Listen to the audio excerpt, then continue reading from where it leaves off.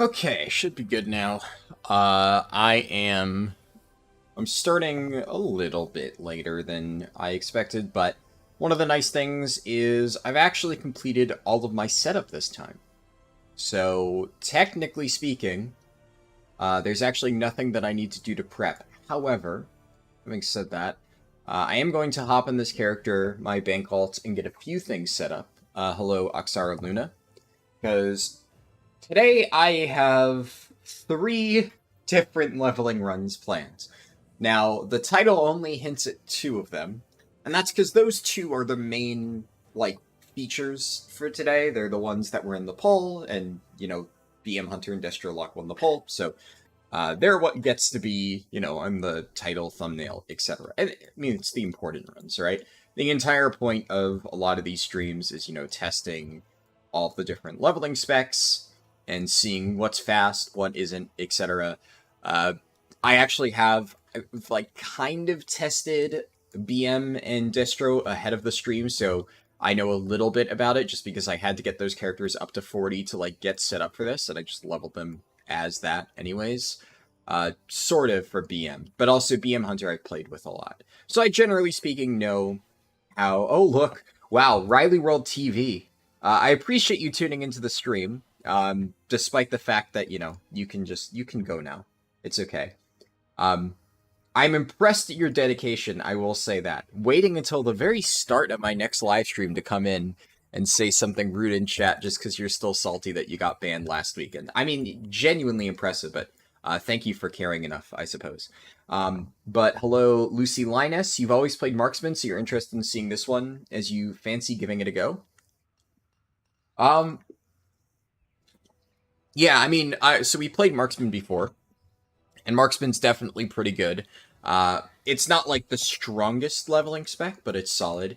BM, I'm honestly not sure how this will fall, because BM's a bit of a weird case where back when, Shadowlands, all the leveling abilities and stuff was completely fucked, BM was actually pretty good, just because it got all of its tools early on, and having a pet tank was actually really nice. And generally speaking, you just didn't have as much access to utility and stuff as you do now. And things like Marksmanship Hunter, who just got drip-fed their abilities across a much larger period of time, were just kind of worse for leveling in general. But now, you can kind of get Marksman's Kit online pretty thoroughly by, level 30, getting all the main stuff, like trick shots and whatnot. So, really, BM... it just doesn't really bring much to the table, and I think that's kind of what we'll see in this run as we go. I'll be doing the Warlock one first, I should note. I think decent amount of people are excited for the Beam Hunter run, I'm sure, because I have mentioned it before. Though, that said, the Warlock one did technically win the poll. It came in first place, even though, like I said, first 2 winners for these types of runs are always the ones that get chosen. Destro, on the other hand, has surprised me a little bit. I never thought Destro was going to be bad, but I thought Destro would just be kind of mediocre, about the same as a lot of other specs we've tested. Based on the little bit of leveling and testing with it that I've done so far, it's actually kind of insane for leveling. Not like Guardian Druid, insane. But it's insane relative to a lot of the weaker quote-unquote specs that I've tested, to the point where I think it actually might be up there with Affliction. And it's a solid leveling spec, I think. I'm not going to make any judgments too early. These are my thoughts just based on preliminary testing, just to make sure I understand, how everything works. But we'll see about that. And I have gotten everything set up already, but the reason that I am on my banking character is because there are a few things I want to get set up for my 3rd leveling run, which is not advertised in the title and thumbnail, and it'll be done, of course, after the original 2. But I think people will probably still be interested in that, because we're going to be doing a 60 to 70 run, with Dream Surges and Turbulent Time Waves, and it's basically going to be a preview of an actual video that I'm posting within the next few days. But because one of the tricks within that video or guide that I'll be posting will probably only be available this week during Thaldras's Dream Surges, I wanted to make sure that, no matter what, you guys saw it now, while it was still available, and you have like at least 2-ish days to do it yourself, because based on like the time it takes me to, you know, record and upload stuff, and, you know, especially if I have to do editing, a lot of times that can take me a little while, and I don't want that to be stuck in like, you know, Adobe Premiere hell for 3 days, and then by the time it's actually out, you can't do it yourself for another like 3 weeks or something like that. So I will be at least showing that towards the end of the run, which just means I need to get that stuff set up. And I'm probably going to be doing it on a Demon Hunter. I honestly, before starting the stream, really didn't know for sure, but I'm just thinking right now, Demon Hunter will probably be the easiest. So I'm double checking stuff. It looks like I may have to mail over. There was something that I was testing. Which character was I doing my testing on? Might be this character. I know I did some test leveling run, and I have like a lot of consumables on that character, and that'll make it a little bit faster to get set up if I'm not like buying it all from scratch, and it'll save a little bit of money. So I'm doing that now before we start, because obviously, as usual, I want to give people some time to trickle into the stream. That way, you know, they're not joining in midway through the run, because I know a lot of people are like, oh no, I'm late to the stream, I'm missing the run, and it usually takes like a good 30 minutes or so for like most regular people to get here. So I think that's like a good time to shoot for. And in the meantime, as people join, you can talk to chat and stuff. Not sure how big this stream will be. We'll see. That kind of always depends. Some days are a little bit slow, like the Balanced Druid run did pretty good. I was surprised at that one, but then I've had others that kind of underperformed. And since I am going through Valdrakken, there's of course a risk of memory leaks, so bear with me, just in case I need to restart my game or something like that.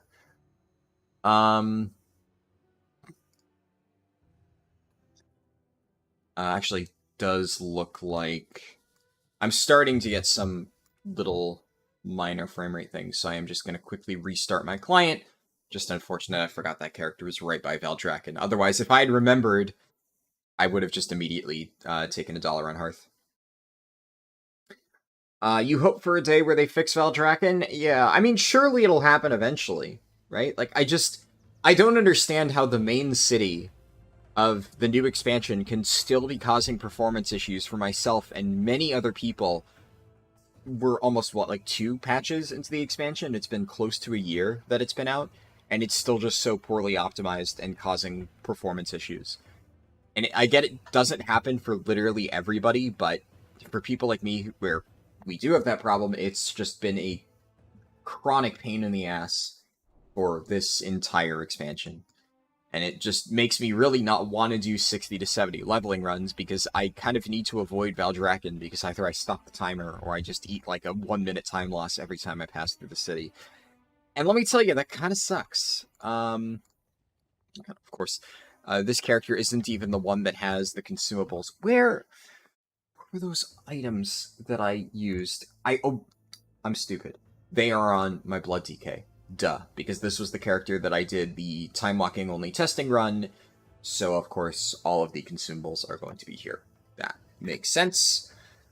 Do I have a Wrath leveling guide? No, I do not, and do not expect one. I do not think I'll be making one. I will be making a Cataclysm leveling guide whenever Cataclassic comes out. That is something I am, if/when I, obviously it hasn't been officially confirmed yet, but it is something that, you know, I'm 99% sure is going to happen, and I think it'll happen. And I'm very excited for it, so whenever Cataclassic is, you know, available for testing and stuff, that is, like, going to be pretty much one of my first priorities. So, we'll see. I think that's most things. Yeah, and send that over there. And then before I forget, I have a bunch of heirlooms in this character, and I've been trying to be good about this lately. I've been taking all of my heirlooms and sending them over to my banking alt, and then that way, at the start of runs, I don't need to scramble to get everything set up.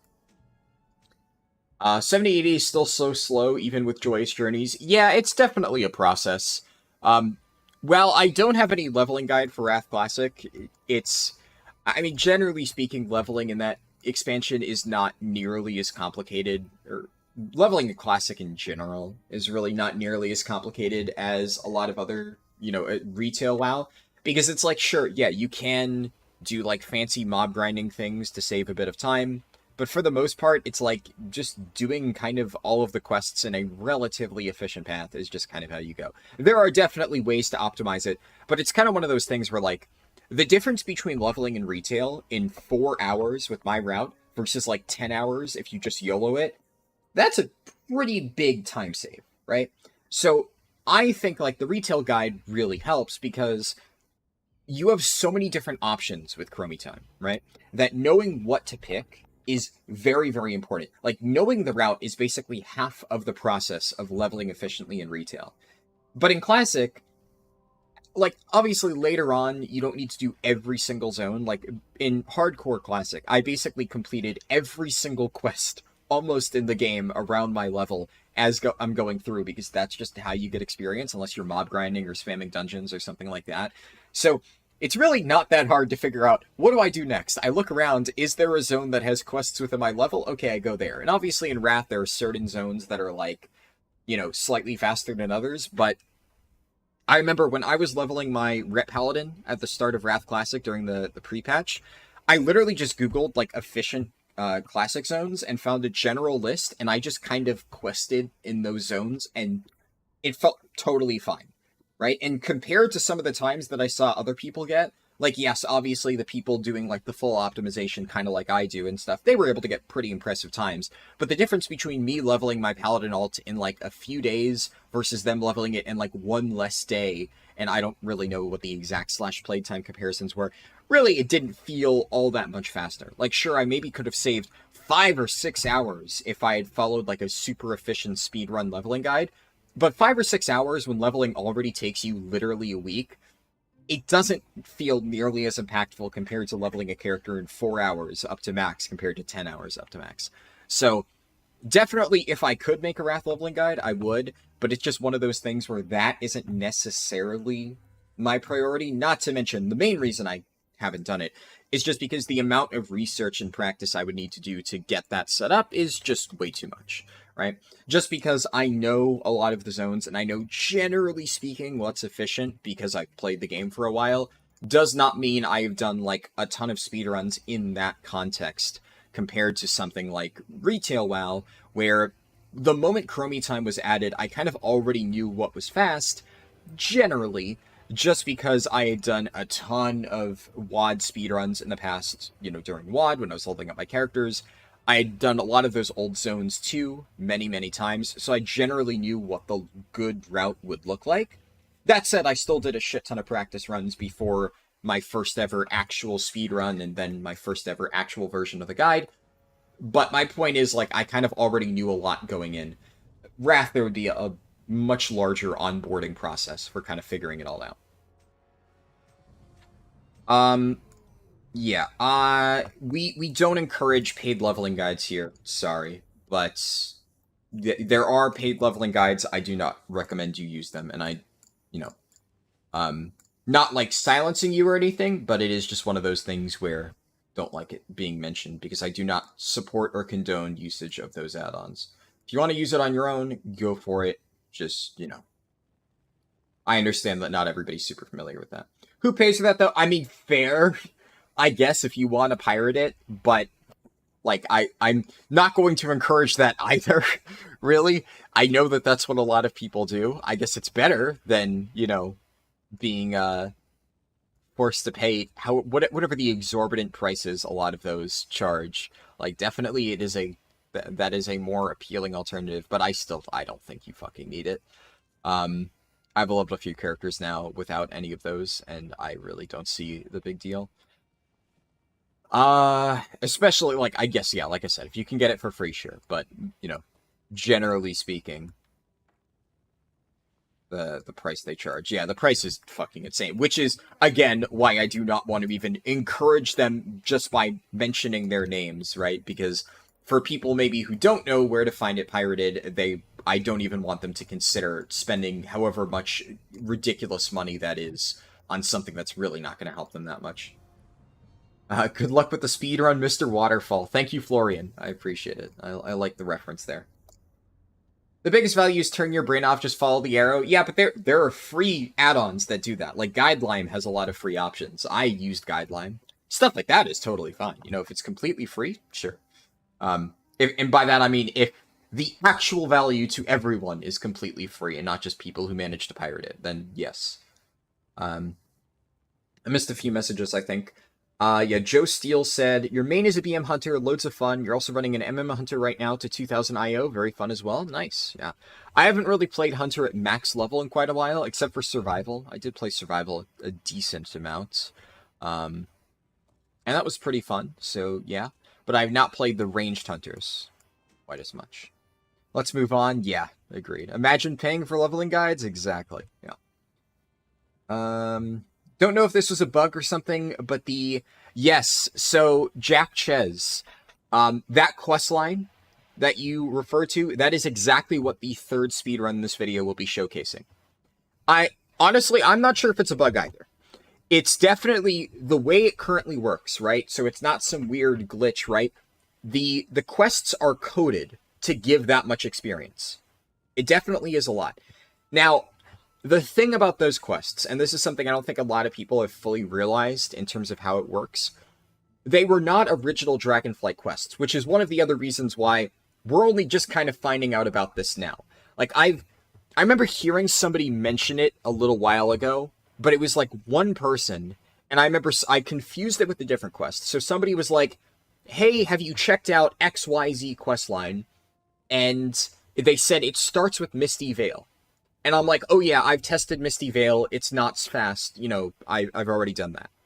And this was, of course, like half of a year into the expansion. So when a single person said something about, have you tested X questline? I get that question asked to me like literally 5 times a day, right? So I didn't think much of it.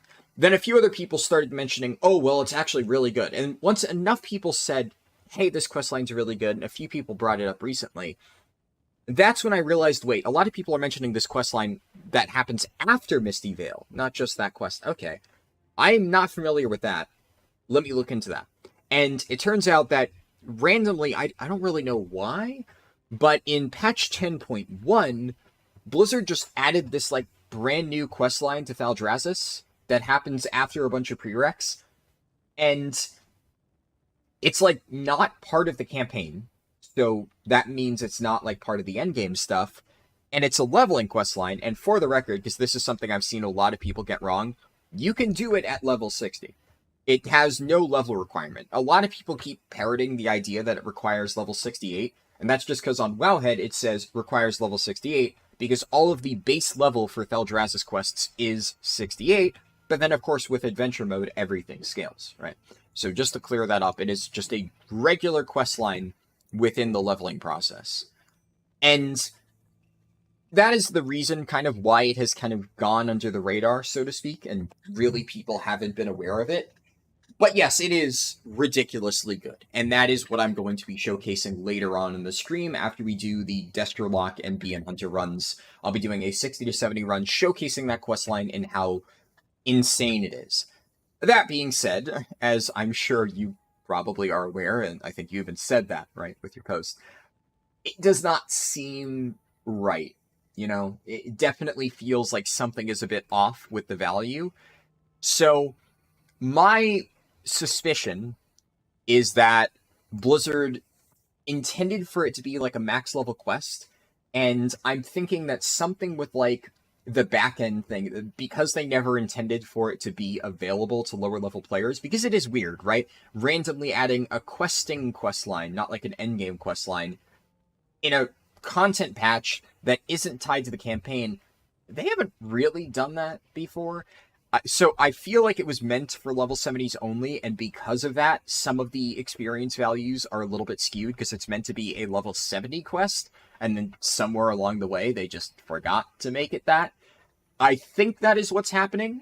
I have no actual proof to back that up other than it's kind of weird that this one quest line is giving 10 times normal quest experience. That's probably not intended. Now, the thing about it, though, is what I'm hoping, and this is why I've been trying to play this a little bit close to the chest. I've talked about it in my Discord, because obviously I want people to be aware of it so they can take advantage of it, and that's why I'm going to be showing it off on this stream. But I wanted to make sure that I didn't say, hey, you know, this is a thing, and get Blizzard aware of it to the point where they nerfed it before most people could take advantage of it. So I want, like, the vast majority of people finding out about this around the same time Blizzard does, because what I hope is that if I paint this as, wow, this questline is really cool and lets people level up their alts really quickly without relying on boosts. Which questline? It's a questline in Valdrassus. I will show it at the end of the stream, just so you can all do it yourselves. What I'm hoping is, by painting it in that light, basically being, this is such a cool thing that Blizzard has done for players. Wow, they added this amazing new questline that lets you get your alts leveled up super quickly without relying on boosts or whatever garbage, etc.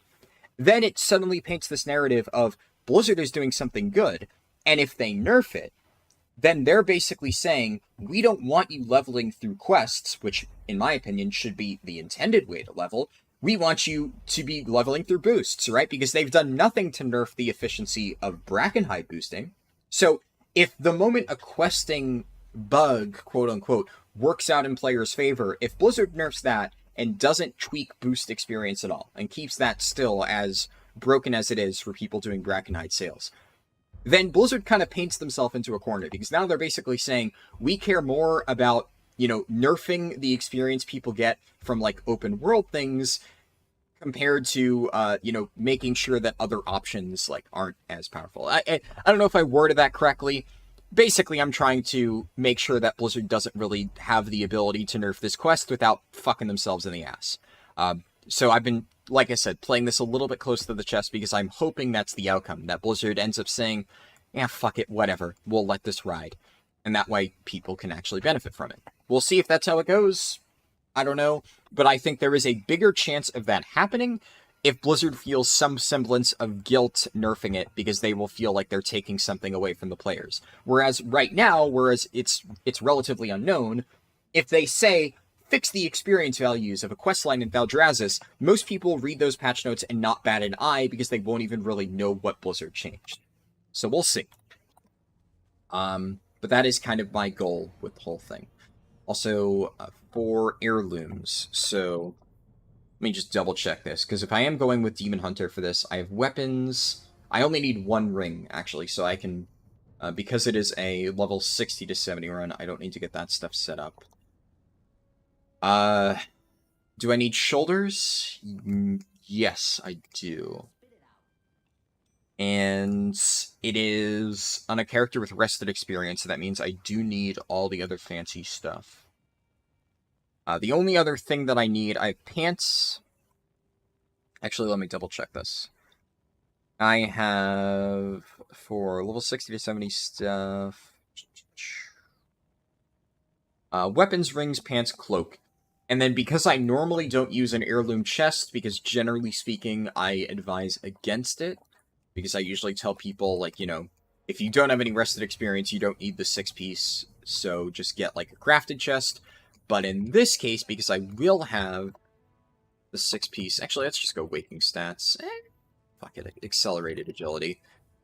For agi items, I think this is generally going to be, like, just better, especially if you're doing, as we'll see, dungeons a lot, because I'll be doing the time-walking characters when I eventually leveled up that character. And then I can go ahead and... Where is it? This thing. I think that is... fuck. I'll just send this over to my Demon Hunter. My other Demon Hunter. And they can apply the enchant themselves, and don't need to worry about it. And then, last thing before I forget, what did I mail over? Oh, that was, yeah, that stuff. So I'm gonna just get, like, the prep for this run sorted. That way I figure I'm gonna have to do this eventually, because like I said, I want to do this run after the Destro Lock and BM Hunter ones. So I'd rather get all the prep done for this Demon Hunter run now. That way, after we finish the BM Hunter run, I can just jump into the Demon Hunter 60 to 70 run without doing any of the prep. And doing the prep now has the advantage of it lets, people trickle in to the stream as we are getting started. So I'll just send this character over. Let's go with 50,000 gold. I can send it back if I need. That way, if I need to buy anything last second on the character before I start the run, I don't need to, do this mailing stuff and grab extra money. Okay, so I missed a decent amount of messages while talking about that.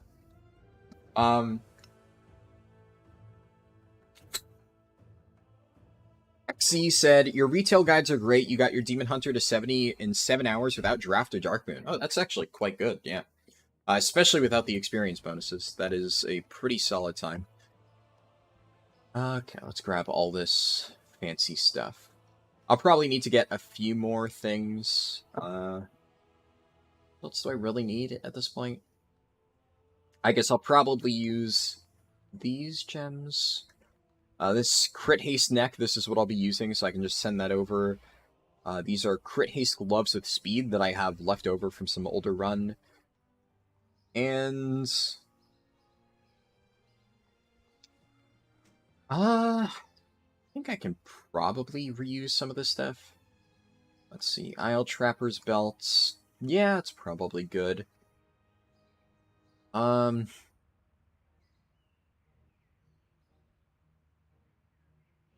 Actually, you know what? I think this is fine.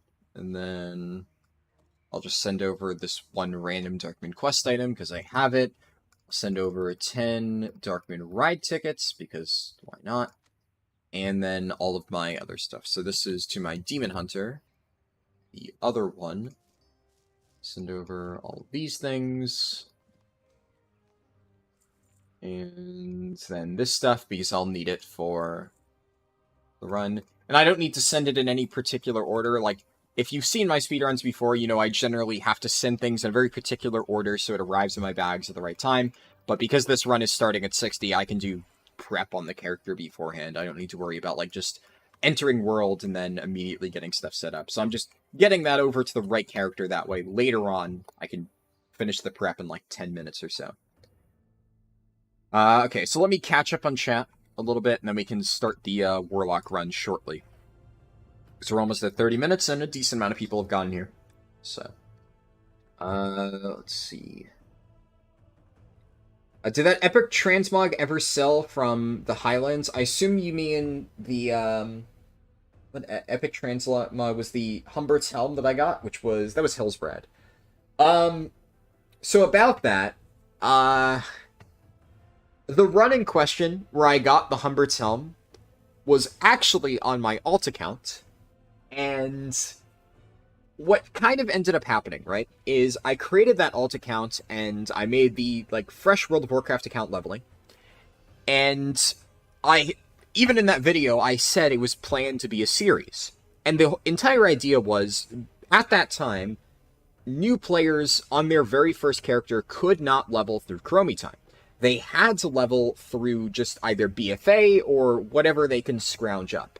So the entire thing that I was going to make, because that, at this point, it's been something that people have been asking me to do for years, and I finally got around to doing it after years of people saying, make a brand new player route. I went to make a brand new player route. I did that one speedrun. I got Humbert's Helm. I posted in the auction house. I had follow-up speedruns planned for, the week after, and then the week after that. And then, almost immediately after I posted that run, Blizzard announced that within the next major update, which, I forget what it was, I think it was, at that point, 10.1.5, I think that's the patch when they added that, they were going to make it so Chromie time was available to brand new players.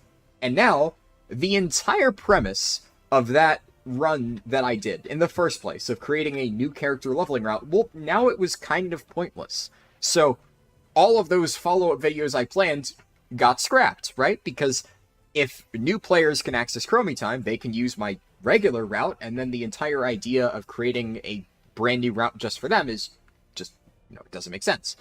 They can just do the fast one. So that entire idea got scrapped pretty much the moment it got started. Now, the reason I mentioned that in relation to the Humbert's Helm is because if you remember what I said happened, and you watch the end of that, I post Humbert's Helm on the auction house, or was it Humbert's Chest? Yeah, I forget which one it was. It was one of the Humbert's items that I got. You can watch the run. It was like leveling a fresh World of Warcraft account. I forget exactly the title, something like that. So you can watch it, you can see exactly what happens. So I got that like super rare transmog piece. It was one of the Humbert's pieces. It was worth like 500k. I posted it on the auction house. Like I said, plan to do multiple testing runs on that account over the next few weeks, so I don't really think much of it.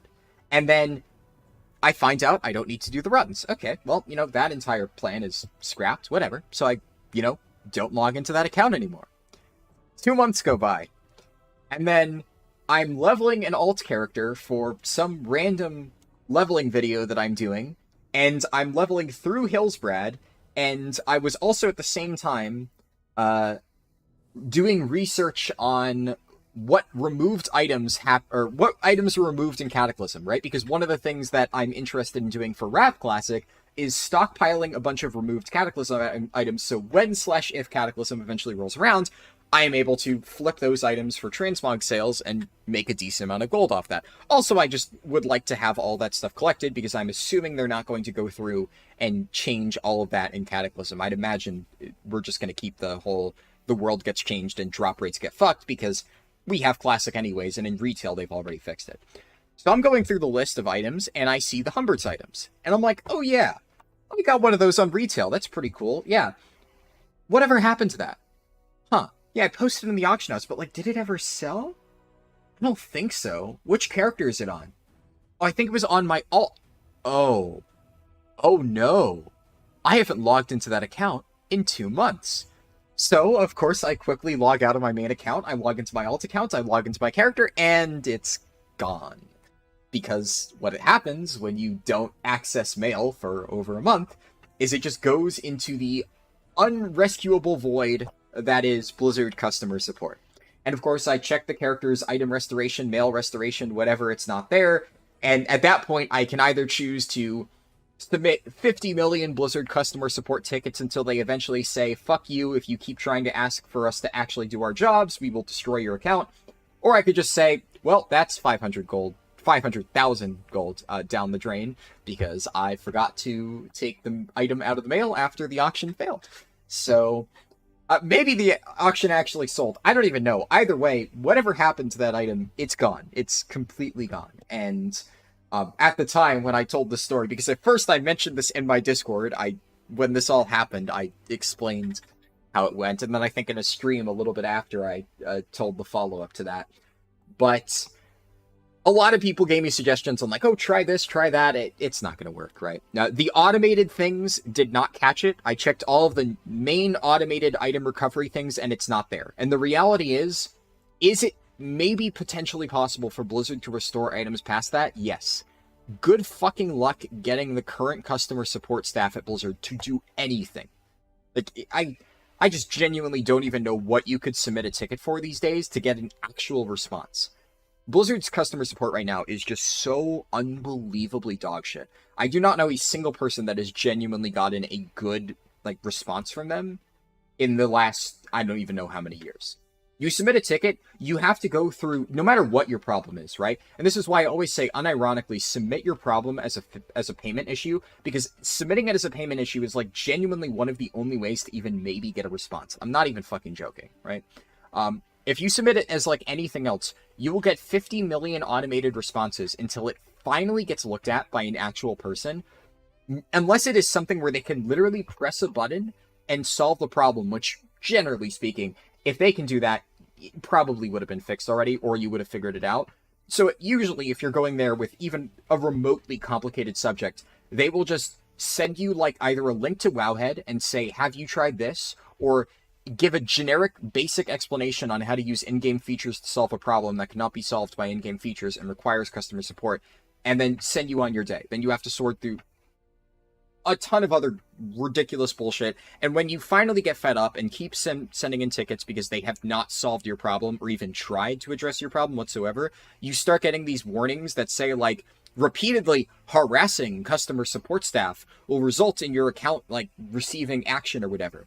So basically, They kick the ball down the road over and over and over, not actually helping you, and then when you try to actually get help, they just threaten you. It's a completely fucked situation with Blizzard customer support, so I'm not even going to try with that. I know how it goes. I've had enough friends try to get actual issues resolved and been told to fuck off by Blizzard, to the point where I just know that's a lost cause. So I've just chalked that up as a loss. It sucks. I definitely was really pissed at myself for forgetting about that item and losing it. Is what it is. So it was a ridiculous stroke of good luck, and I squandered it because I'm stupid. Happens. Anyways, what was the other thing? Hunter getting a raid buff is nice. Maybe we get to see more of it. I wouldn't count on that. Look, I'm glad Blizzard is trying to do something for Hunters. Hunter's Mark getting a raid buff thing is not nothing, but the effect of the Hunter's Mark raid buff is so marginal, it's really not going to change anything. Not to mention it doesn't really stack at all. I guess on fights where there's multiple targets, like on Council of Dreams, one of the upcoming fights in Mirgersil, technically if you have 3 Hunters, you can get extra damage. The problem with the Hunter raid buff, and this is not really a hot take or even a new take, if you talk to like literally any Hunter main or anyone even remotely involved in like somewhat high-end rating, they can pretty easily evaluate this and tell you themselves. The Hunter raid buff is just really underwhelming because it effectively amounts to like a 1% raid damage increase, and that's it. And it's also a damage increase for the least important part of the fight. So there's going to be a lot of bosses where that just doesn't even really matter a whole lot. It's so, like, think about, like, fights like, how do I put this? Like, Zakali, I guess it can kind of matter a little bit, where, like, you know, getting as much damage in at the start as possible is, like, really important. And admittedly, there are a lot more fights nowadays compared to before, where the damage you do in Phase 1 carries over. Like, Farak is not currently testable, but out of the fights in Amirjasil, the second to last boss, all of the damage you do matters. His transitions are timer based, not percent based, so you can do a shit ton of damage in Phase 1, so it does help there. Smolderon, the third to last boss, you know, he has time based transitions, so same thing. I guess the damage does kind of matter, and I don't know. I'm trying to think of... There's a lot of bosses that have time-based transitions. And that's good, because it does mean, you know, the whole stop damage thing, like Echo of Neltharion, right? It's another classic example of the opposite, where he phases at a specific percent threshold, so the meta strategy for most of Echo's lifespan, nowadays people are just pushing. My guild is just pushing. But during Prog, you have to stop damage and wait for, like, healer CDs and stuff, because he phases at a specific health threshold, so you wait until the absolute last second to phase him, in which case, extra damage on the boss really doesn't do much. And generally speaking, it's just, the start of the fight is not really the most important. So, while it is good that Hunter's getting a raid buff, and I'm glad they are, it is definitely a very, like, safe play on Blizzard's part, and they are not trying to take risks at all. And unfortunately, because of that, it's really not going to meaningfully impact Hunter's ability to get a raid spot. I'm glad they're getting stuff, and they should get more, but this buff is not it. It's just really inconsequential. It's there for, you know, flashy, we have a raid buff reasons. It's not there for, like, actual prog reasons. Like, you're not going to compare a Hunter's Mark to what Mystic Touch and whatever the fucking Chaos Brand is, where it, like, magnifies the entire raid's damage for the entirety of the fight just by pressing one button. It's very different. Yeah. I'm glad it happened, though. What is a good questing add-on for Wrath? You mentioned Guideline. Yeah, I would say Guideline. Guideline, and then there's a ton of free guides to go along with it. BM was your first main, but it's always boring after some time. Maybe with those changes, we can stay awake playing it. I mean, I don't think much is changing with BM, right? Because I think the BM is going to be good with the new tier set bonus, provided tuning, right, doesn't completely fuck them. Right now, BM is looking like a pretty strong spec for 10.2, but I think that has more to do with, like, the tier set and just generally how that interacts with their playstyle rather than, like, any actual changes. I may have missed something, though. You have, like, 30 characters between 60 and 70 and 5 level 70s. Yeah, that's quite a lot. Oh. I'm sorry, guys. I missed that guy in chat. That took me a little bit long. Wow, there's multiple accounts. It's not just one, it's actually a lot. I'm actually a little bit kind of surprised that YouTube doesn't auto-detect that stuff. Don't know how long that was going on. But, oh yeah, that guy really just started spamming. Yeah, unfortunately, I don't get pinged for messages like that. Unfortunate.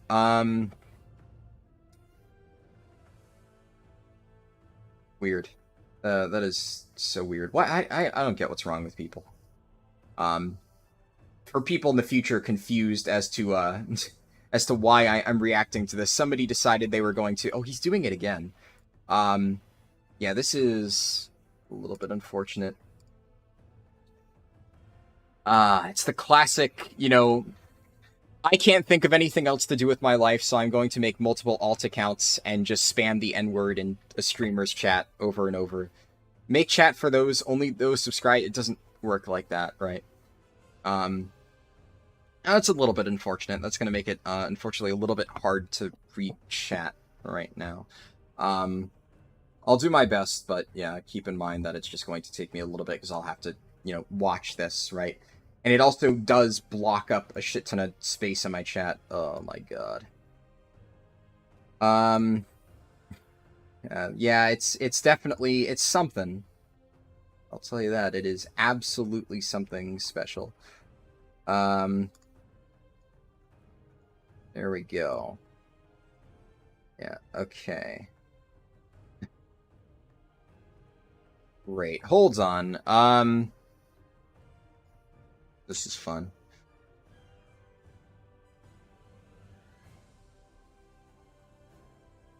Good thing you don't have chat overlay on the stream. Yeah, Andrew Paul, I am banning him.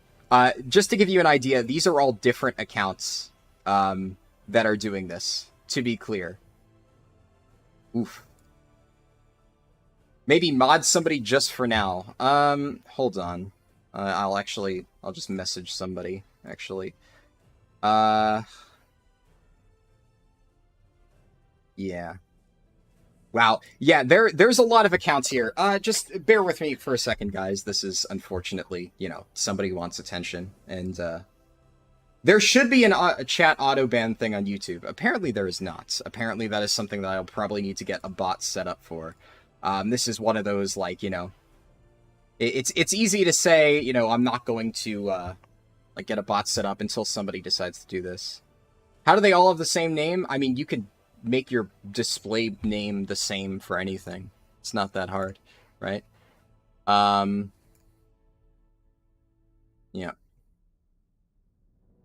Can't you temporarily restrict chat? Yes, I can. Here. I don't want to have to do that, and unfortunately, it looks like this is probably an automated process at this point, so I will unfortunately have to, but it is, what I can do is put a message delay to at least make it a little bit easier. So, yeah, it's, unfortunate that I have to do that, but it is required at the moment. I really apologize for this, guys.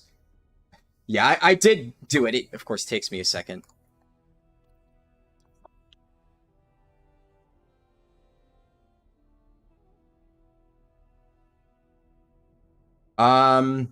Yeah, I think that should get it sorted at the very least. You join and this is the first thing you see. I see.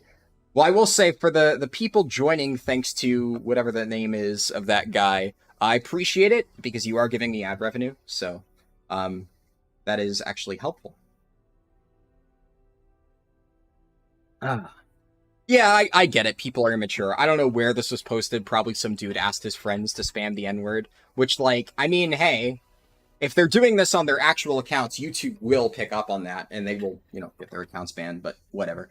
Either way, unironically, they are generating ad revenue and helping the stream, which, you know, as much as it does suck to see that, it is kind of one of those classic counterintuitive things where they actually think they're, you know, doing damage when they're not. I have, yeah, honestly, Nizal, it's, if I had to guess, it's one of those classic chat trolls that joins in. There's been a few of them consistently. One of them joined in at the very start, like literally minutes after I started my stream, and said something like nasty, and I immediately just banned him again and told him to fuck off. And I'm guessing then he turned around and did that, but whatever.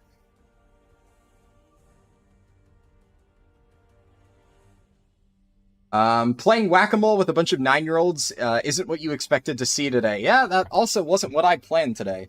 I was really getting ready to start the run.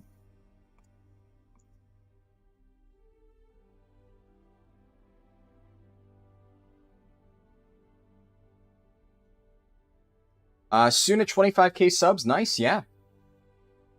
Yeah, I don't like using that a word to describe a WoW leveling speedrunner seems like an odd target.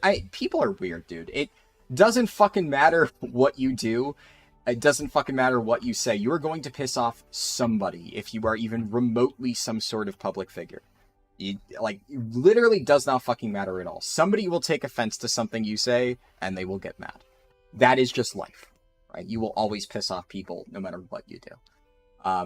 So I have no idea what I did to piss this dude off, but clearly he got so offended he decided to take time out of his day to do this. So, yeah, just 1 second. Oh, thank you, Tyrion, gifted 5 memberships. The only thing I'm concerned about that now is I'm worried that what if one of the people trolling in chat gets that?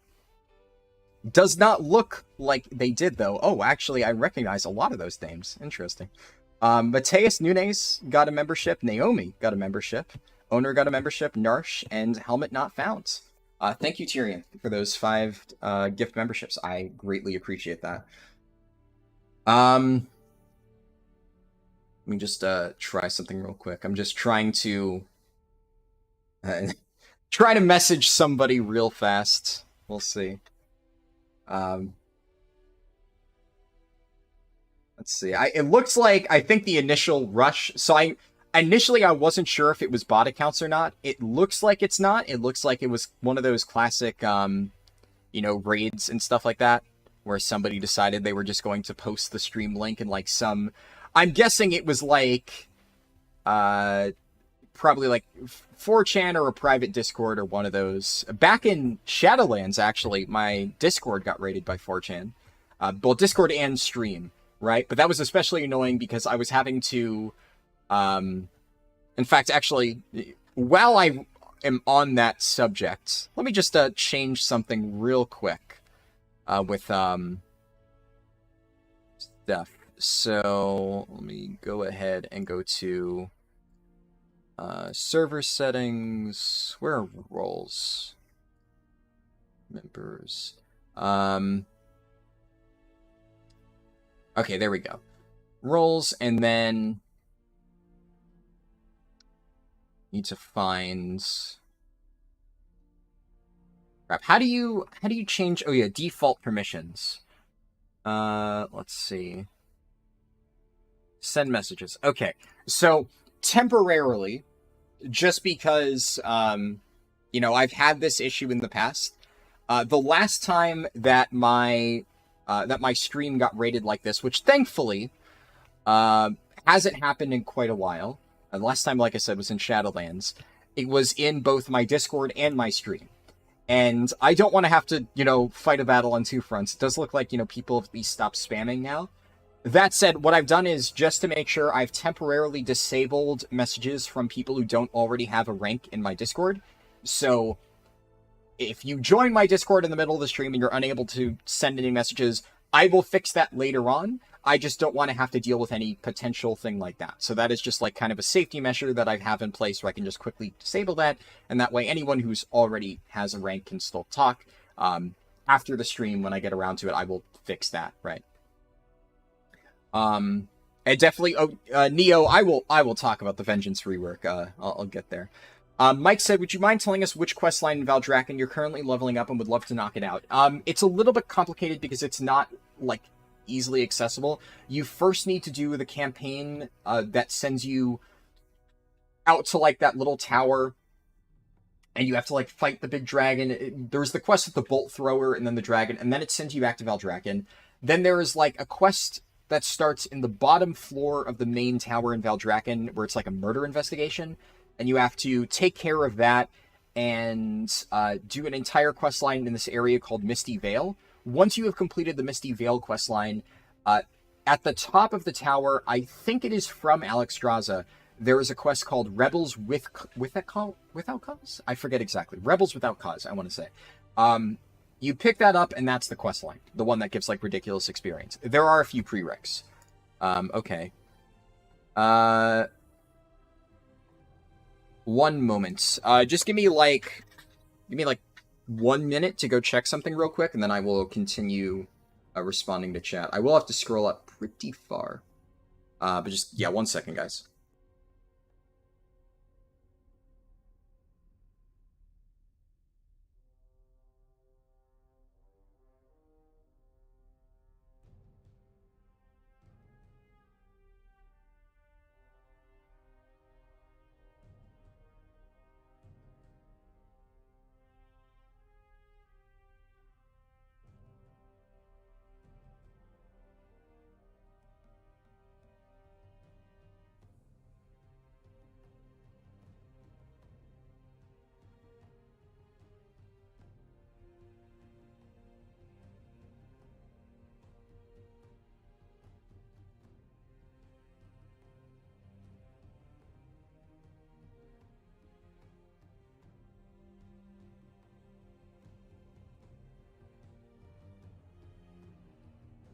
Alright, okay.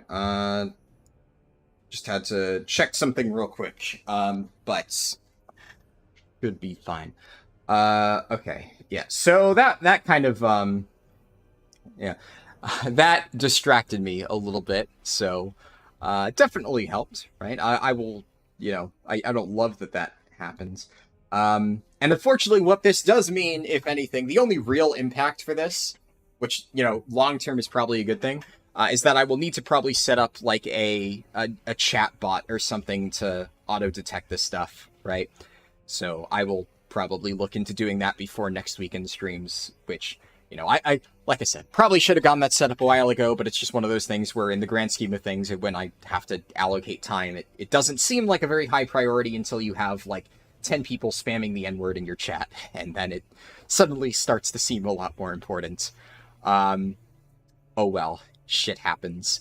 Also, before I forget, as I continue to catch up on the messages that now I've fallen even further behind on, make sure to like the stream if you haven't done so already. It especially helps, and, you know, would love to, you know, help promote this in the algorithm a little bit more.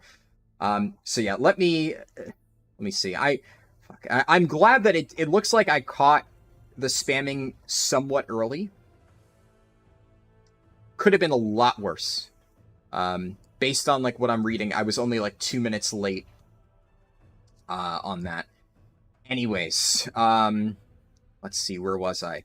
Yeah, it almost bumped off the chat history, but thankfully I was able to get the last bit.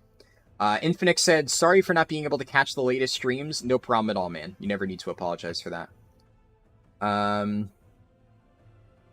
Dream Surge is in that zone at the moment, so could create some wacky leveling. Yeah, that's kind of the idea that I'm going for. We'll see if that's how it pans out.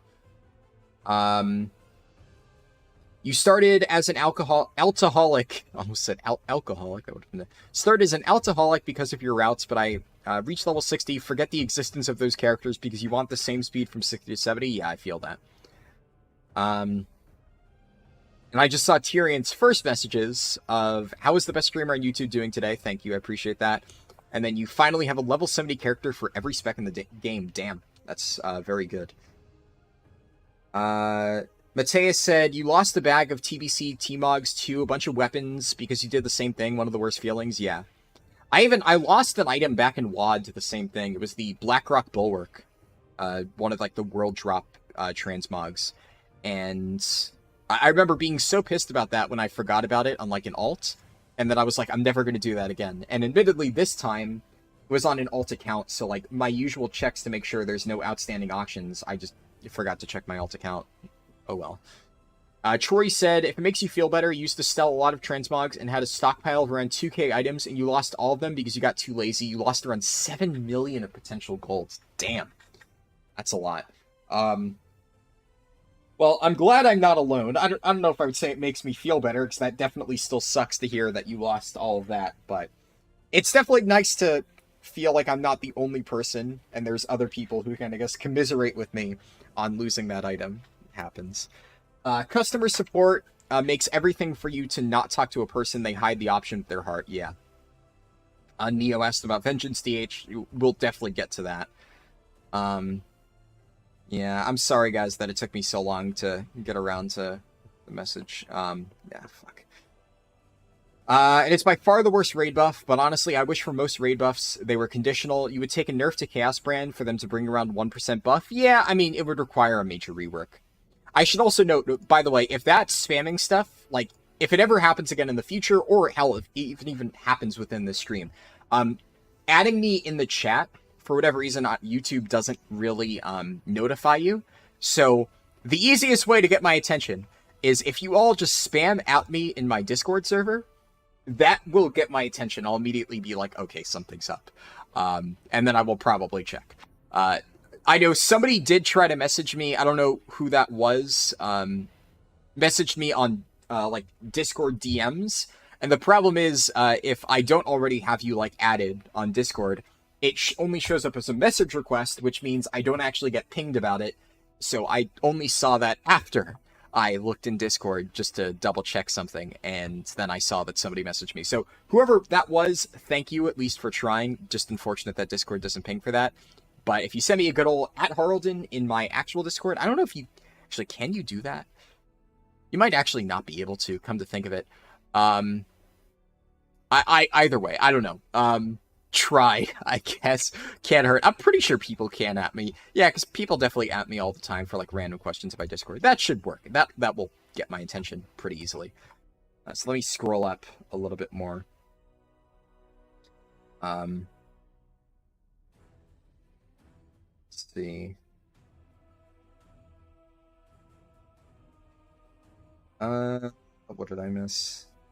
Surprised that in 2023 this actual word doesn't get you auto-banned. I am very surprised, and I'm actually kind of disappointed in YouTube by that. Like, I understand needing a chatbot for, like, blocking certain words, but, like, you would think that spamming the N-word, of all things, is, like, the one thing that maybe YouTube would have an auto-moderated thing to block? Like, that one seems like kind of a no-brainer. I don't really think that you should need to install your own chatbot and have it moderate chat for you to make sure, nobody's spamming the N-word. If somebody spams the N-word in the comments section of a YouTube video, I guarantee you that would get nuked off the face of the planet almost instantly. So, yeah, that's kind of not great on YouTube's part, honestly. So salty about BM. They made Barb Shot better and then just included... Better than just included an additional barb shot mechanic. I'm not sure what that means. I haven't looked into the changes, so I'm not sure what that's referring to. Let's see. Joanna, this is the first thing you see. It's not your fault. People need to grow up. Yeah, I can't believe somebody would invest their time into doing this. Let's see. Okay, now I'm kind of close to the bottom. So, real quick, now that it seems like the spamming has stopped, I'm going to keep slow mode on, but I'm going to lower it. So, at the very least, they won't be able to spam, like, 50 messages in a second. I'm going to put a 5-second slow mode on. That will at least counteract the spam if it starts again. But, hopefully, with 5 seconds, right, unless somebody's literally typing, like, you know, this, like, one word per line or something like that, you know, that it shouldn't interfere with them. Like, general messages, I don't think will be much affected by a 5-second slow mode. So hopefully that works well enough, and doesn't, like, slow things down. Let's see. You're glad Naomi finally got one, yeah. I'm not sure if Naomi's actually actively here. I think Naomi maybe has the stream on it in the background, but either way, definitely cool that she finally got one. First campaign chapter, the quest line. Oh yeah, Nizal's explaining it. The damn hacker named 4chan, yeah. The ridiculous persistence of some people to be a rumor. A lot of times use the A word for that. Yeah, no, I know what you meant. I understand that a lot of people mean it like in a different way, but I still think using it for context, right? One of my stepbrothers is autistic, like actually autistic, not like using it as a derogatory word. So like I understand that like a lot of people use it just kind of like as slang or whatever, but I'd rather not. You know, I'd rather just not like throw that word around, especially, you know. There we go. It's back. Well, unfortunately, I was actually watching chat this time. So, you know. But yeah, that was a lot of stuff that was really fast. So, definitely, yeah, we'll have to crank that back up. Why is somebody spamming that? Who knows? Why is anyone spamming that? 5-year-olds who got their feelings hurt, right? That's just how it goes. I'll at least bump it up to 15. There we go. So slow mode will now be 15 seconds, basically a nice middle ground between 5 and 30, just because the moment I turned it down, they started spamming again. So at the very least, they won't be able to spam a ton with this. Oh well, gotta do what you gotta do. Quest line is about 30% per quest. It is pretty crazy, yeah. That spammer was promoting his channel. Was he promoting his channel? I mean, I wasn't really looking too closely. I know there were a few messages that weren't the N-word, but yeah, it's definitely interesting. I don't know. We'll see. I just realized this is live. This is the point where you skip to the start of the run. Yeah, unfortunately, we just have some issues. I see what you mean. I see what you mean now. Can't you just block the word? Well, YouTube doesn't have any automated blocking thing like that, unfortunately. They should, so I would need to get a auto-moderator thing set up, or... Thank you. Yeah, thank you guys for adding me. I appreciate it. That helps. Thankfully, I caught it right as it happens. Can get night... Yeah, I understand. I do not have Nightbots set up. I will look into that after the stream, right? Hold on. There's...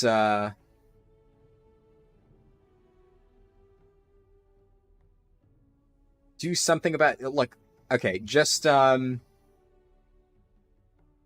I don't understand the whole thing either way. All I will say on the subject, because, look, I kind of want to move on from this. I don't want to, like, dwell on it. So, Karma, I'm guessing is how you say your name. I see what you mean. Yes. There is nothing that I am going to personally be able to do about that, nor do I really give enough of a shit. Yes, is it shitty? Of course. Am I thrilled that it's happening? No. Am I going to, in the middle of my stream, personally try to do something about the fact that some guy is spamming the N-word in my chat to try and get himself more subs? No. I don't even know what I could do about that, right? Like, yeah, I'm going to go and file a report to YouTube, which I don't even know how to do that in the first place. Because if you guys want to report him, by all means, yes, I agree, it sucks. The reality is, my stream has already been kind of delayed by about 30 minutes because of this, so I kind of want to get on with it, right, and move on from this whole thing, so I get it. Send your viewers to, okay, I'm gonna put you in timeout, because that's a little bit sus. Drop the subject. Yeah, drop the subject, I think you are a troll, okay. If you're not a troll, then just understand that is not really a good idea at all. Obviously, it's also just blatantly against YouTube's terms of service, even if it was, like, not a terrible idea. Yeah, so, you know, let's drop that subject, assuming that you are here normally. Anyways. Hello, Framange. Unfortunately, I was doing well. This is a little bit frustrating to deal with. Yeah, so I'm still doing raid testing Neo. I'm doing that no matter what. I've been organizing the group for it. I haven't been streaming it just because, the streams for it, um, didn't do super well, so I'm not continuing that. Slow mode is on because I'm getting raided at the moment. So, it is an unfortunate necessity.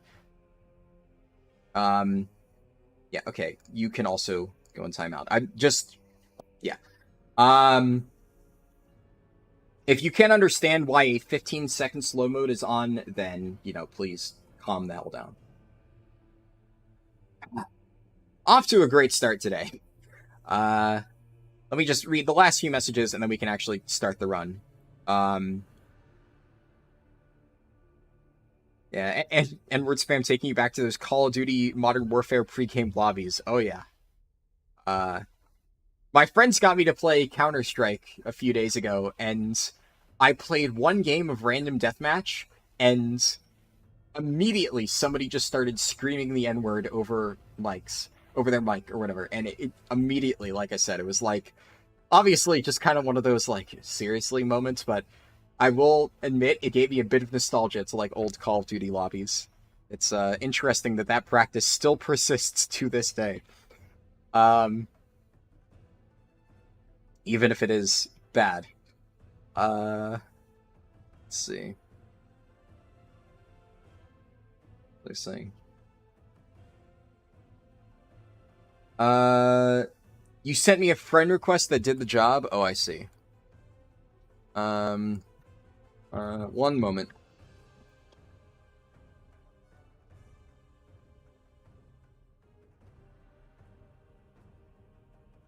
Right. It's okay. Hey, guys, it's just trolls being trolls. Just ignore them. One thing that complicates a blanket N-word ban is that, yeah, I'm aware and is all, but I think there definitely is a limit. I get that. Let's see. Almost caught up. We'll see.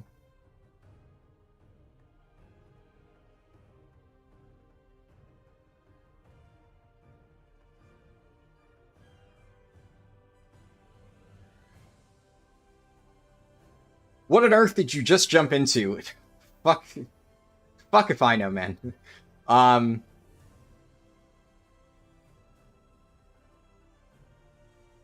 It's been a lot.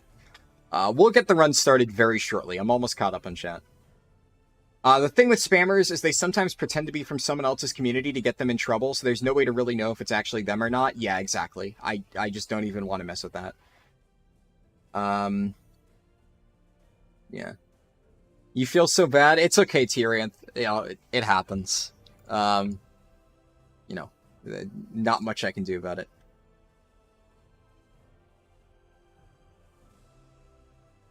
We'll see. Alright, yeah, unfortunately, I like how HXT said off topic, but Dark Iron Dwarves look amazing wearing Warlock armor. I wish that was on topic, right? Honestly, that is kind of the topic I want the stream to be about. Fun stuff. Let's just log in and we can get this started anyways.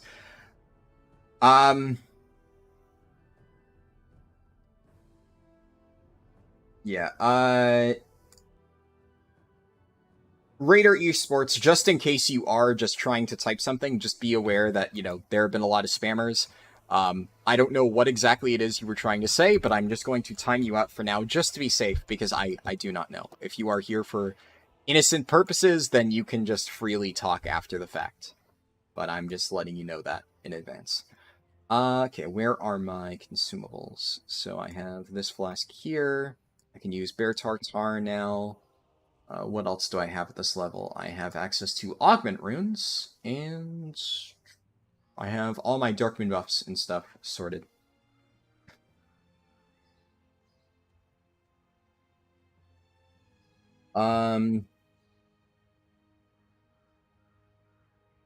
Sometimes you think the internet is an amazing place, and sometimes this happens. Yes, unfortunately. And I will just say, blanket statement for everybody, just because, you know, I'm pretty sure that the vast majority of people who are posting, you know, stuff that I am timing them out for are just trolls who are probably doing something similar, right? So, to be clear, right, I do not actually think that these people are, like, here to watch the stream. If you are, and you are here just for the speedrun, stop posting about, why are you timing people out? It should be pretty obvious, right? So, that shouldn't really be too difficult to figure out. But yeah, it's, if they could give Dark Iron Dwarves Fell Flame for their hero, that would actually be pretty sick, yeah. You're excited about Warlock because you've had mine parked for about a year now doing Tiller's farming, but you want to level her, so a refresher is more than welcome now. Yeah. You're not a spammer? Okay, great. Then just, you know, we're going to ignore all of the spamming and stuff that has happened. So, yeah, just don't bring it up then. If you're just here to watch the leveling run, awesome.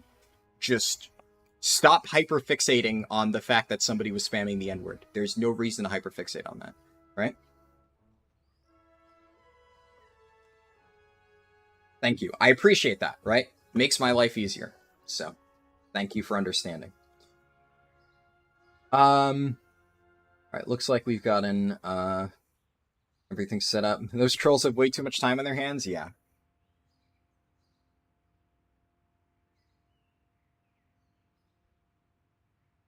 Alright.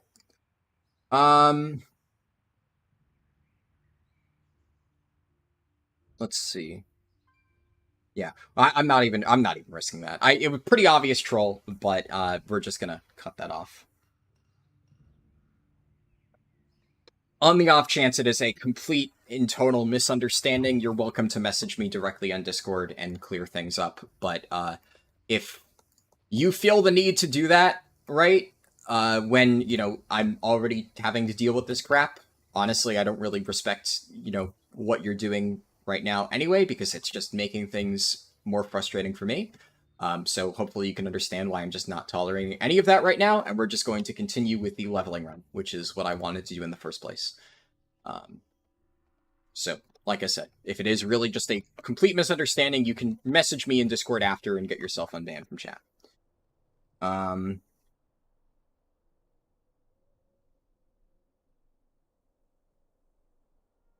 Hello, Kent W. Good to see you.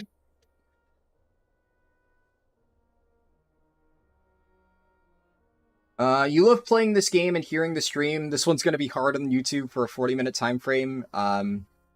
Next Gen thinks it's funny and cool, but it's just low and a waste of good YouTube. Yeah, you know, it's just like I said, little kids who think it's funny to spam the N-word and, you know, harass people. Like, harassment is funny to, unfortunately, a lot of younger people who are immature and don't really understand how the world works. Just, you know, unfortunate.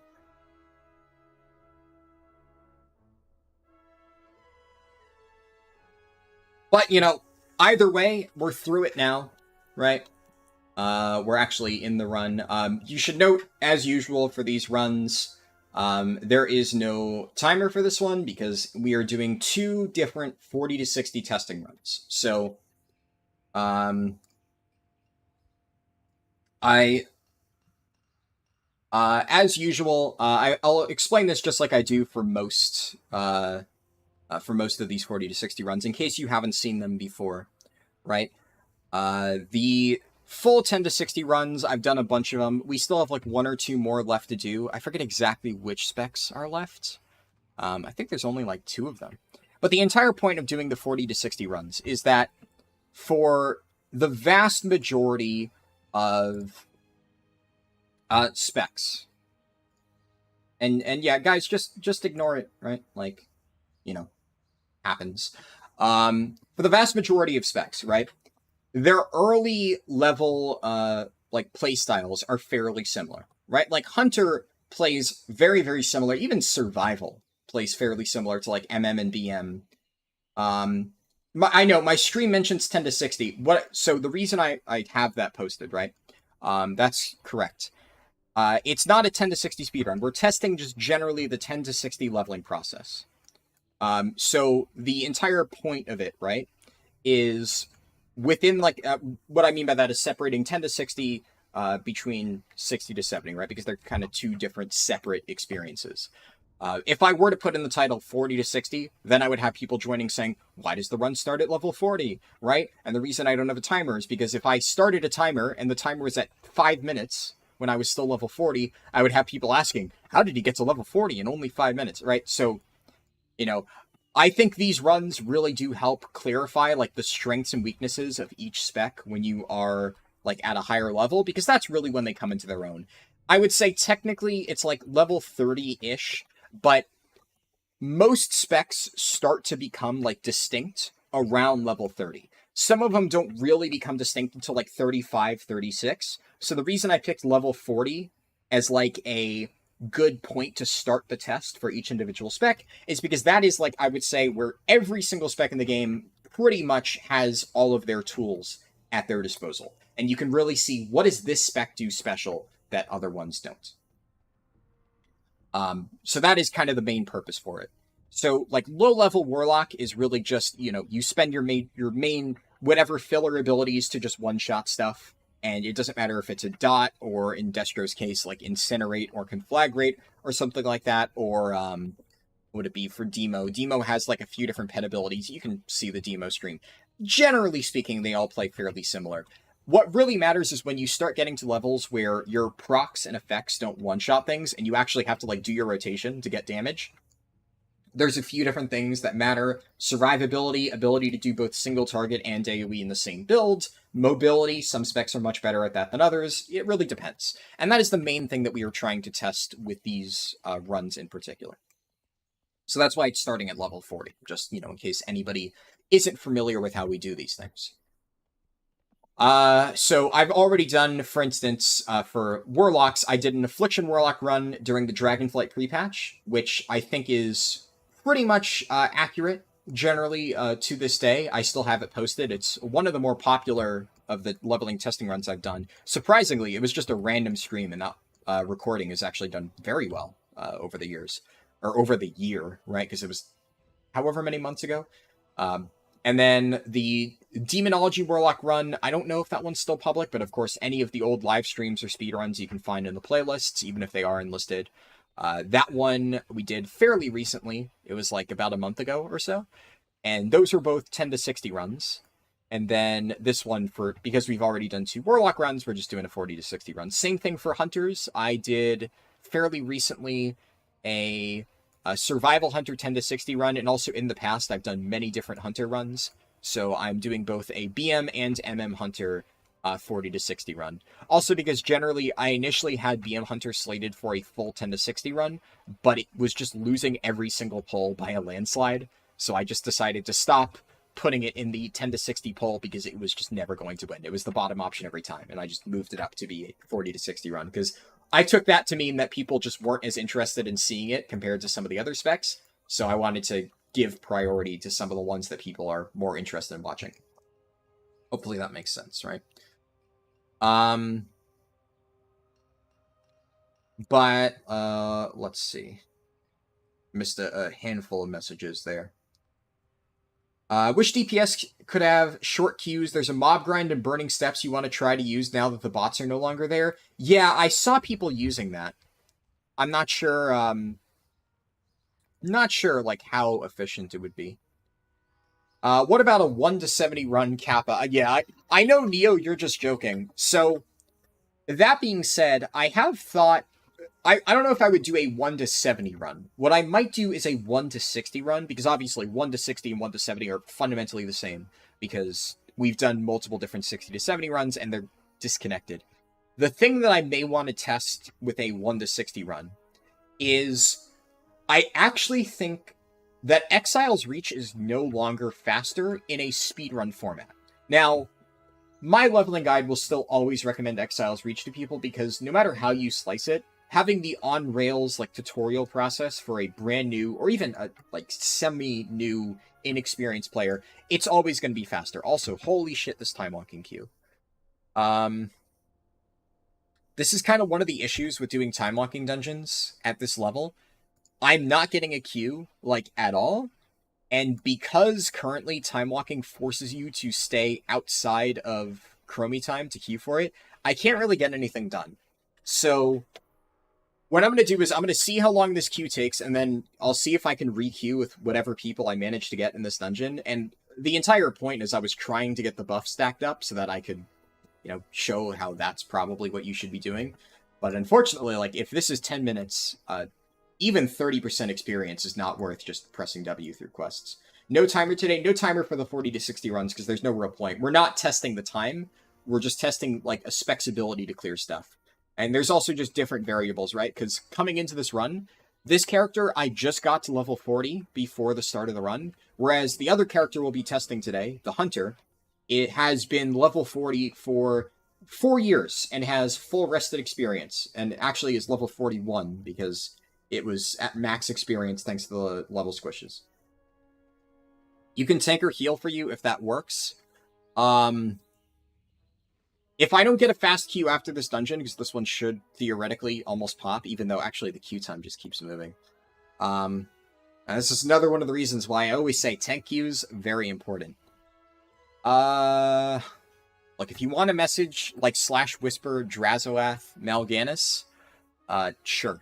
I actually, in this case, because it is not an actual speedrun and it's just a testing run, I actually would not be opposed to that.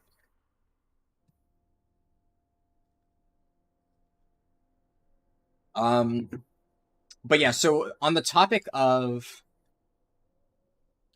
what's it called? On the topic of 10 to 60 runs, I actually think that with the Rennax gem returning, I believe that is probably faster now. For, like, as in not doing Exile's Reach, if you're doing a speedrun. Because one of the slowest things about the early zone quests is the travel time. And just earlier today, I did a test where I leveled a human up to 20, and Elwyn Forest is actually quite good. And one of the other interesting things is that because you have access to the mailbox instantly, you're able to get all of your consumables and stuff online immediately, and you get your 10% experience potion. So as a result, leveling outside of Exile's Reach, just in a vacuum, is pretty much 10% faster because you get the potion on ASAP. Assuming you're using it, which obviously most people should if they're leveling alts. Also, if the Darkman Fair is up, then at level 5, the moment you exit your starting zone, especially if you're leveling a human, which, if you are leveling from, like, if you're doing a speedrun from 1 to 60, human would probably end up being the fastest because of that reason. You immediately end up in Goldshire, meaning you can immediately enter Darkman Fair and get the extra 10% bonus right out of the gate. So that is giving you basically 20% more experience than Exile's Reach would get. And the main downside of the early Elwyn Forest quests, like I said before, is the travel time. And if you have a bunch of cracked Rennax control gems in a speedrun setting, that is no longer a concern. Suddenly you can zip around Elwyn Forest ridiculously quickly, faster than if you had a flying mount. And that would actually make those quests pretty good, because these quests are, which ones? Are actually not bad. Can you use Caddy's Whistle? I don't believe you can. I think you used to be able to. I don't think you can anymore. I could be wrong in that. But I remember it not being available. Maybe that has changed. I'm not entirely sure. The Dragonflight campaign can even be shown on low-level characters. Interesting. Yeah, this queue time is... I don't even know what's happening at this point. It's just not popping. I'll give it another 5 minutes, and then if it hasn't popped, then we are just going to do questing and completely ignore the time walking buff. And unfortunately, I'll probably have to do that for the Hunter as well. Just is what it is. Both of the characters I'm doing today cannot queue as a tank, or even as a healer. So that means queue times are going to take a obscenely long amount of time. And if I could just do that while doing quests, I would, but like I said before, you have to disable Chromie time to actually do that.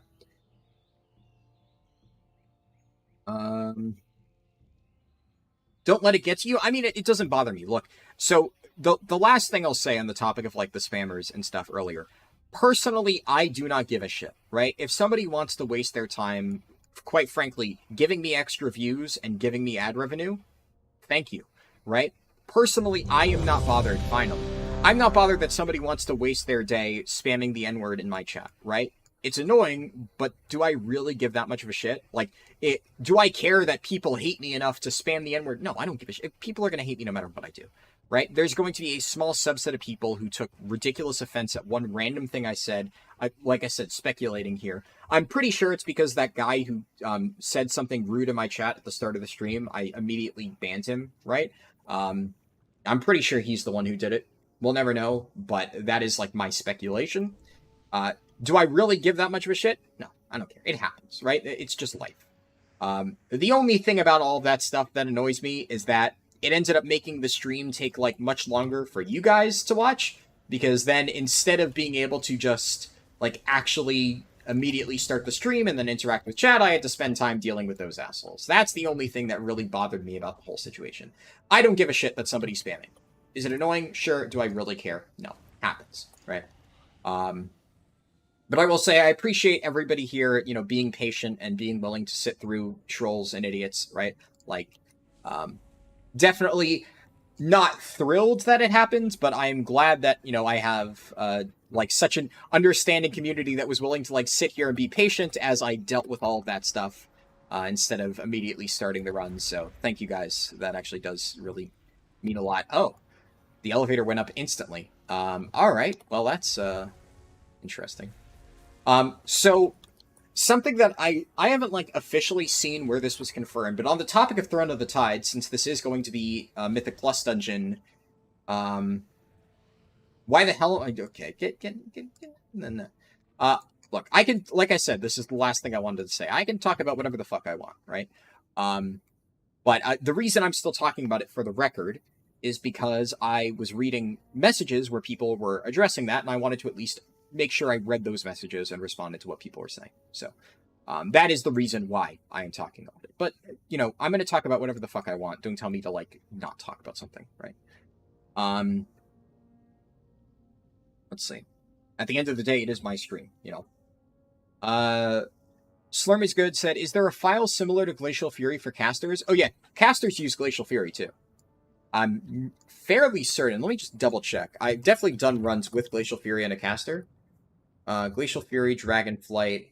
I am fairly certain that it, whenever you first attack a target, yeah, it's just dealing damage. It has nothing to do with melee attacks or anything. So it's not better or worse for melee. Glacial Fury is just very good just due to how it works. Any sort of proc effect like that is going to be very, very, very strong for leveling.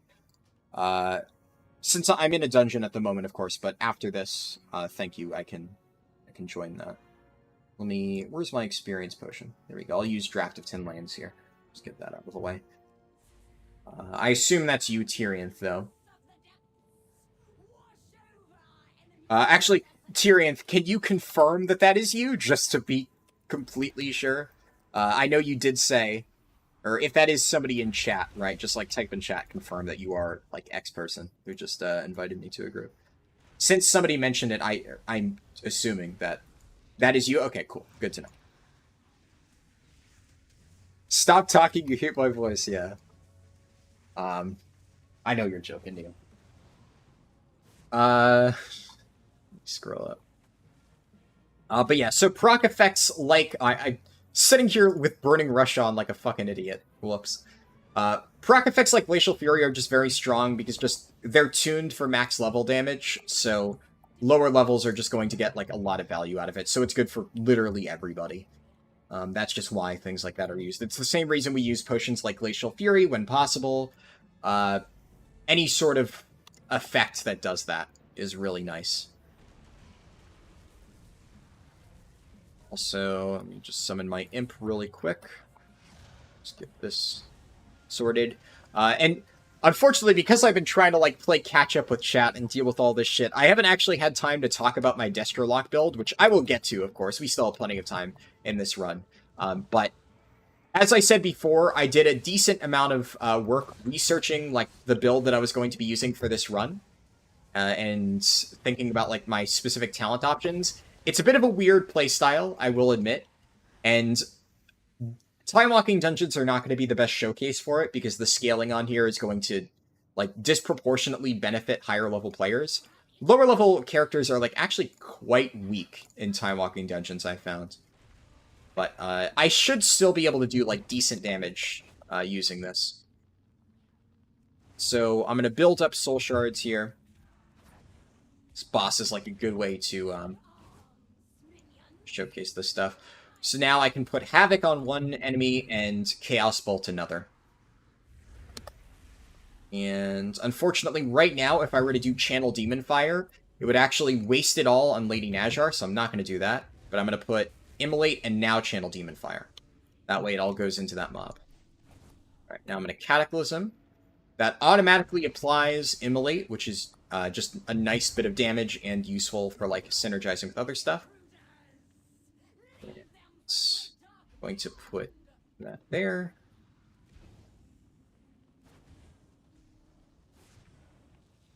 Okay, oh, fuck. My Havoc target got killed really quickly, so I actually didn't get to benefit from that. But now I can use Channel Demon Fire again. For people who aren't familiar with Destro, I can explain how all this works in a second. Where's your ASMR silent stream that you wanted? I mean, technically, if I were to ever show my, like, non-streamed leveling runs, that's what half of them are. Like, this morning, when I was testing this character, I was just obviously not talking because I wasn't streaming, and I was sitting there watching House on Amazon Prime while doing the leveling run. Anyways, 1 second. So here I have Havoc on that other target, and then I can apply Immolate to both of them. Oh, I got picked for Squeeze. That doesn't actually do as much damage as I thought it would. Thankfully. Alright, so I'm going to Chaos Bolt here. I can also probably Curse of Weakness just to help out the tank. I doubt it really matters all that much, whether or not I use Curse of Weakness or not. But every little bit counts, I suppose. No, actually, for being a really low-level character and scaling kind of fucking me, Destro's actually doing pretty decent damage, considering everybody else is pretty much losing to the tank. What is Casa de Papel? I don't know what Casa de Papel is, but I am talking about Dr. House. Yes, that show. That House show. I did not know there was another show called House, but yeah, House MD in that case, which I've been watching on my free time. I actually watched the entirety of Invincible a few days ago while I was doing some editing for the time walking video and testing and stuff. Because I mentioned in my recent, like, don't level in time walking dungeons video that I did an entire 60 to 70 run through time walking dungeons. And while I was leveling up that character, I was actually watching Invincible. And later on when I was doing editing and stuff. Because a lot of people were telling me about that, and then when I found out that it was just, like, a single season, apparently there's a season 2 coming. House of Paper translated from Spanish. Ah, interesting. Yeah, I was not aware of that. But yeah, when I found that Invincible was just one season, I figured, like, you know, fuck it. Might as well just, like, watch that now, since it's actually not too big of an investment of my time. And honestly, quite good. I liked it. I do think, though, like, a lot of people who recommended the show to me made it sound like this, like, amazing show that, oh my god, it's so good. I thought it was a good show, right? But it was nowhere near as, like, amazingly groundbreaking as I think a lot of people made it out to be. But I enjoyed it, which really is all I can say. There's also the teaser episode. Yeah, I watched the Adam Eve episode afterwards. I'm not sure if there's more than that, but that's all I saw, at least on Amazon Prime, which is where I was watching it. So I watched season 1 and then the Adam Eve, like, I think it was like a bonus episode or whatever they called it, which was good. I liked that one too. So overall, I mean, I thought it was a good show, but it was like not, it wasn't one of those shows where I'm going to be like, oh my god, it was the best show ever. That said, it is still only in its first season, so who knows? There's room for that to change. So far, I like it. I guess we'll see. That's it for now. Didn't know if you saw the Adam Eve one. Ah, gotcha. Yeah, it was good. I liked it. Okay. And do Channel Demon Fire. Okay, let me scroll up a bit because I did miss a few messages. CavX said, "Hey Harldan, hope your day has been alright. Out of curiosity, how come you decided to go Destro?" And then oh yeah, so Pixelina did say, going through all the specs, but the more immediate reason why I picked Destro for this run is because it won a poll on my channel. So generally speaking, any of the runs that I do on my live streams, the spec is chosen by like a poll. The runs I do for like my speedruns usually are picked by me, because if I'm trying to go for like maximum speed, I just pick whatever I think will be the fastest. So the entire purpose of these live streamed runs is, because it's a live stream and I'm more just like trying to interact with chat and like, have fun and stuff, I figure it's a nice way to kill two birds with one stone. We can do some less serious runs that are good for testing, whereas normally I wouldn't really be playing these specs for actual speedruns. So that's kind of the reason why specifically Destro got picked. And then, yeah, we get the, their filthiness stains me. Love that line. And then I think if I put Immolate on, so if I put Immolate on one target, it applies it to the next. Yeah, Havoc is, like, actually kind of a nuts ability. Havoc the spell, not Havoc the spec. Just being able to, like, cleave onto two targets no matter how spread out they are. It's definitely nice. The problem for leveling, and this is something that, like, we'll find later on, the only thing that I think holds Destro back a little bit is Destro has ridiculously strong AoE burst.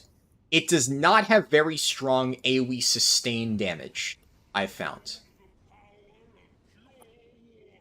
Yeah, so here, kind of, before I even finish this Chaos Bolt, the boss is going to be dead. Yeah, so it doesn't even really matter. So, something that, like, maybe was a little bit hard to see. Let me try to find, like, a pull, like an AoE pull. Lasted 21 seconds. AoE pull where I did a lot of damage, preferably. Here. Yeah, Cataclysm is, like, a huge chunk of my damage. So, whenever I'm able to cast Cataclysm, that's going to do a massive amount of burst AoE. So... that is, like, Destro can put out ridiculous numbers. I should also note that, in also Tyrion, now that I'm out of the dungeon, if you want to queue for time walking now, I am good to go. So I can even, since you are the leader, you can queue for it. You should try Cataclysm plus Channel Demon Fire for sustained AoE. That's what I'm doing. Yeah, that's actually exactly what I was doing there, if you saw. A lot of times I would drop Cataclysm. That is kind of the build I'm going with. So I can showcase my builds, right? This stuff is fairly straightforward. Early tier, we take some survivability options, and then I beeline for... you promoted me? Okay, thank you, Tyrion. I beeline here for the damage option, so obviously, since I have Immolate up a lot, I take 20% increased damage in that, and then I'm going for Incinerate damage. I don't use Incinerate as much, but I use it enough to make it worth buffing the damage of it. But here... I can actually take another point. I'm going to take that in Eradication. So, this is the build that, like, I'm pretty set on. Having played around with it for a little bit, I think it is quite strong. And there are a few things here worth noting. Now, I should note that some, like, the Havoc stuff, this is really powerful in open world content for a synergy that I'll discuss shortly. The main thing here is Rain of Fire I've actually found is quite weak. It's not really that good, especially because unlike high target AoE, I could see Rain of Fire being good. But on like 5 targets, it's still better to just use Havoc and use Chaos Bolt and just get 2 Chaos Bolts than it is to even use Rain of Fire. I don't know what it is like at endgame, but having played around with it for a little bit, this is not a good, efficient use of Soul Shards at low levels at all. That's okay, because we still need to take it, because Pyrogenics still isn't good. It's not worth using Rain of Fire, but Cataclysm, as we said before, this spell is insane. This is, whenever I get to press this button, things just die. It is super duper powerful. Ridiculously strong burst AoE ability. Same with Channel Demon Fire and its support stuff. As you saw before, that is where most of my damage comes from. One thing I'm curious about. Okay, this does not scale the experience from this, so it's not worth doing these for the quest XP. But yeah, so you can see this. I'm going to use Cataclysm, and then I'm immediately going to channel Demon Fire, and that's going to do a ton of damage. Now, Tyrionth is over here shredding because the reality is Prop Pally does a ridiculous amount of damage, which is kind of one of those things, right, where I've said before Prop Pally's really broken. That's kind of why, because I just did my full burst window as a Destro lock, and Prop Pally is still doing more damage, just because that's how broken the spec is. Oh, fuck. Well, I can't really do anything while that's going on. And can maybe, yeah.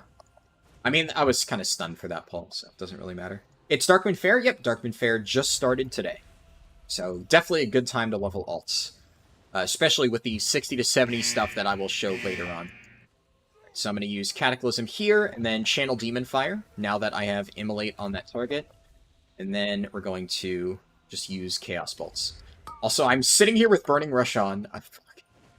I should be remembering to turn Burning Rush off. I should be using my potion too, especially on bosses like this. And then Channel Demon Fire again. And I'll show my overall breakdown after this so you can get an idea of just like how good a lot of these spells actually are.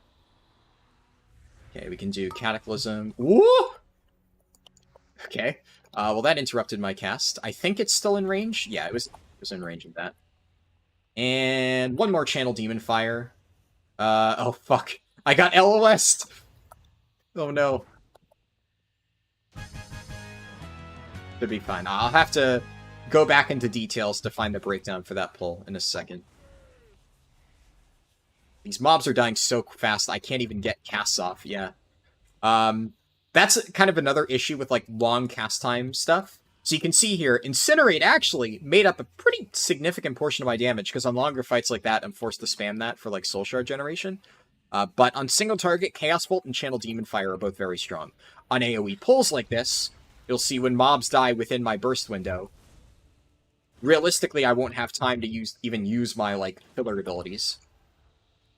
So, I can put Havoc on that, and then Chaos Bolt's just a random target. We're just going to keep doing that, doing ridiculous amounts of damage, and that's still better than using Rain of Fire at this level. Yeah, every time I try to incinerate a target, it just immediately dies before I actually get to do anything with it.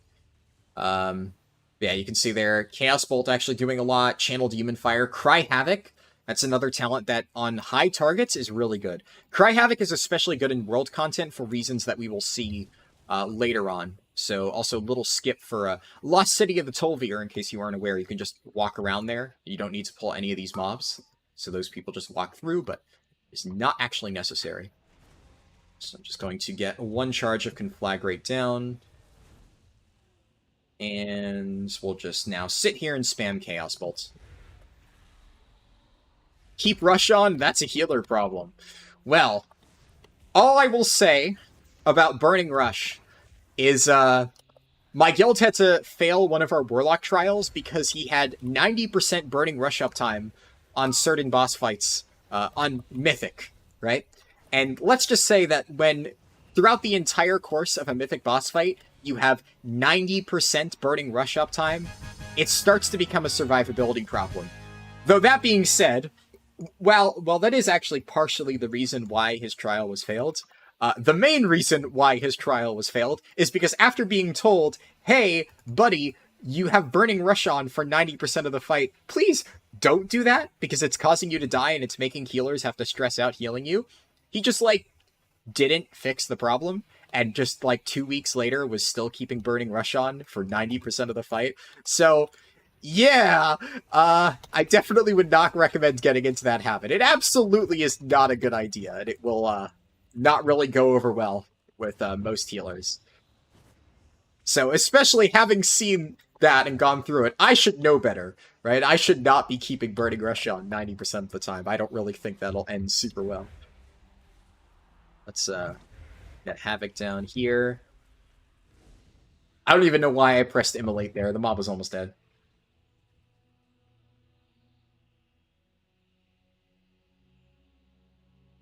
Let's see. Okay, we can prop Cataclysm here. Paste lock in your core. Yeah. Okay, where is Tyrion going? I'll just put Havoc on that. We could just spam Chaos Bolts now. It is kind of weird, like, going mostly single target. And that's, like, the most efficient way, even on AoE, because it feels like on high targets, right? Like, Rain of Fire feels like something that I should be pressing. But I've tried it. It's just not better. Like, Chaos Bolt just does so much damage that it is just better to press it. Obviously on, like, I don't know, if you had, like, 10 targets, maybe then it becomes better, but... I mean, how often are you actually going to get 10 target AoE, right?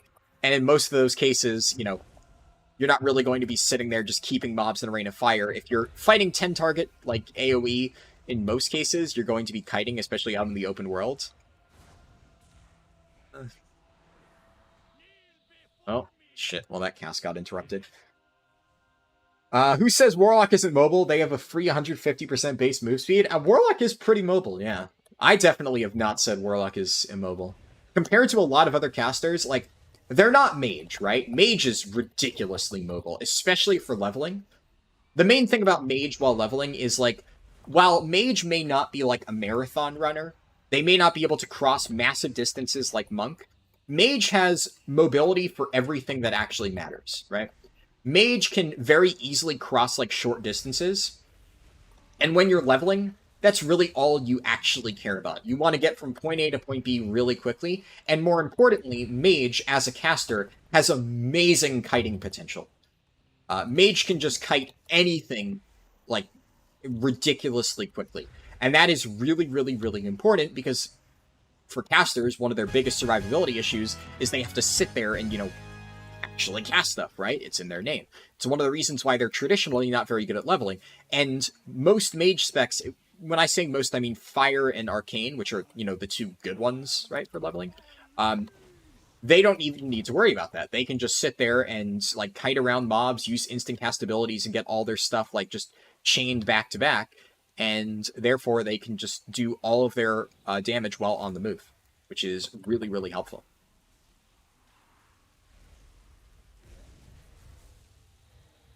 Pretty sure Rain of Fire isn't worth it at max level either in an environment where mobs die fast or can't stay in it. Ah, yeah, that's interesting. I haven't really looked into endgame Destro enough to know that for sure, but I would honestly believe it, considering I haven't seen it be that great right now.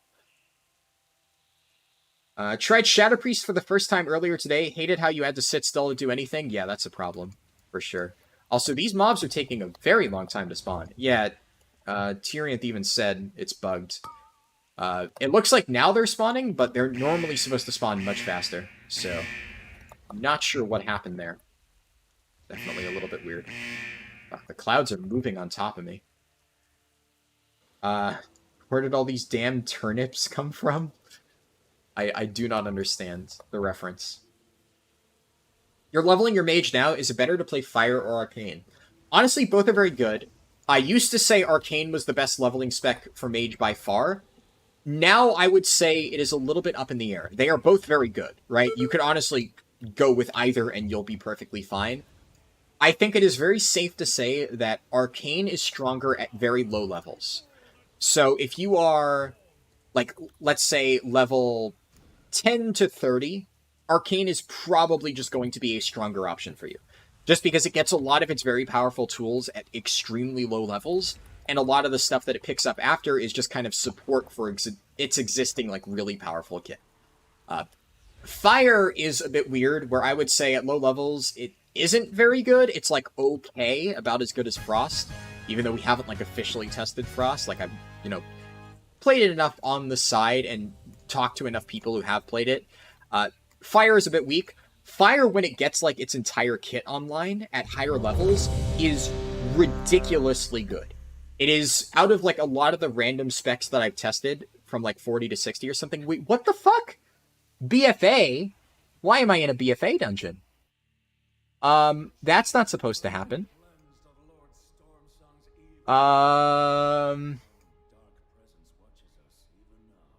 Okay. Fuck it. Tyrion, here's what we're gonna do. Yeah, somebody queued us for the wrong dungeon thing. I think one of the random people in the group just selected BFA instead of time walking, so That's awesome. If we leave now, what's going to happen is we're going to get a 30-minute 30-minute debuff, and I don't want to have to deal with that. So we're going to kill Aquaseer and then leave. And at least then it's only a 15-minute debuff. And then, well, it'll probably realistically be 10 minutes, and then I don't fucking know. I'll figure out what to do. I can catch up on chat while we wait for the queue. That's a little bit annoying. Actually, wait. Somebody just left. Honestly, I think maybe we can just leave now. I'm going to just try that. Leave now. If I get hit with 30 minutes, I get hit with 30 minutes. I did not. Okay, it's safe to leave. It's definitely nice. If it was like any other dungeon, I would say yes. Shrine of the Storm? Fuck no. I got trolled hard by that random person in the group. That is like the worst dungeon it could be. Yeah, 13 minutes. Oh, well.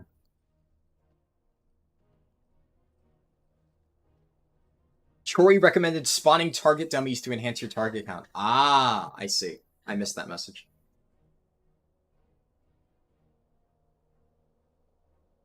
Anyone know if the Mage Wowhead leveling guide is good? I haven't looked into it enough to say for sure. Alright, well, I have a little bit of time. They nerfed Shrine. I mean, they nerfed it, but... So BFA dungeons are still terrible for experience. Like, actually horrific. So there's no way I would want to do a BFA dungeon unless it was just faster to get the dungeon than wait for 10 minutes. But also, I'd rather just wait because, you know, whatever. There should be some kind of button to all agree and change the dungeon. Yeah, I mean, it's a niche circumstance, right? I doubt they really expected that to happen.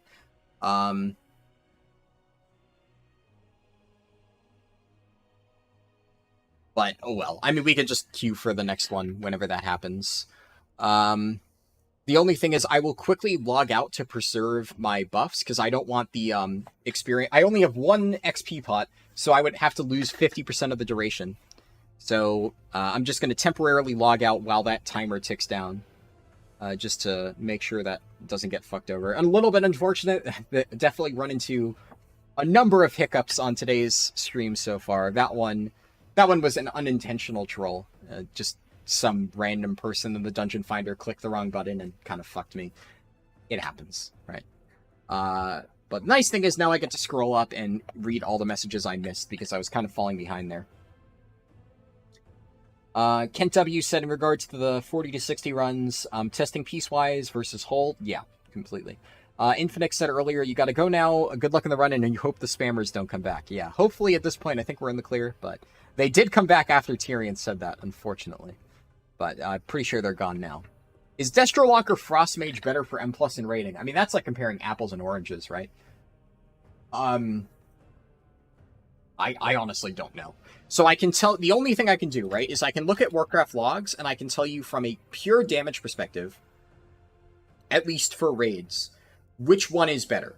So if we look at raids, mythic, all mythic bosses, 95th percentile, we can see that Destruction Warlock is, where is it?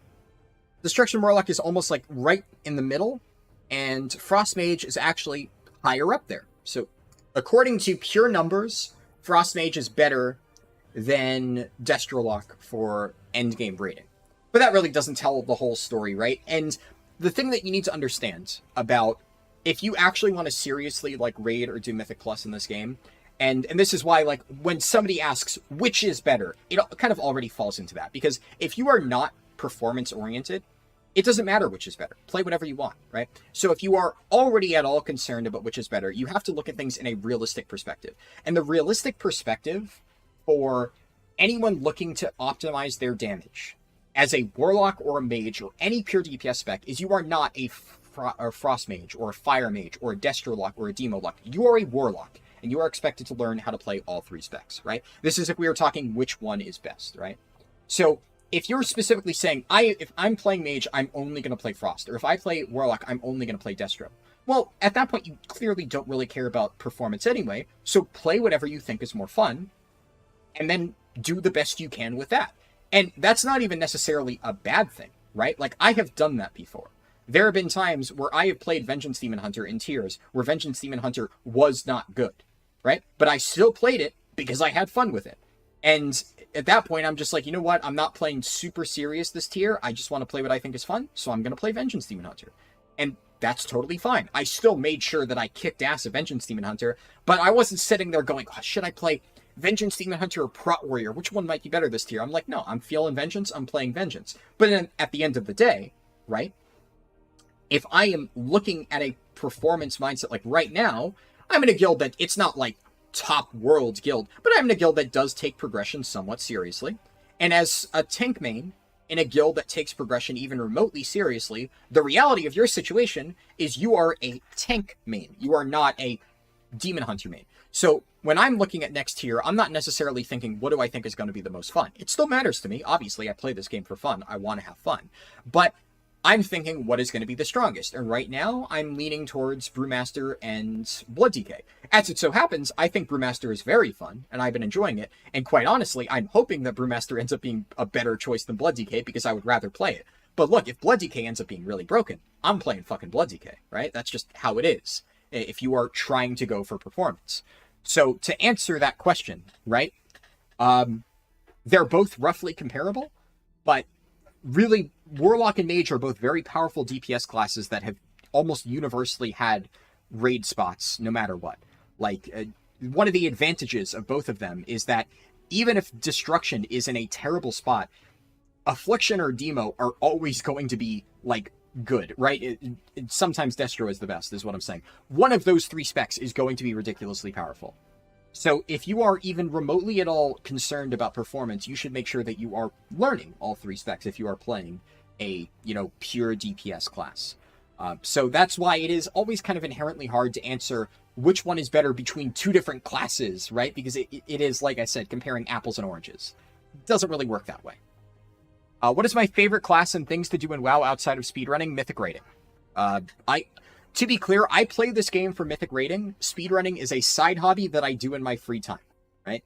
The main thing that I play this game for, and if it were to go to shit, I would stop playing regardless of my thoughts on speed leveling, is mythic rates. That is why I play WoW. In fact, I've said this story multiple times. The entire reason that I did speedrunning in the first place is my guild had already killed Mythic N'Zoth 3 times. I was bored, and I decided to start leveling characters and optimizing that for fun at the end of BFA. And then it kind of spiraled into this whole thing where people, now enjoy watching it, right? Yeah, no problem. Okay, 6 minutes. I'll let the potion tick down. It's not a big deal. Just want to wait and we can get stuff set up. That way, since I'm on my Warlock, I can, get a few things looked at. What do I want to spend my next point on? I think Backdraft is pretty nice. Backdraft will make casts a little bit faster, and let me double check the build that I was going off of, just because this is the part that I remember. After that, I forget exactly which talents I was going to get next, so let me just double check. Destruction Warlock. Come on. Loading. Man, this takes forever to load. Okay, Warlock, Destruction, and let's take a look at these talents. Okay, so I want to take Roaring Blaze. Conflagrate increases your damage to the target by 25%. Yeah, that seems good. I'll definitely take that next.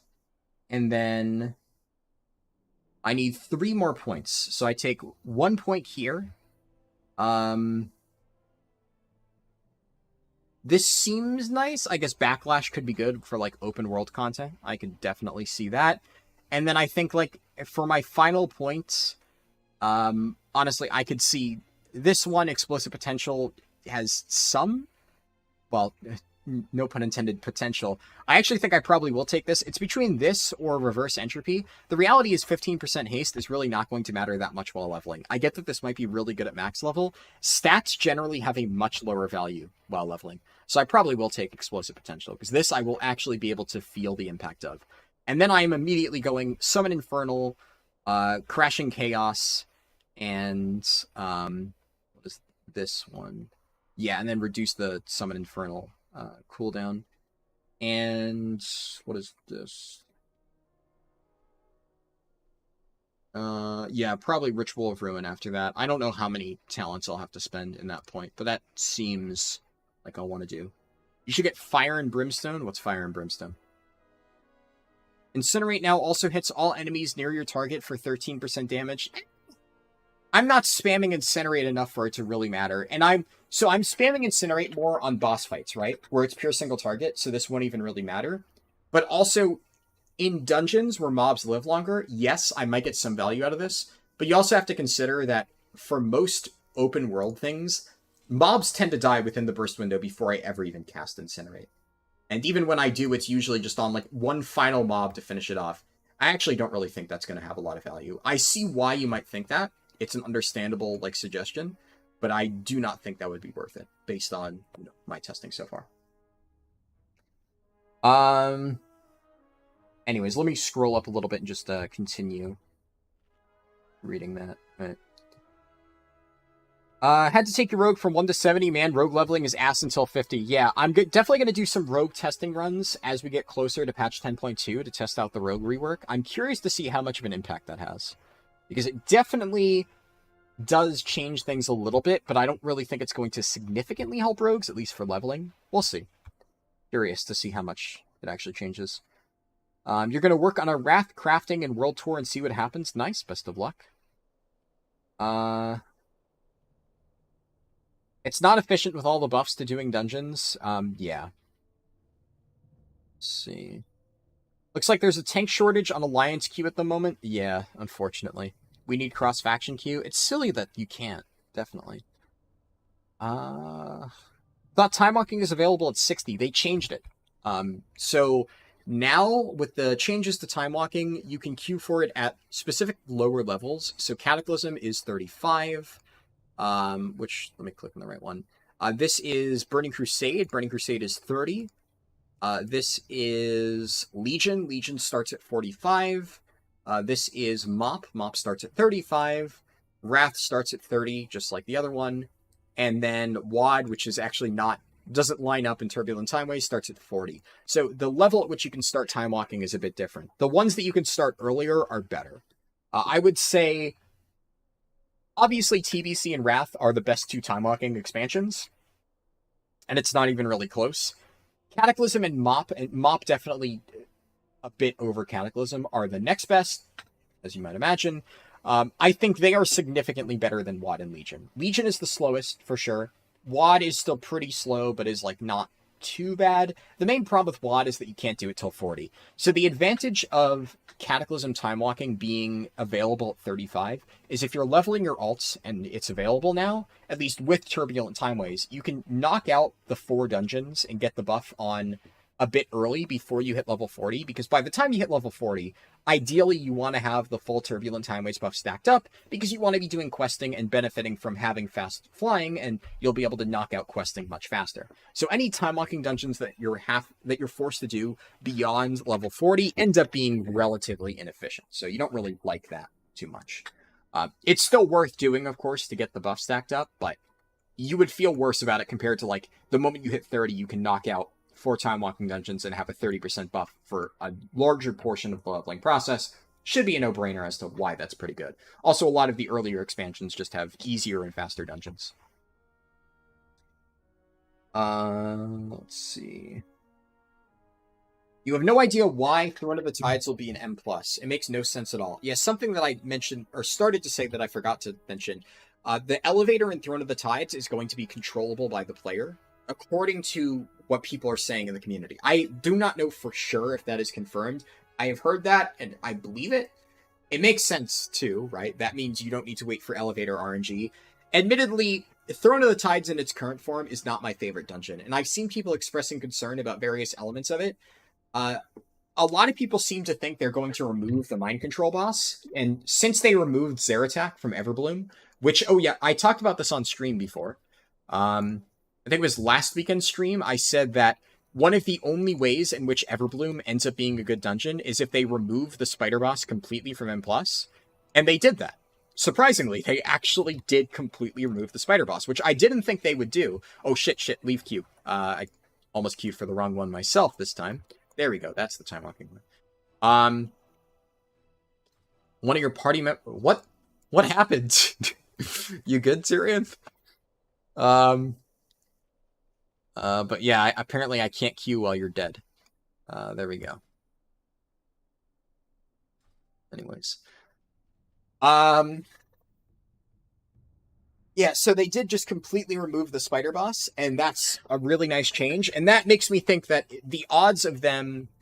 did you get the queue? Because it doesn't look like it popped up for you. Just making sure. There we go. Okay. The odds of them removing the mind control boss, I think, are fairly high if they remove the spider boss. So, in that case, Throne of the Tides would be a 3-boss dungeon. And out of the bosses in there, the first 2 are honestly not that bad, especially because I've seen the Datamined Wowhead changes for it, and it seems like they're making them into, like, fairly reasonable bosses, like the Lady Najar and Commander Ulfa. These 2 will be solid. And honestly, there's not a lot of trash in this dungeon, which I think is good. I prefer dungeons that are more of a boss gauntlet compared to ones that are filled with trash. That being said, considering Blizzard added a ton of new trash packs to both Temple, the Jade Serpent, and Vortex Pinnacle, it's likely that this dungeon will get a pretty hefty makeover, and it will be relatively unrecognizable compared to what it actually is right now. The boss that they really need to work on, and is why I kind of agree it is weird to pick this one as a boss, is Azumat.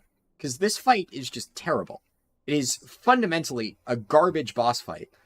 And you would just need to completely remake how that fight works from the ground up. So there is nothing, like, they can kind of tweak parts of Ulthok and Tide Mistress Athissa to make those bosses into, like, good Mythic Plus bosses. There is no way in which you tweak Azumat and make it a good fight. You need to basically build a completely new boss fight just to make that even remotely passable for Mythic Plus. So that's the only thing that I find a little bit questionable. Like, why would they design it like that? Who knows? We'll see. Let me continue scrolling up.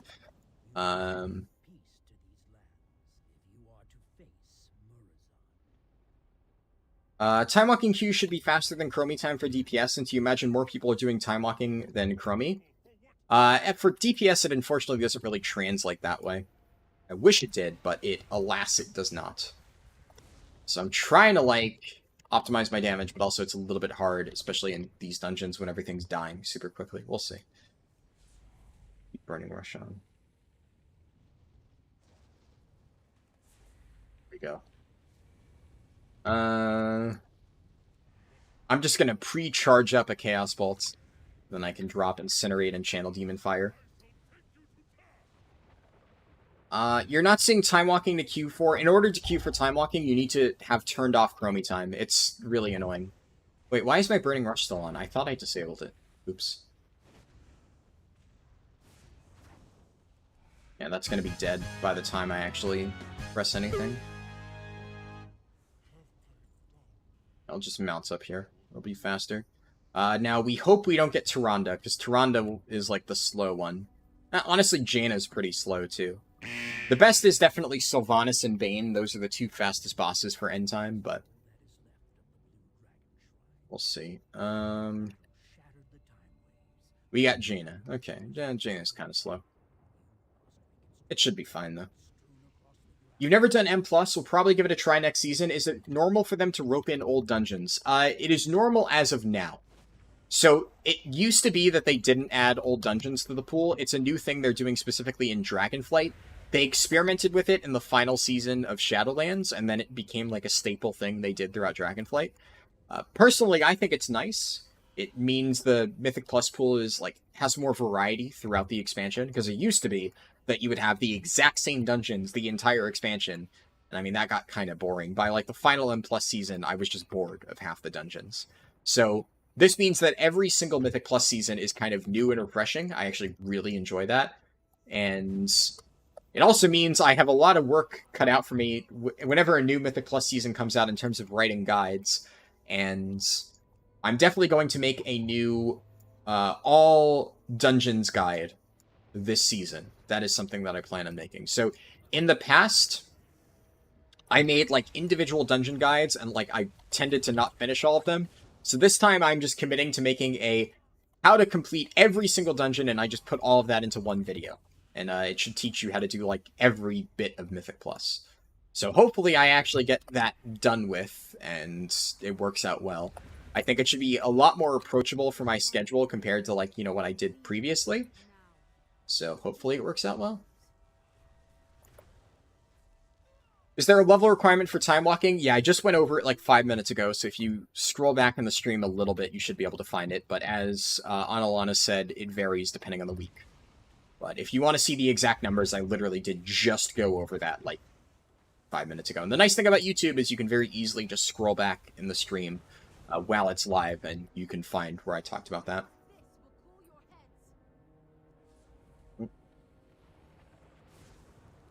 Only issue with Chaos Bolt is, like, I can't really cast it when the mob is low health, because it's just going to die before the cast even finishes. So there's really not a whole lot I can do there. Aranak is a terrible boss, and most people don't even know him because he's been optional before. Yeah, that's kind of what I've heard a lot of people saying. Personally, I've done Aranak, like, once or twice a very long time ago, so I really don't know the fight super well. I'd be curious to learn it, and, like, I'm gonna have to learn it anyway, because, as I've said before, I plan on making a shit ton of guides for Cataclysm Classic, whenever that comes out, and I'm very excited for it, personally. So, obviously, I'm gonna have to learn all of the fights and make guides for them and stuff like that, as I have done for Wrath. So, we'll see. But I do suspect that Blizzard will probably just remove it from the Time Walking, or for the Mythic Plus dungeon. Chaos Bolt is so satisfying when it hits, even if it's not critical. Yeah, it's definitely a very fun ability to cast. I had a question. At what level can you start? Oh, yeah. If you're okay, so anyone curious of Time Walking Dungeons, since a few people are asking for it, I'm guessing you guys haven't seen my video on the subject, which I just posted a few days ago. So, for reference, the first boss of Endtime is always either Sylvanas or Bane, and the second boss is always Tyrande or Jaina. I actually did not know that. Huh. That is interesting to all. I was never aware of that. That is, good to know. Yeah, I guess in that case, it's probably Jaina. Would it be... I mean, Sylvanas and Bane are both, like, roughly comparable in speed. I think Bane is maybe slightly easier. But that is actually very interesting. I had no idea it worked like that. Okay, this time I am going to re-queue. Alright, random time walking dungeon. We're not having somebody randomly queue us up for a BFA dungeon.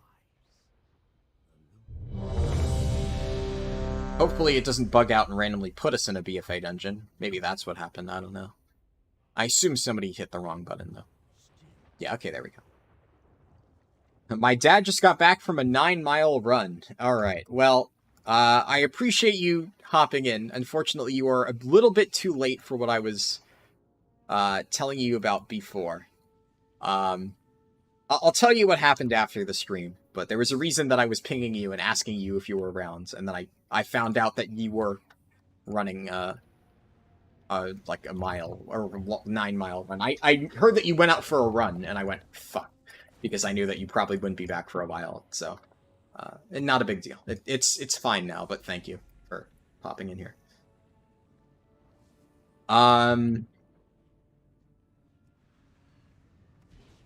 But, what was I saying? Oh yeah, so my video on time walking. Fuck.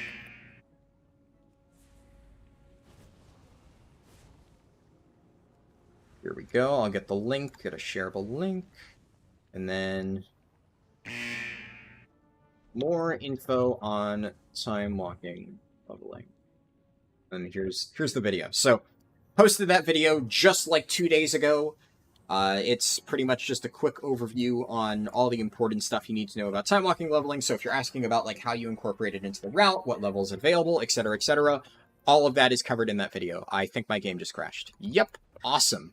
The elevator landed on me and my game crashed, which means when I log in, the elevator will probably have already taken off, and I will be like 2 minutes behind. Wait, this is actually a really fast loading screen? Maybe? Okay, I'm back. Whew. That was like the fastest loading screen I've ever seen. Thank God. There's a bug in the instance where every time you click the hourglass, the last boss counts as a completion for the time walking weekly quest and maybe even the trading post. Really? That is interesting. That means that just queuing into end time and clicking the hourglass multiple times lets you complete the weekly instantly. Oh, that is some spicy Technizol. It's actually really nice. That makes it much easier to farm the boxes on your alts. Elevator boss wins again, yeah.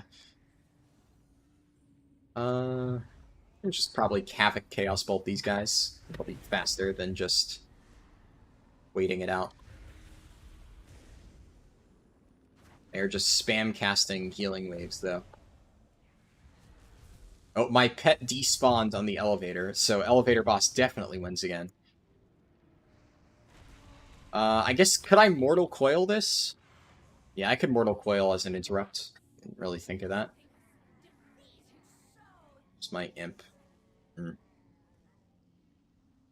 For the record, I'm running with an imp instead of a Voidwalker because after testing it a little bit, I found that while a Voidwalker is nice because it lets you group up mobs, the problem with your Voidwalker is it tends to or what I meant to say is, while Voidwalker is nice because it tanks mobs, it actually makes it harder to group them up. Because the Voidwalker will just kind of run around and drag mobs out of, Cataclysm and stuff.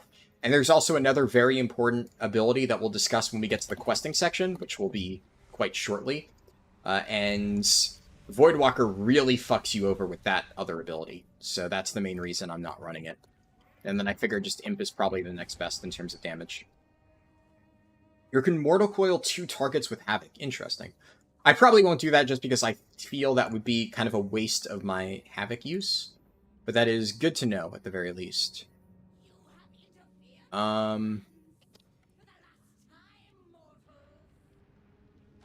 Let's just get this boss fight going, and then I can check my talents after.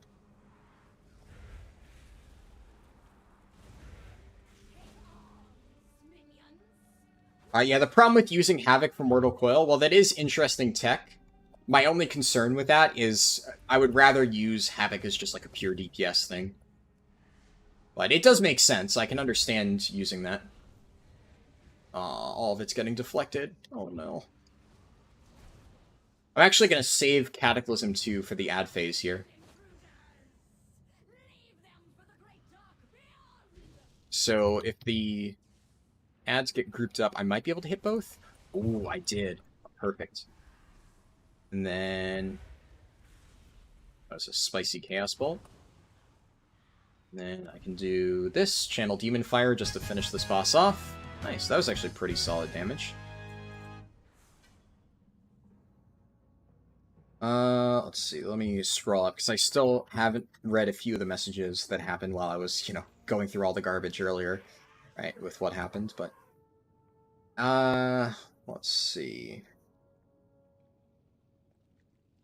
Let's make sure I get that done. Okay.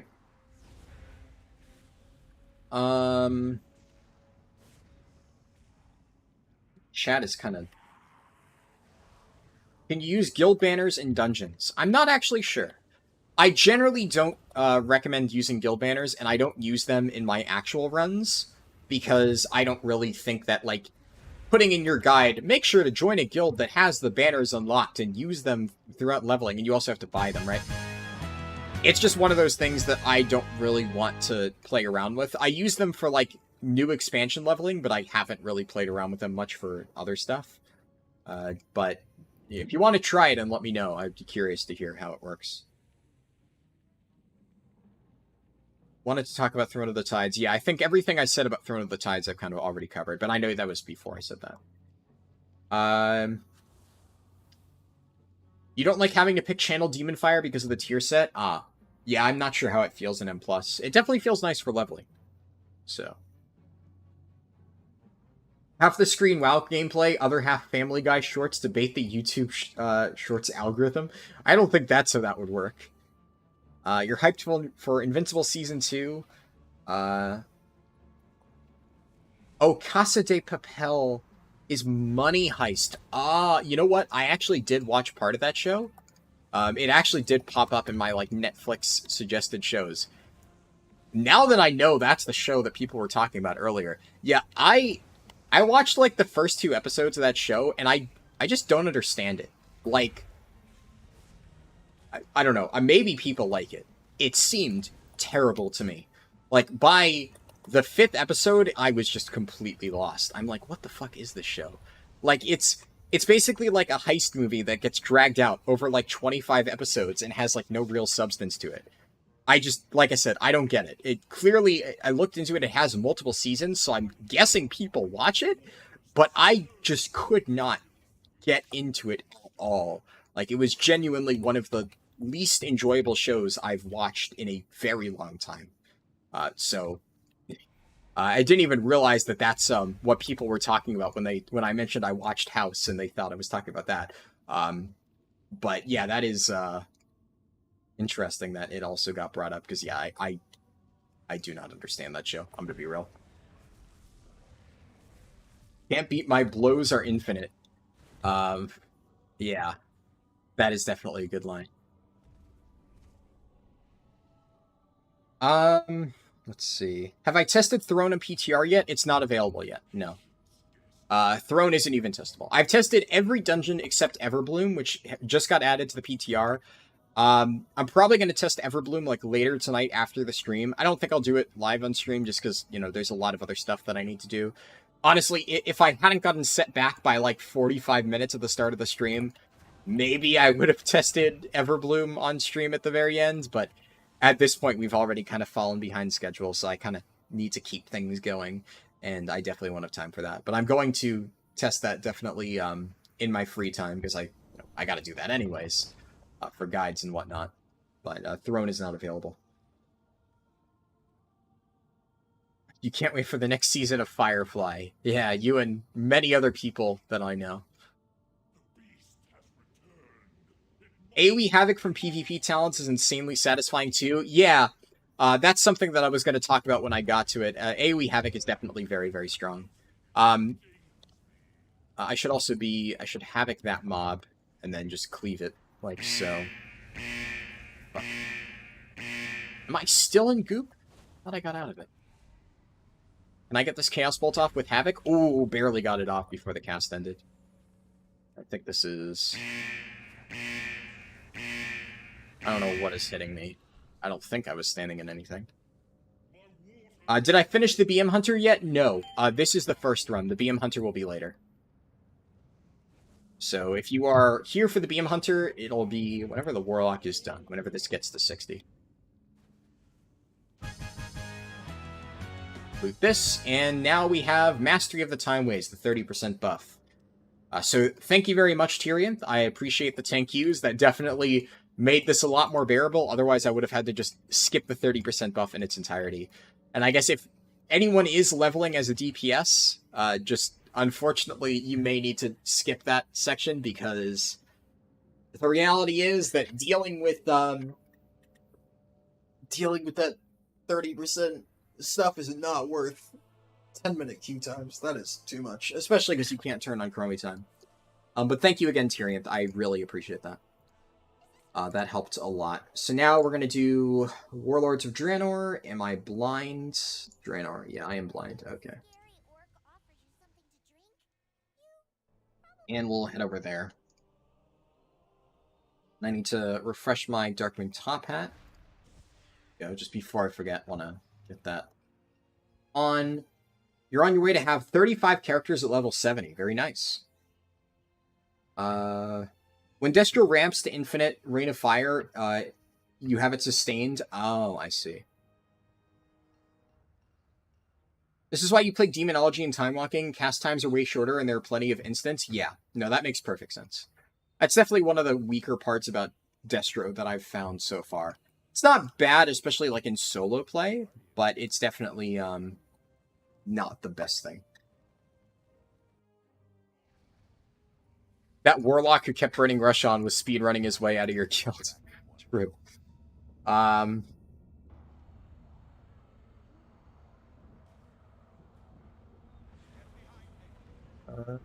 see.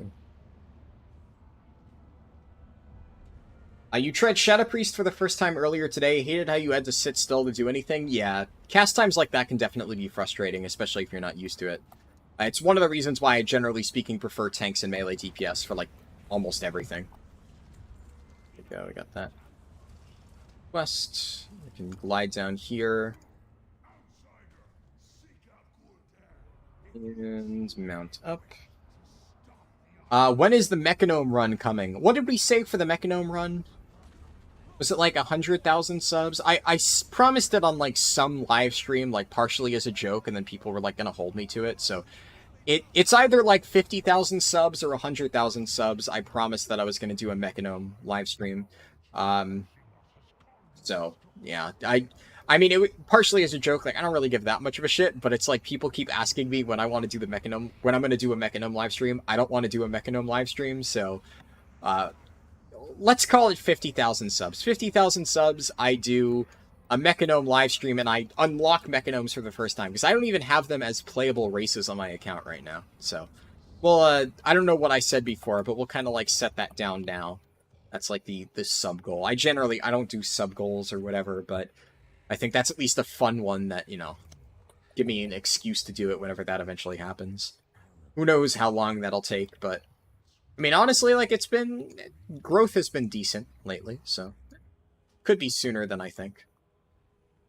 But I think that's, like, at least a decent enough time away that it'll probably give me time to get other stuff done before I'm forced to do a stupid Mechanome run. Let's see. This, and then I'm gonna do gun shoes.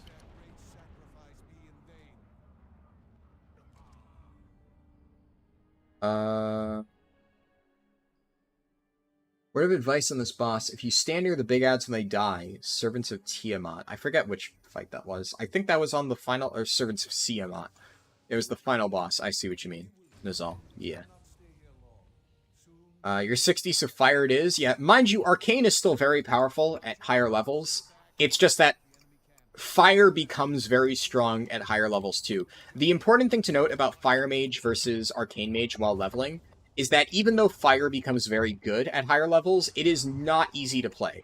And I don't mean that in a sense of like, oh, you know, if a brand new player picks it up, they'll struggle. Like, I mean, it actually does require some knowledge of the mechanics, and you need to kite and manage your health a decent amount to actually, like, really get the most out of it. It's not, like, it doesn't require a PhD to play fire correctly, but it is definitely one of the trickier specs that I've played at higher levels, just because of how the mechanics work for leveling.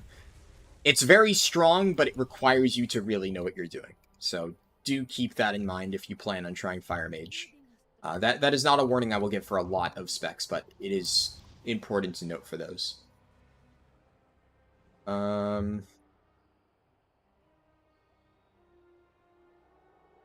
You think the queue trolled you too? Logged in, got randomly chucked into a BFA thing? Yeah, maybe it is possible that, like, something weird just happened with the queue, and it, like, put people in BFA dungeons even though we selected time walking.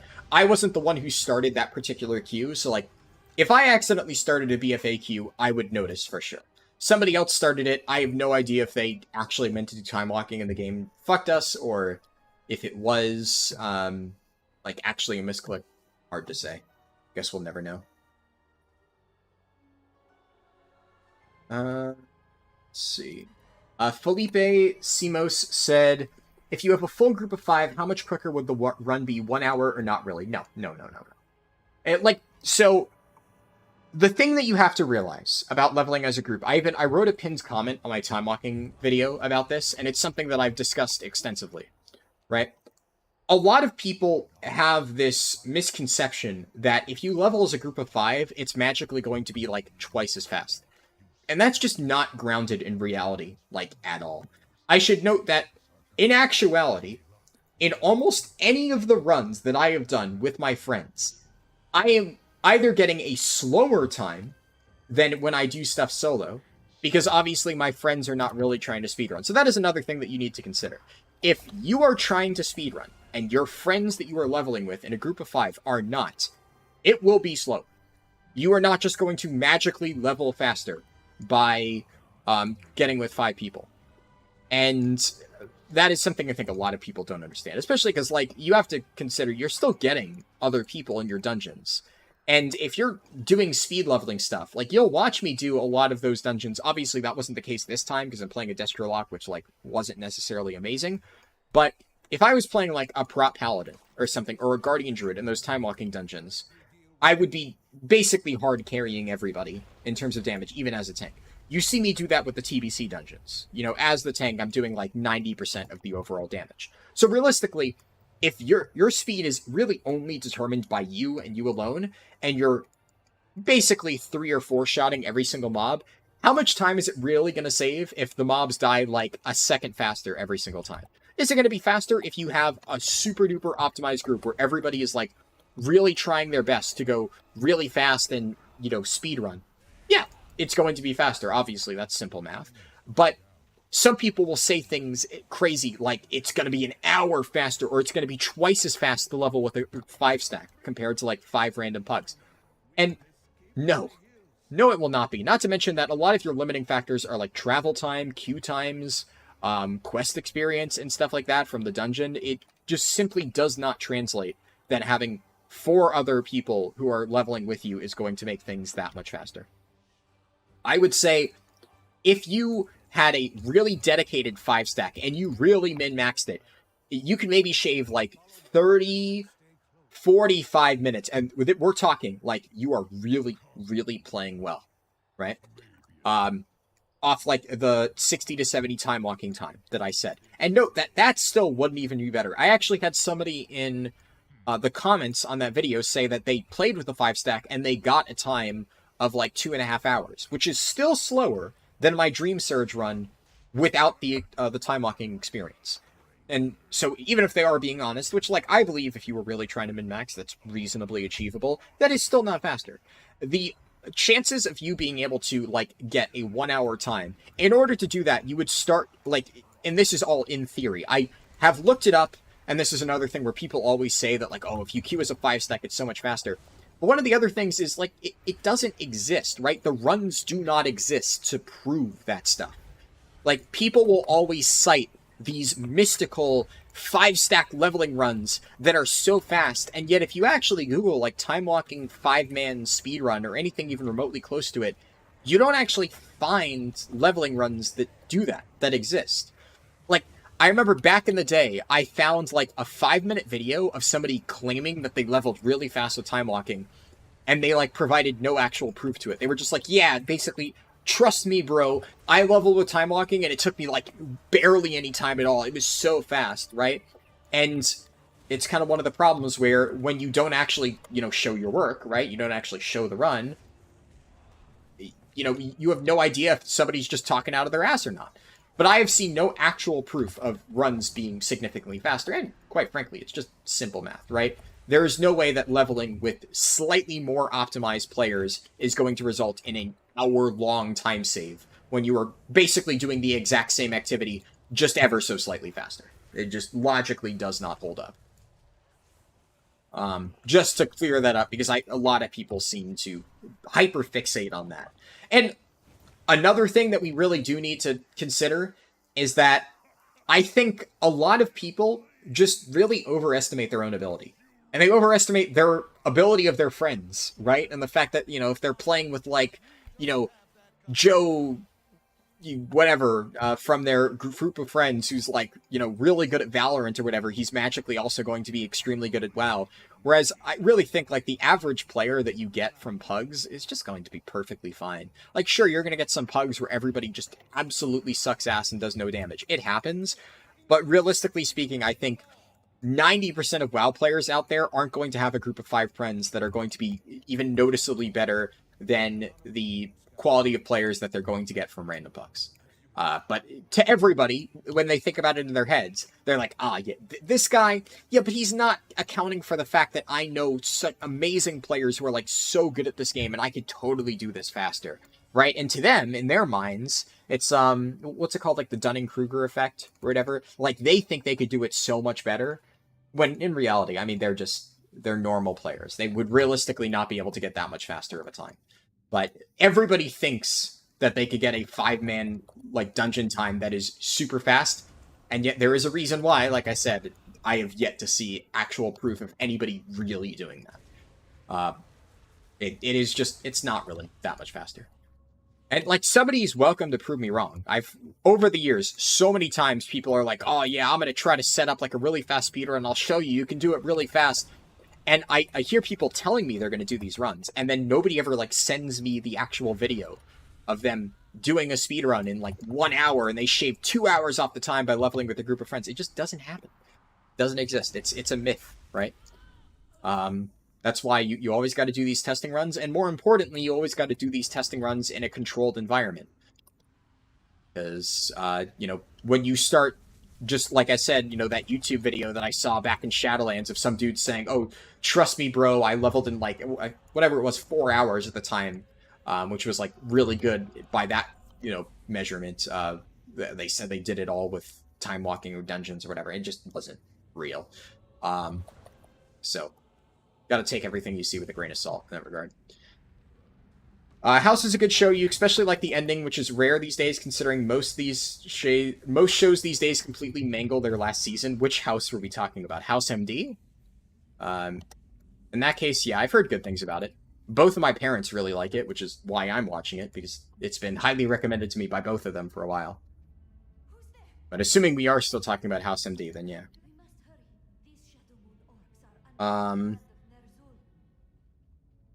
What does min-max mean? Think of it as finding bisque urine consumes for every level instead of just max level.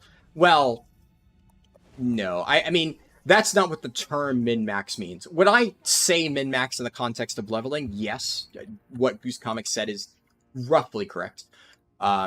It does mean, like, squeezing every last bit of efficiency you can out of leveling. I wouldn't say necessarily every single level, because I don't have fresh consumes for level 35 or even level 45. There are certain time saves that I just do not think are worth the preparation effort. And I think there is some sort of, like, mental tax of having to, like, manage so many consumables that at a certain time it actually may lose more time trying to manage all that than it's actually worth. Which is why I only change consumables at, like, significant brackets where it is, like, a very sizable upgrade. But min-maxing in general, like, the term, right, refers to just the process of squeezing every last little bit of efficiency you can out of anything. Be it, like, while leveling or endgame or whatever.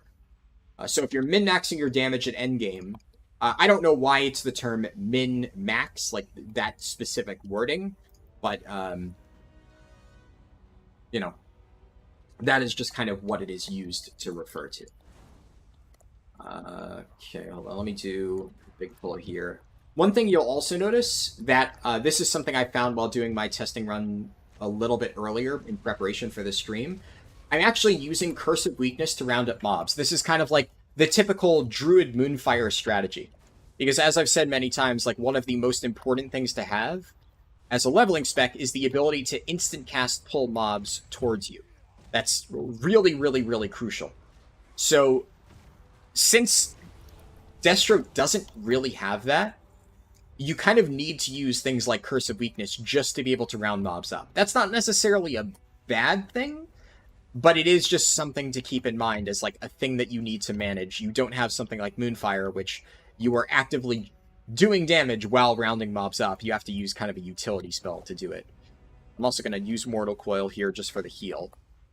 And should be fine there to kill that mob, and then this should give me all the weapons I need. Perfect.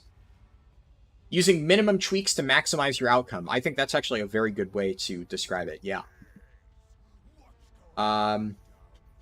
Wheels said min-max this. Hello, Wheels. Thank you for that lovely contribution. Wheels is in my guild, by the way. But yes, thank you. I appreciate you stopping by the stream, by the way. Okay, let me focus on this.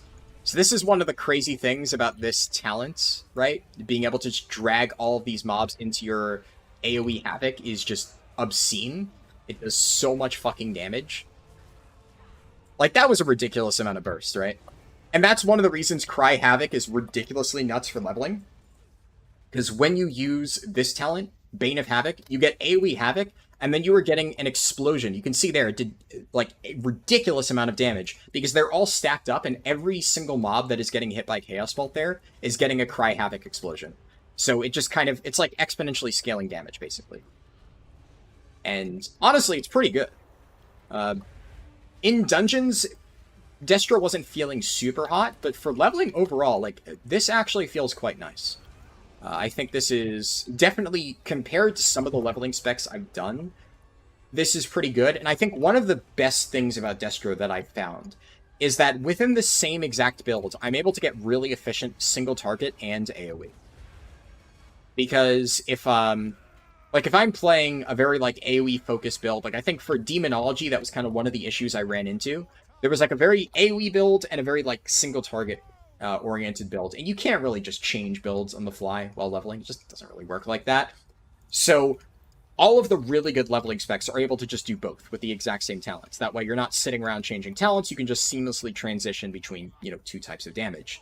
And so far, I've been finding that Destro is extremely good at that. They have one build that, at least for leveling, can just kind of seamlessly transition between both. Especially because Chaos Bolt is kind of, with this mechanic, your main form of AoE. Like, that just is ludicrous damage.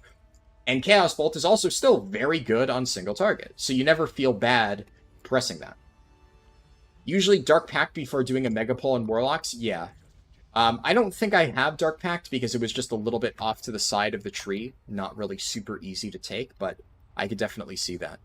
And kind of down here, right, what's one of the things I wanted? Yeah, this thing. And there was, yeah, you want to go, like, immediately down to the middle, so there's just no real room to take Dark Pact. I could take it over these other talents, but I think more like passive stamina is just probably going to result in better survivability than Dark Pact. Because that I don't really need any management for. And you already have, like, enough cooldown-based survivability for Warlocks. You know, health stones and stuff like that, so it's not really a huge concern. Also, oh crap, misclick that. I can do Channel Demon Fire, and Instant Cast Incinerate is pretty sweet.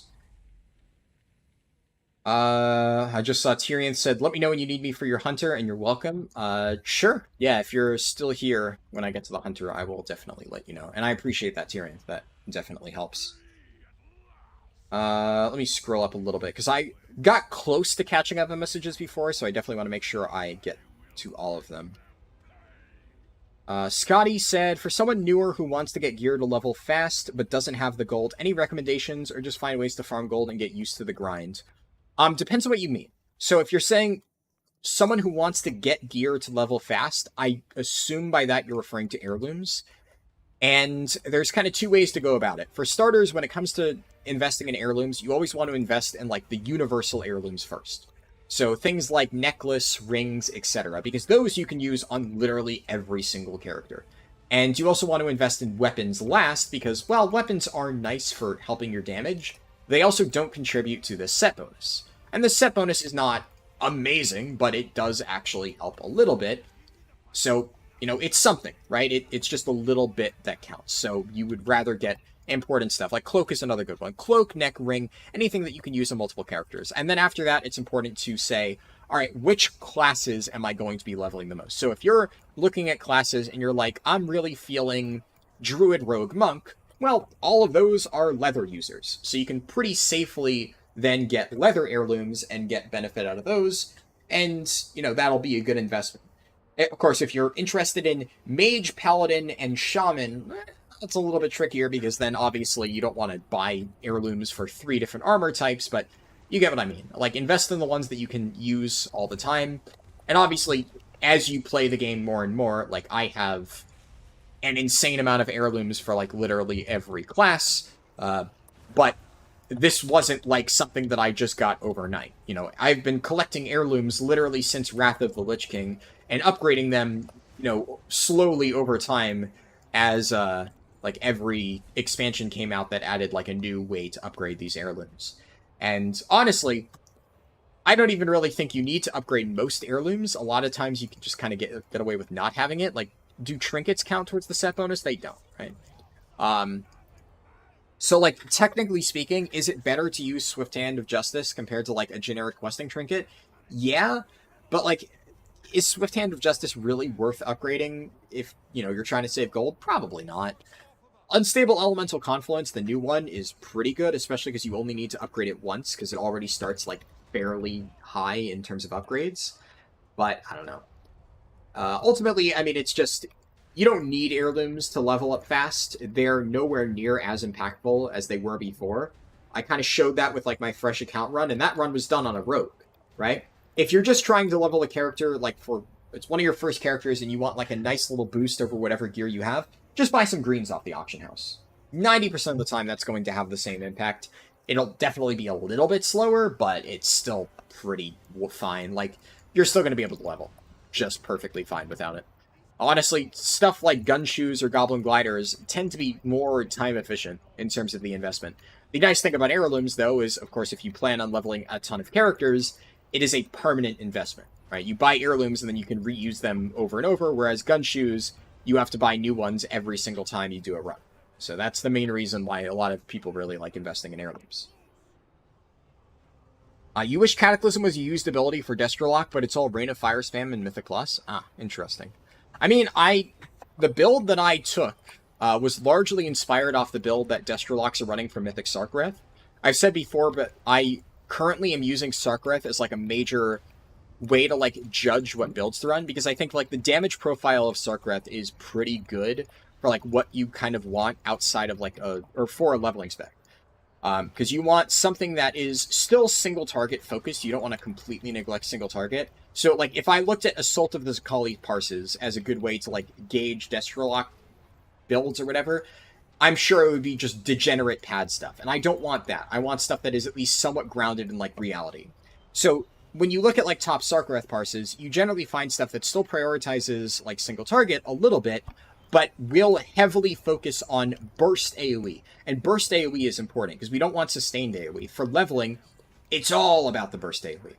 So even though you could consider burst AoE a little bit padding for Sarkareth, you know, in terms of how you actually want the damage to be done, in terms of, like, getting a good idea of what to run for leveling, looking at those high parses is nice, because that'll give you a very good idea of where to get the most bang for your buck in terms of, like, AoE potential, and a lot of them are running Cataclysm. So that means, at the very least, when it comes to, like, being able to blast a group of 5 mobs really efficiently, Cataclysm is still being run, at least on Sarkareth, and presumably similar fights. So it does have some uses, and that's kind of why I chose to go with it for the leveling run, and I think it has paid off. I think it has been quite strong. Let me scroll up a little bit. You love that comment and wish so many more people would say it, including guilds at this level. If you're not in a top 50 raid group, it doesn't matter what is better. Play what you know and you like the best, because you'll perform better than on lackluster classes. Yeah, for sure. That it's something I get asked a lot. Like, since I, you know, mostly play tanks, a thing that I get asked a lot is, like, what is the best tank, right? And I will still discuss Vengeance Demon Hunter at some point, because I know a few people have asked me already. And that is a rant for when I have fully caught up in chat and I have nothing else to read. But we will get there. Boy, do I have a lot to say about Vengeance DH, as I'm sure many of you know. Let's go with Grimoire of Synergy. But yeah. You're having a lot of fun with Affliction Lock right now? Yeah, I know a lot of people who really enjoy AF words. Any second now. RP took a little while this time. Alright, so I need to mark trees and kill Lunarfall Ravens. I always get too far ahead of myself while doing this quest, and I start, like, killing some of the other mobs, so I'm going to try to remember not to do that now. I need to move Phantom Fire over here, Drums of Deathly Ferocity here. So I'm going to try to round up a bunch of Lunarfall Ravens. I'm going to put Bane of Havoc here, and we're just going to do a big Chaos Bolt, which should, yep, just instantly one-tap all of these mobs. Very nice. And I'm going to keep burning Rush on to embrace my inner Warlock as I run around and mark all these trees.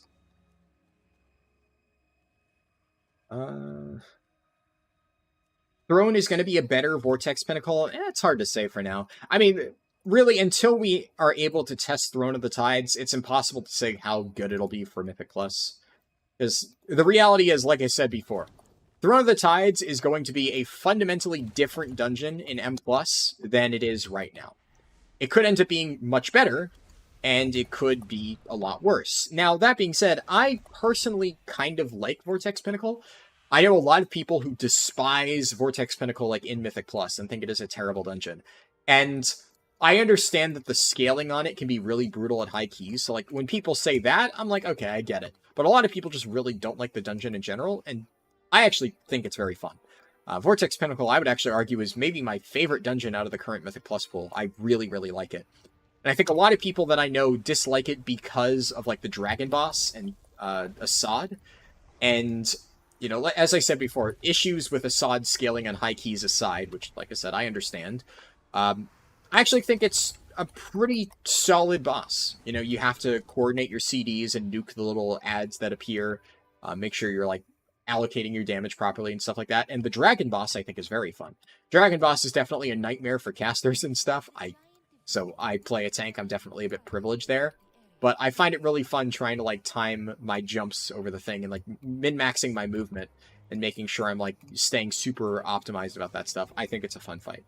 So, personally, I actually really like Vortex Pinnacle, like I said. So, I don't know. If they make Throne of the Tides even as good as the new Vortex Pinnacle rework, I will be happy with it.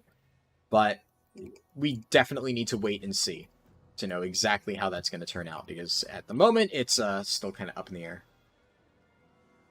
Anomaly said, "Hi, been grinding the leveling guide, loving it so far. You have so many characters at level 60 now. Nice. I'm glad to hear that." Let's see. Oh yeah, and then I think I read your follow-up message already. Or rather, I commented on it and, like, explained that I had just answered it and then linked my video. I'm pretty sure. And that, and then I'm pretty sure... Do I already have the quest to kill the pale orcs? I do, so I can go ahead and do that now. Let's see. You talk a lot about what class is the fastest. What class do you find the most fun to level? Probably Demon Hunter. I mean, I do really enjoy Guardian Druid and Windwalker Monk. So, part of the reason I enjoy leveling as them is because they are fast, right? That definitely has an effect. But I also just, generally speaking, enjoy playing those classes. So it kind of works out well for me that they are some of the more faster options. But yeah, I would say out of the classes that aren't necessarily, like, speedrun worthy, I would usually say that Demon Hunter is probably my favorite to do leveling runs with. It's just a very, very, very fun class to speed level with. The reason should hopefully be pretty obvious, right? If you've ever played a Demon Hunter, it just, you know, it zooms around the place. It's really nice. Just overall playing one feels pretty good.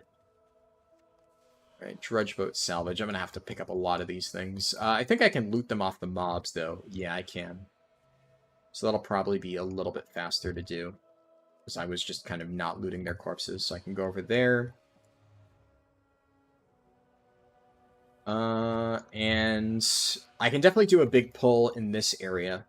So I'm going to try to do that. I can also apply Shadow Core Oil. I need to do that. So yeah, let me just quickly do that. Pale Devourer. And then I'm going to tag these guys, like I said before, with Curse of Weakness. And then once I've gotten them all rounded up, I can do this. And now they're all inside of my circle. And that target is out of my line of sight, unfortunately. But we're fine. Oh my god, are you fucking joking? Oh, that is really fucking painful. Oh, this is actually kind of bad.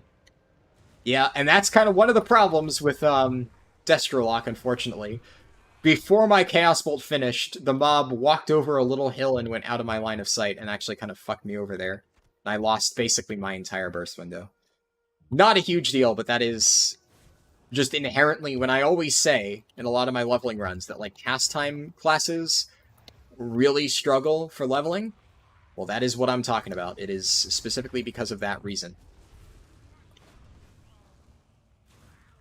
I can just do Cataclysm here. Yeah, even Cataclysm, it's good, but it has a very long cast time. relatively, for like a lot of those burst things. One of the nice things about Orbital Strike and Boomkin last weekend is that it was just instant cast. Now, I think overall, so far, I would argue that Destro Lock is probably better than Boomkin's level, because while there is a little bit of jank, the burst potential on this is definitely ridiculously good. Whereas Boomkin, we just kind of had to keep Starfall up and tick away at a bunch of mobs, and it didn't feel super great. But this definitely feels better. There are just a few little quirks that you kind of need to play around. Turn this in. Spec, find the blueprints. That's over here. Let's see. Scroll down. Oh yeah, I'm very close to catching up on chat, finally. Nizal said, even if you get a group of 5 hyper-optimized people for time locking, those are probably all max level. You're not doing hyper-optimized runs. Yeah, that was actually a good point. Something that I was going to say and then forgot. A few people have brought up that, like, if you do time locking dungeons with a group of characters who all have, like, BIS time locking sets, then it's really fast. And, I mean, I always find it funny when people say that, because it's the classic thing of, like, at that point, you're not leveling, you are getting boosted. But a lot of people will use that to kind of, like, debunk the fact that you can't level fast with dungeons. They're like, well, I have a group of friends, and we ran super fast. Even then, for the record, I still do not think it is faster.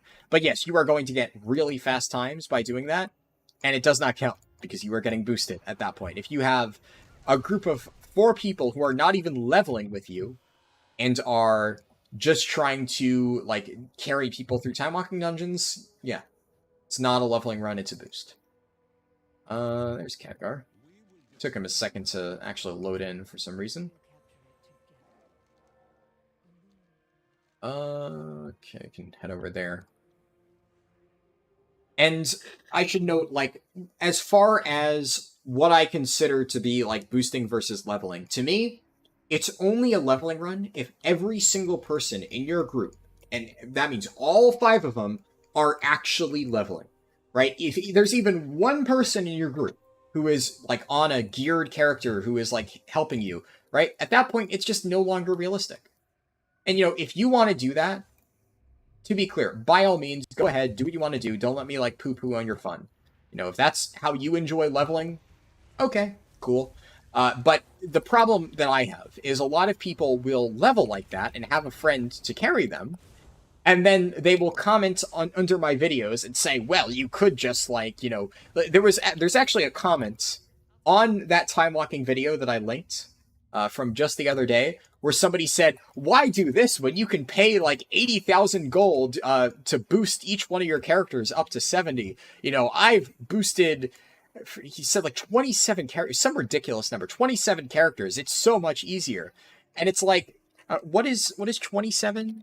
Times 80,000. Let's just do the math real quick. 27 times 80, and then 3 zeros after that is 2 million gold, and then 160,000 gold on top of that. So 2.2k or 2.2 mil roughly.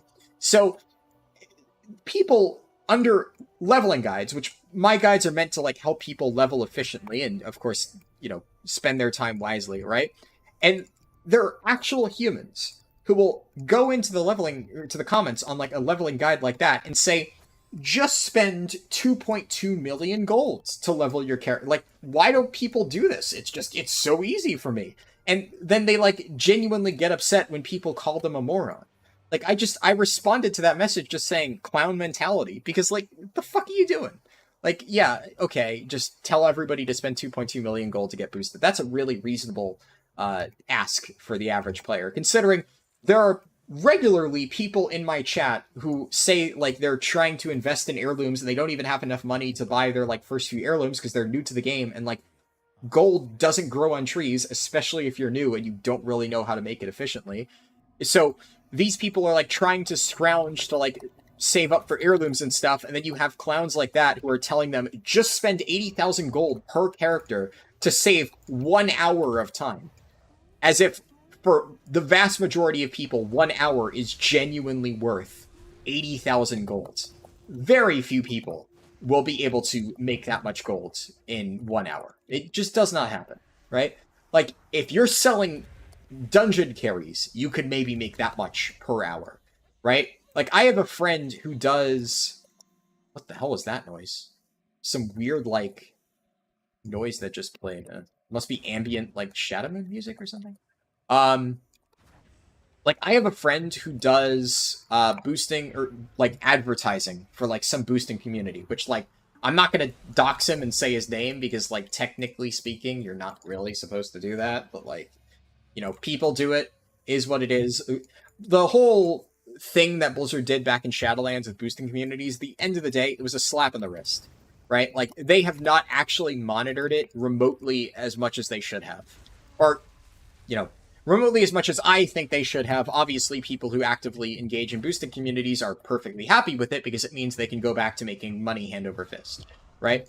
But my friend who does advertising stuff makes roughly, like, on his best hours, like 100K if he's really advertising super well. And he is, according to the statistics that he sent me, he is like literally the #1 advertiser in his community. And he is making about like, you know, 100K an hour when he is actively advertising, mind you. And even he still does leveling runs, partially because like he knows me, right? So like, you know, if he ever, like, he obviously knows how to access my guides, right? But if he ever has like a quick question, he'll just send me a message or something like that. So for him, even though he is able to make a ridiculous amount of gold, he still levels his characters normally because he knows that, like, if he just follows my route, it's still going to be faster. And a lot of times what he'll do is if he's leveling a character, level it while on his alt account just posting for advertising. So he's killing 2 birds with 1 stone. He's got to sit there and advertise anyway, so to him, it actually ends up saving him a lot of time if he can just knock one activity out where otherwise he'd just be sitting there and, you know, AFK in trade chat or whatever, and meanwhile he's leveling one of his characters. So it's just, leveling really is not that hard of an activity that you can't just do it yourself mindlessly, like on a second monitor. Definitely not that hard. So, I don't know. I really never will understand that mentality that a lot of people have. And I especially don't understand how so many people feel like it's a good idea to, like, enforce it on others. Anyways, we've kind of already beaten that subject to death, and I'm sure almost everybody here agrees with me on that anyway, because obviously you guys are here to watch a leveling run, which the entire point is you're trying to look for alternatives to boosting, right? But honestly, when it comes to 60 to 70 boosting, which, let's be real, is the most prevalent form of level boosting, I genuinely think the new Thaldraszus strategy that I'll be showcasing at the end of the stream, I think it kills boosting. Straight up. I think with that extra added bit of efficiency on top of the already really good questing route, I really just don't see why you would ever boost anymore, assuming Blizzard doesn't nerf this, which is one of the reasons why I have said the way I'm trying to kind of reveal this and advertise it, like when I make the video on it, it is definitely going to be a big kudos to Blizzard for giving players an alternative to boosting, right? Because if I frame it like that, and I frame it like Blizzard is actually helping players and stuff, even though it's a complete accident, right? I don't actually think they intended that. But if I word it like that, then it puts Blizzard in a position where they either have to basically nerf this one leveling method and endorse boosting indirectly, or they just let it ride and give people a very good alternative. So we'll see how they handle that. But I think if we play our cards right, we could get them to not nerf the experience. Or at least buff other stuff to kind of balance it out. Because definitely the fact that boosting is still as prevalent as it is, I think is bad. I think boosting will always exist as a method of leveling, right? Because there are people who just really want to put in the bare minimum level of effort and they have more gold than they know what to do with. Yeah, it's going to happen, for sure. But I think the fastest, most consistently efficient way of leveling should still always be solo play. Just makes sense, right? Or maybe not solo play, per se. Doing the intended method of questing, right? If you want to level with your friends, it is an MMO, that should be efficient too. But I think doing the intended methods by Blizzard of, you know, questing and dungeons should definitely be faster than buying a boost. Whenever Elite experience gives that much that it's faster to just pay somebody money to do it, I think that sucks. And as I said, there's still going to be a market for it, so it's not like the boosters are going to go out of business. They just maybe won't make quite as much money as they are now. And maybe I'll stop getting stupid idiots commenting under my leveling videos telling people to just shell out 80 to 150k to buy a boost, like, as if that's even a reasonable ask. I forgot to drag these mobs into my Havoc, and there we go. Fuck, how do can I break out of this? Doesn't look like it. Okay, let me scroll up a little bit. Minimizing your weak points and maximizing your strong points. I like that comparison as well. Yeah, I'm not sure what the exact definition of min-maxing is, but both of those wordings from Goose Comics and Azal are definitely very good ways to describe it, I would say.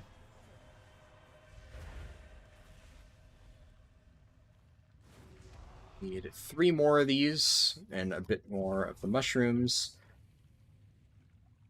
Speaking of doctor shows and horrible endings, Scrubs Season 9.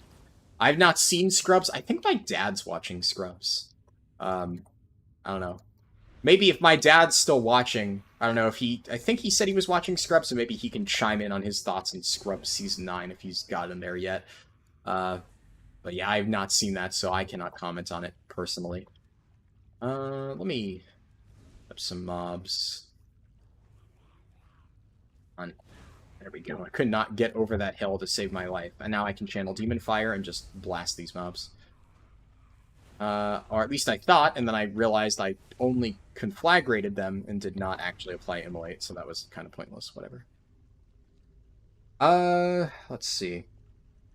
Oxara Luna said, I finally won the fishing event and got your 2nd heirloom ring. Awesome. Did you have to resort to playing High Mountain Tauren, or were you able to do it without that? I would imagine most people these days who really want to win the fishing tournament are going to have to use the High Mountain Tauren strat, just because it's, like, so overpowered, and now that everybody knows the strategy in my guide, it's like, you know, you kind of need every little advantage you can get. But I'm curious to see if you manage to pull it off without using that.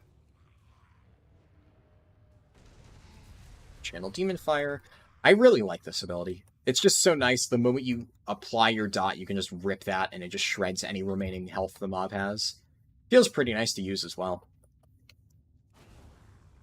Okay, nice. There's a decent patch of mushrooms that I can probably use there. And Chaos Bolts. This should be 3 mushrooms, I think. Only 2. Okay, well I can get these other little bits of mushrooms to finish this up, and then 1 last mushroom as I'm exiting the cave. Here we go. Nice. One of the cool little advantages of doing these leveling runs is also, this is by far the easiest way to knock out my Traveler's Log, because I get so many random little things done while leveling up alts and questing and stuff. It actually makes it really easy. I almost never need to actively pursue the trading post thing, because this just always covers 90% of my objectives and whatnot. One thing that I'm a little bit annoyed about, though, is I just checked the trading post before starting the stream, and it looks like for this month, they've done the Demon Hunter, Druid, and Death Knight sets all at once. And it's just simply impossible for me to afford all of it. Like, even if I had saved up for the past 2 months, and of course I didn't even want to do that because I wanted the Paladin set, that means I now can't get all of them. And it's the classic case of, like, it annoys the hell out of me that they did this, like, FOMO garbage where they were like, we're releasing it over the next few months. We're giving you, like, 1 month of notice. And then you better start saving now. Meanwhile, I had already spent, like, most of my trader's tender by that point because, like, I didn't know that they were going to be releasing limited time only sets. I'm assuming that these will eventually rotate back around onto the trading post. Like, their wording never explicitly said, like, if you don't get it now, it's gone forever, but it's still mildly annoying. Especially because, like, I, play a lot of tanks, so I would prefer to be able to get the sets for all of the different tanks classes, at least. I skipped, like, the Rogue and Priest ones, but I did get the Paladin one. So I'll probably end up having to skip the Death Knight stuff, because admittedly, I don't think the Death Knight set looks really cool, but I at least wanted to get it just for, like, you know, collection's sake, but I'll stick with, like, the Demon Hunter set, and I bought the Druid weapons, because the Druid weapons actually looked pretty cool. We'll say that much. And I'm going to head into Talador. A lot of times at this point I might, like, kind of beeline for Gorgrond, but with only one level left to go, I should be able to knock out last level with just random garbage in Talador, and then we can continue on to the Beast Mastery Hunter run, which will be right after this. Inquisitor's Gaze is good. Yeah, definitely Inquisitor's Gaze for this. And I guess Ritual of Ruin is probably a better option than the other one. I believe it comes from the tabletop RPG hobby, referring to minimizing certain stats while maximizing others to make you very good at your specific niche. Ah! You know what? Actually, that makes a lot of sense, because, like... So I haven't played Dungeons & Dragons a lot, but I played a little bit with my stepsister, and there was, like... So the little that I remember of it, of, like, when I was creating my characters, like, you have to roll dice, and you get, like, a certain amount of numbers, and then you have to pick which number you assign to which stat. So that actually makes a lot of intuitive sense. That, like, you know, if you're min-maxing your D&D character stats or something, you're maximizing one particular number, and then, like, the low number.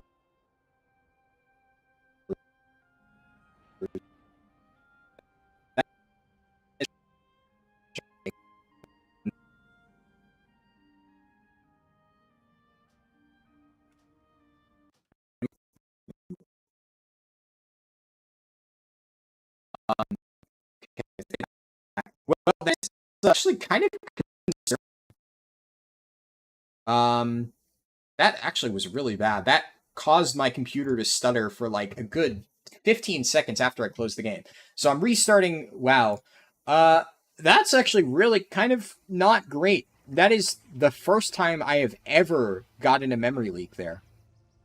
Yeah, I think I caught it very early, because I immediately noticed that my game became choppy, and I'm glad I noticed early, because I wasn't really actively looking for a memory leak, but I noticed early. Fuck. Man, what the hell?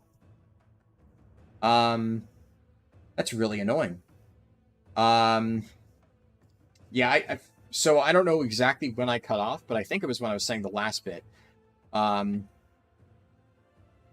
yeah, all I was saying before the memory leak abruptly cut me off, which really not thrilled that it's happening outside of Valdrakken now. Don't want that to be a consistent thing. But, it makes a lot of intuitive sense to me that it could come from something like Dungeons & Dragons and, like, you know, min-maxing your stats and whatnot. I could 100% see that. That's pretty interesting. But, that is a concerning memory leak. Anyways. Yeah, the black screen was because I was restarting my game. So whenever I restart my game, it does that. I used to have, like, a little MS Paint splash screen. I just don't care enough to really set that up before every stream. We'll see. There's lots of little things that I'll have to get done before, you know, different streams, but right now, the only thing that is a priority to me is before, whenever the next stream will be, which will probably be Saturday next week, and actually it'll definitely be Saturday because of Darkmoon Fair. Before Saturday's stream, I'll have to figure out how to get, like, Nightbot or some sort of, like, chat moderating thing set up, because after the fiasco at the start of today's stream, I'm not dealing with that again. You know, could argue it's karma for being lazy and not getting that set up beforehand. And it was just unfortunate that, like, nobody I had as a moderator happened to be around at the moment, so it's just, you know, unlucky timing, right? Any idea how to make a token? I do not recommend. I'm going to be completely real. I am not, like, a gold-making channel whatsoever, and I genuinely do not recommend trying to farm gold for a token. With the current prices, it is not worth it. From what I have heard, the reason for the tokens, like, rapid inflation is because there's apparently some raw gold farming exploit that people are abusing, and that is just driving the price of the token up. So I do not know what the exploit is. I just know that it exists, and all I can really say is that you really, as, like, a regular player, do not stand a chance at this point of realistically being able to buy a token. So it sucks, but it is basically now kind of in an infinite arms race where unless you are actively selling carries or exploiting the same thing that other people are exploiting, you are just not going to be able to afford a token as like a monthly sub thing. That is just an unfortunate reality at the moment. So like a lot of my friends I know who used to buy tokens to pay for their monthly sub, they just don't even do it anymore because it has hit a price where it is just no longer cost effective for them to use their gold on a sub, and they have just switched to paying for it with real money and saving their gold for other stuff. So it's, yeah, just a little bit unfortunate with the way that, it's currently working out. Okay, let me set Havoc up. And so that's so much damage. And I'm going to drain life for a little bit, because then I can do Cataclysm and Channel Demon Fire. Nice.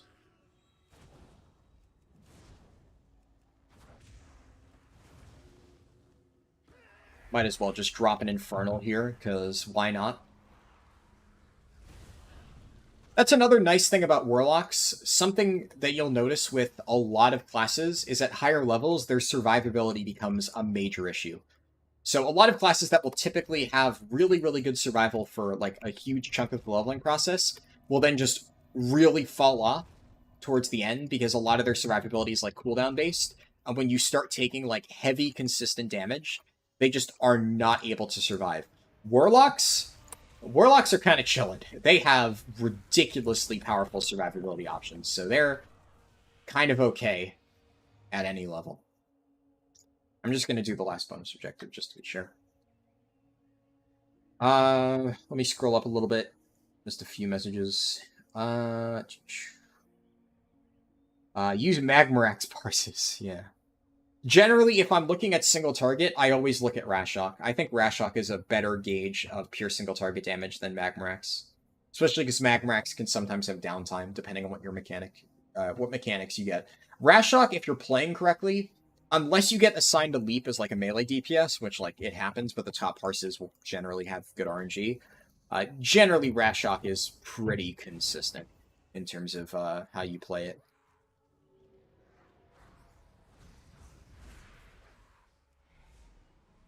Alright, let's do this. And then I'm just going to channel Demon Fire here. Be faster and do these portals. What tips would I give to a player who's not familiar to tanking at all, but played a game for a lot of time? I mean, saying played a game, are you saying played this game for a lot of time? Like played World of Warcraft for a while? I assume that's what you're saying. That's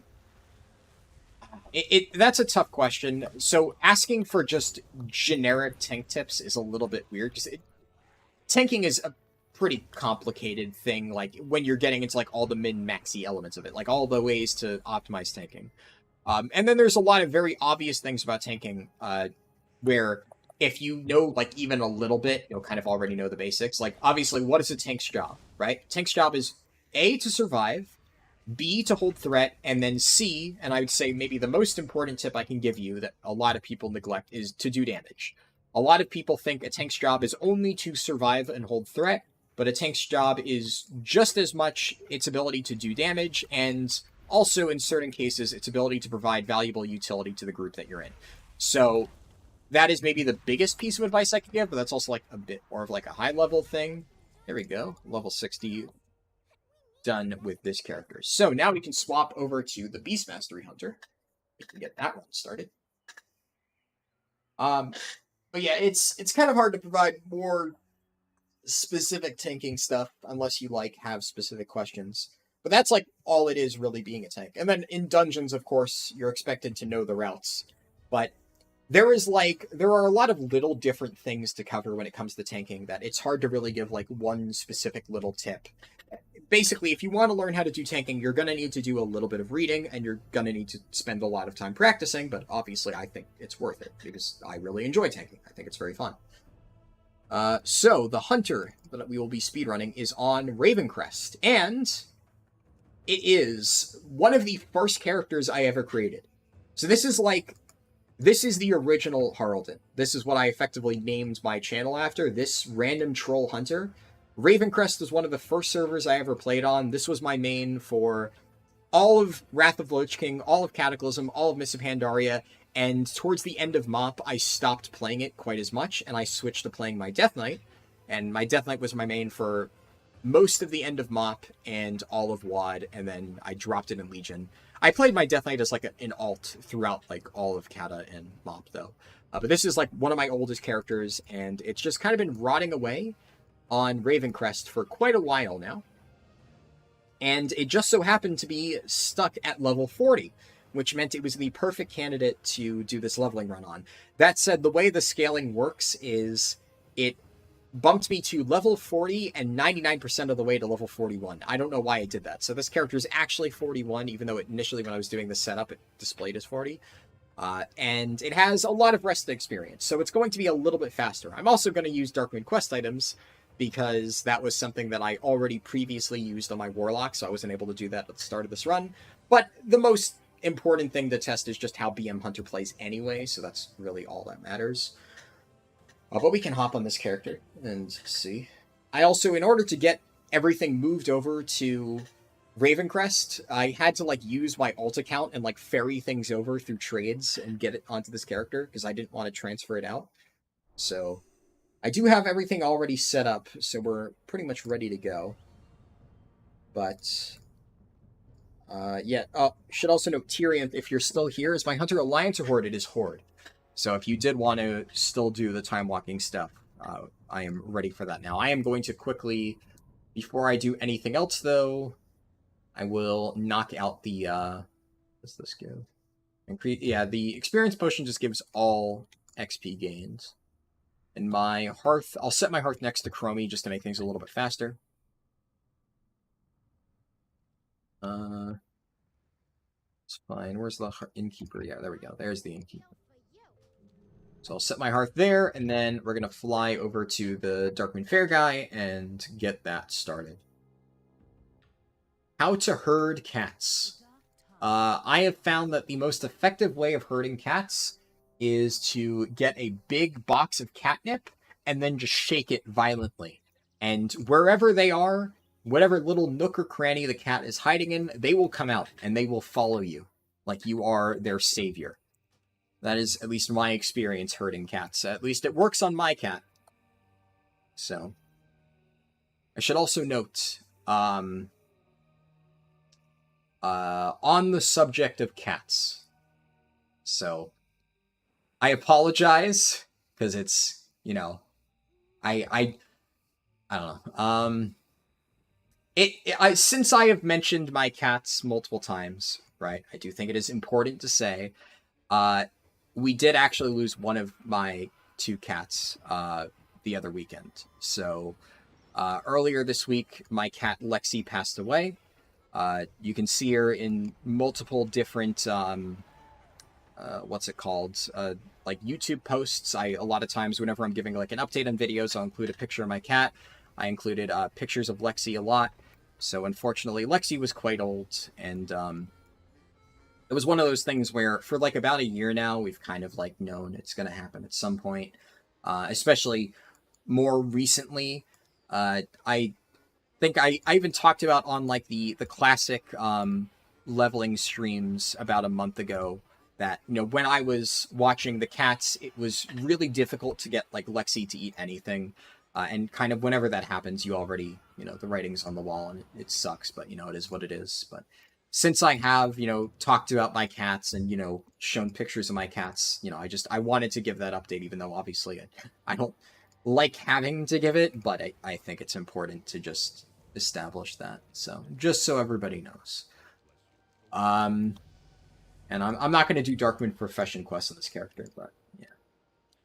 We do still have Finn, though, of course. Finn is my other black and white cat, and he is the crazy one. He is the one that, like, if you ever see a picture Well, now if you ever see a picture of a cat, you know which one it is. But any of the old pictures on my like YouTube posts of a cat like doing crazy things or a cat sitting in a box or something like that, it's usually Finn. He's always up to something, and you know he's crazy, and he is very food driven. I found that, you know, if I ever need to get Finn's attention, I just anything food related, he is like all over it.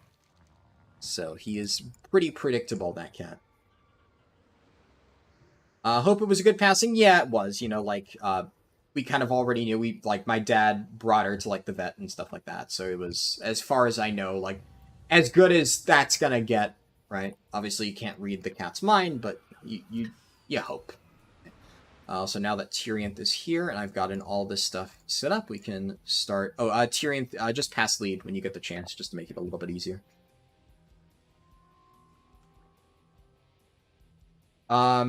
Hopefully he won't take it too hard. Have you considered getting another cat friend for him? I don't know. I don't... That's kind of up to my dad, whether he wants to do that or not, right? I know my dad has been saying for a little while that he wants, like, another dog, at the very least, and maybe at this point he will. But I don't know. We'll see, right? Definitely, like, whenever I eventually get my own place, I will probably get, like, a cat. I don't know exactly when that'll be, but at some point.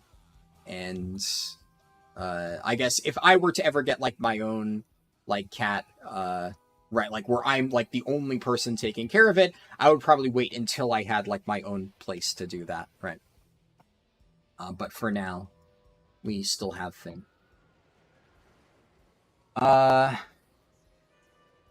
Let me scroll up, though. I did want to get that out of the way, but obviously I know it's, like, a sad thing to talk about, so not gonna hover on that, right? One or two optimized characters would massively speed up a run, but that's still a boost. Yeah. Even then, I mean, it would massively speed up a run, but, like, a run even being, like, 50% faster would be a massive increase. Getting, like, a run that is 100% faster than, like, my time walking 60 to 70 with, like, Blood DK, that's going to be a struggle. Because, like, I did those dungeons reasonably efficiently. Was I one-shotting every single mob? No. But I was doing very large pulls, and I was doing them, like, even as a Blood DK, still pretty high damage. And it was pretty effective. So you're going to struggle to get runs that are that much faster, even with boosters, right? Will it be faster? Yes, but yeah, that was the whole kind of thing that we were talking about before. Like, a lot of people, I think, overestimate how much time can realistically be saved.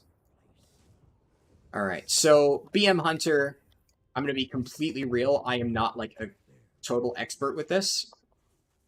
I am not quite as familiar with BM Hunter as I am with other stuff. And, I mean, you don't really need to do much to get the most out of it, but there's, like, some stuff you can do to... Oh my god, that fire hurt. That was... Huh. That's a lot. How many targets do you need for Beast Cleave? Beast Cleave is... Oh no, it's not a specific number of targets. It's just, whenever you use multi-shot, it triggers. Okay. I think of, trick shots. Requires you to hit a certain number of targets with multi-shot. Beast Cleave is just when you use multi-shot, you get the effect. So that is kind of the main thing with Beast Mastery Hunter AoE. You just need to have Beast Cleave up, and then your pets do, like, splash damage. You can see here. Stomp does a lot. Stomp is triggered, I believe, whenever you barbed shot, right? Yeah, when you cast Barb Shot, your pet stomps the ground. That's going to be a huge chunk of my AoE. Barb Shot still does a lot, so I want to make sure I'm spreading that dot to multiple targets. And then Beast Cleave on AoE is definitely going to be doing a lot. So, I also want to make sure I'm not over-capping on Barb Shot stacks, but... So there we go. Just keep Barb Shot up, and you can keep it at 3 stacks, I believe, is the cap. So I'm going to refresh Barb Shot, kill commands. I don't know if my exact order here is correct, but I'm sure it is fine. So we got a Barb Shot reset. I'm going to use that towards the end to keep the buff up. You can see here in the middle of my screen, I have 3 stacks of Barb Shot. That increases my pet's attack speed by 30% per stack, which is pretty good. And gonna just barely refresh the buff. Kill shot, kill commands, and yeah. Oh wait, we lost Tyrion. Oh no. Unfortunately, I cannot res as a hunter, so I'm just gonna keep running. Yeah, overall, I mean, that felt like solid damage, especially considering the scaling means I'm not really going to, or not supposed to be doing a lot. But yeah, single target, barb shot, and cobra shot is just like a lot of my overall, as you can see. Okay, we got the Tyrande one. Waiting for the mobs to group up, and there we go. And this set up, Beast Cleave's falling off, so I'm going to refresh it. I do kind of wish Beast Cleave had a longer duration, but like I understand why it doesn't. They want to force you to like actively weave multi-shot into your rotation to like keep the duration up, but it is just an annoying thing. It's one of the things that I don't love about BM Hunter. Like, BM Hunter is one of those specs that we cannot be doing this. We have to go back. Yeah, we have to keep the mobs in the light, because if they're not in the light, they take 90% reduced damage. So.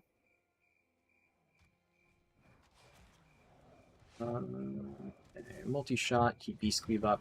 Yeah, BM Hunter, like, I played it a lot when I was younger, and I think, like, aesthetically and thematically, like, it's a fun spec. I understand why a lot of people like it, but I've always been just kind of, like, not a huge fan of the actual playstyle. I just find managing, like, barb shot stacks and keeping Beast Cleave and stuff up just to not be super fun to maintain. Anyways, we'll have plenty of time to talk about BM Hunter as the run goes on. Let me continue reading chat. Catch up on all the stuff I missed.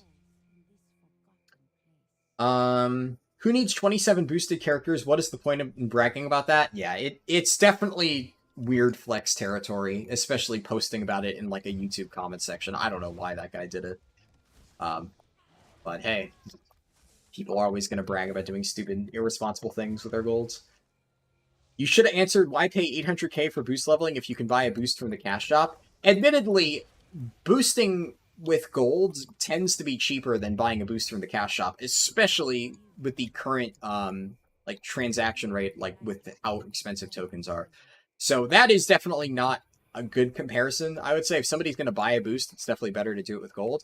I would not recommend doing it anyways, right? But the shop boosts are so ridiculously inefficient for how they're priced. Never, ever buy those. When people say, like, buying boosts is worth it, they are almost always referring to, like, getting boosted by other players, not buying the store boost, because the store boost is very, very bad.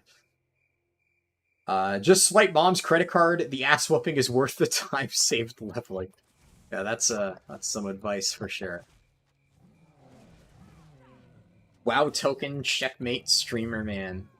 I mean, some people, they would rather do that. And I mean, I've definitely bought a few tokens, right? With the price being as high as it is. Like, it is much more time efficient for me to just buy a token when it's at its peak right now with how inflated it is, compared to like having to farm all of that gold myself. I just end up saving a lot of time. So I'll fully admit that at this point, I've definitely bought a few tokens. But the reason I'm buying tokens is to save money for like raid consumables and stuff. And that gold will be used for actual important things that now I don't need to farm the golds to get, right? Like crafted gear or whatever. But leveling, like, it's just, I find it extremely silly to ever have to pay for leveling. Because, like, I do leveling runs in my free time when I'm watching something on, like, Netflix or whatever. And that's just really time efficient, right? Like, I'm gonna be watching that show anyway, might as well get something done while I do it. I just don't see why more people don't do that. Yeah, I think these are actually, yeah, these are definitely an upgrade over what I have. So that's nice, I suppose. Bronze Dragon Shrine.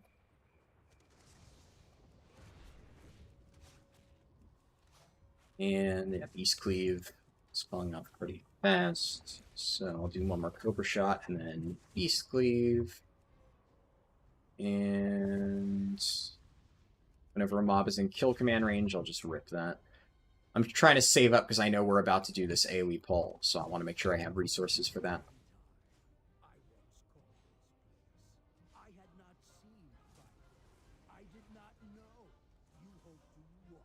Alright. Meanwhile, there are people that farm gold doing legacy raid runs, making 5k per hour, if much, and you're telling those people that 2 mil is sense? Exactly. For people that want more gold and follow your content, buy as many Darkmoon quests in the middle of the month. Yeah, actually, that's definitely a good strategy. I've always said that if you want to, like, make gold by watching my content, one of the absolute best ways to do it is if you ever hear me talking about, oh, this item is going to be really good for leveling, invest in that item early. Like, I know a ton of people early on, when I, like, first started making my leveling guides, would tell me that they made a ton of money by flipping gun shoes, or just crafting gun shoes outright. Because the moment they saw that I was recommending it, they just bought up a ton of gun shoes and put them on the auction house for like 5 times the price, and it sold. Because before it was really well known that gun shoes were super good, you know, the price was fairly low. And then it increased. Same thing with a bunch of people did that with cracked Radnax control gems. I mean, also, if you have a bunch of alts who have Argus unlocked, which isn't too hard to do, you could definitely farm that. I'm not saying that's going to be the most efficient way to make money ever, but while I will never give you express gold making tips, it definitely is historically true that a lot of times when I recommend... What the fuck? What is the hitbox on that breath? Are you shitting me? Okay, that apparently is just a semicircle. Good to know. Alright, I will re-queue there. Okay, definitely this is the time walking one.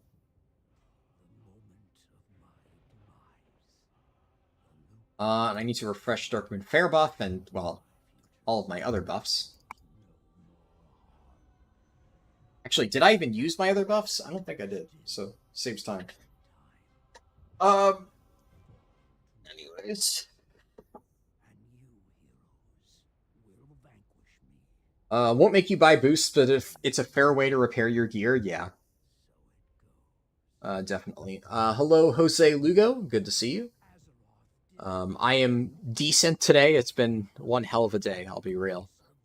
I'm gonna drop the instance group. We can queue again because this priest is just not accepting it. It's faster. Naomi said, hi, how's it going? They did say everything should be going back up on the trading post. Yeah, that's what I thought. I just wasn't 100% sure, but it makes sense. And I saw what Naomi said about, wait, holds up, green name with the doggo. Did you get a membership gifted? You did. And I don't know if it already got answered lower, but Tyrianth was the one who gifted it. Earlier in the stream, Tyrianth gifted 5... it's memberships, the equivalent of, right, like the Twitch subscriptions, right? So he gifted 5 of those. You got it, and I know Owner got one as well. And I recognized most of the names on there, too, which was pretty neat.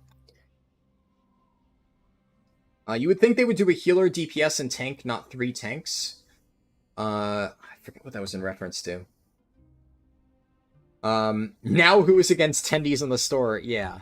That's kind of the problem, though. They kind of strong-armed people into, like, you know, being forced to buy the tenders in the store, or just missing out on a lot of stuff, which, I mean, was kind of their intention, I think, unfortunately. The DK set is nigh impossible to mog around. Yeah, in fact, after I turn in this quest, I think this gives experience, right? Yeah, it's like a quest's worth of XP. Probably worth it. I'll quickly check the trading post and show people maybe who haven't looked at it yet, and just give my thoughts on it. Definitely not a huge fan of these sets. I don't think the Monk set is available yet, but out of all of the sets they showed, the Monk set was my favorite by far. So I definitely am going to buy that when it rolls around, and it's probably going to cost me like the vast majority of my Trader's Tender for the month. So at the moment, I can also grab some more. There we go. Yeah, at the moment I have just the 200 that I just picked up. I spent all the rest of mine. So I have 200 and I can get however much more. Yeah, only 200 more. Fuck, actually, that's not a lot. So I can only get 200 more. I'll have 400 total. And actually, I don't think I have enough to buy any of the remaining ones, which kind of sucks. That said, I'm not really a huge fan of any of these sets. The ones I bought the Druid weapons, because I actually do quite like these. And I bought the Demon Hunter weapons, because I think these ones are pretty cool as well. I like the appearances. But then we have these Death Knight weapons, which this axe is okay. This sword is okay. A bit of an odd color scheme. And then there's like this Nyalotha kind of sword, which I just don't feel like this matches Death Knights at all, so I'm not really a fan of that. And what's it called? This thing, Ashamane's Vestments of Rebirth.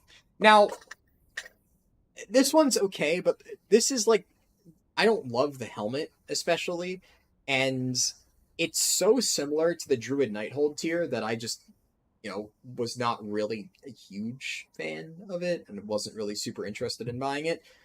I don't know, just not loving it, really. And then there's this Death Knight stuff, which, this is just, can we all agree that this is a hideous set? I think this is the worst out of all of the class sets. I don't know. I just do not like this at all. The helmet is just, it looks terrible on a troll, but it kind of looks terrible on everything. I get that it's supposed to be, like, Nerubian themed, but the shoulders literally have flies buzzing around them.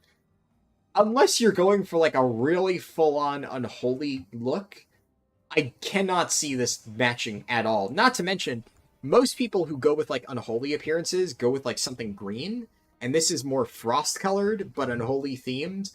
It's just a weird... nothing about this works. I don't know. I do not like it, Sam I am. And the Demon Hunter one, I don't know, it's okay.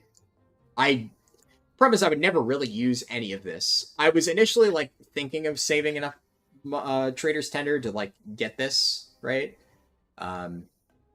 It's like, am I ever gonna really use this in a set? It's kind of cool, but, like, the whole rock theme just doesn't really go with Demon Hunter. It just fundamentally does not match. I like the Blade Fist, but any recolor of the Blade Fist I really, really, really want, but at this point the problem is I have no idea whether I'm going to have enough to buy... Oh, I bumped my desk thing. Crap. I have no idea whether I'm going to have enough to buy all the other sets that I want, so I just froze the Blade Fist, and, like, I'll probably keep it as my frozen item for a while, because I really like that, but I don't want to miss out on the actual class sets until much, much later, especially the Monk one. The Monk one, I love the Monk one. I've seen some people saying they don't like it, which surprises me, because I think it's sick. But I definitely want to get both that and the weapons, because the Monk weapons are amazing. Like, they have the fan. Oh, I love the fan. I can't wait for that. So definitely very excited. You think you're only getting the Demon Hunter armor set and Druid DK weapon sets? I could understand that, yeah. I think the Demon Hunter weapon set is definitely... Actually, no, I take it back. The Druid weapon set is definitely the best out of the three, by far. I think having, like, those unique kind of appearances for all three specs, and maybe my, like, eyesight was wrong in it, but I think they also gave fist weapons for Guardian, at least something that they can transmog, is that there was a fist weapon on there, which presumably means that, Guardian Druids would be able to mog it? I don't know. You would hope.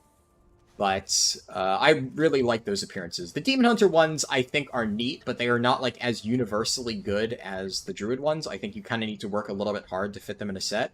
But I'm sure I could manage to make them work.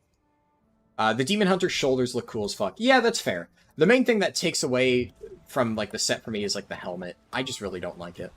And compared to some of the other sets, like, I really think the Paladin set was cool. Because, like, the Paladin set had that whole Scarlet Crusade vibe going for it, and I think that's really, really neat. So I was really happy to pick that one up. And the Monk one, the thing I like about it is it has a very clear theme that, like, is somewhat Monk-related, like Pandaria-themed, kind of, but in a direction that they've never really explored before, that being, like, the Mogu. Because a lot of, like, the traditional Monk sets are very, like, Panda-themed, which makes sense. But I think exploring other elements of Pandaria's, like, design, like the Mogu, like, faceplate, I think is just really fucking cool. I love that design. I think it's very, very, very neat. So I'm probably going to use that on my Monk, like, 100% of the time whenever it's finally added. I forget which month they said it was in. I think Monk was, like, one of the last ones that was supposed to come out. So I'm not sure.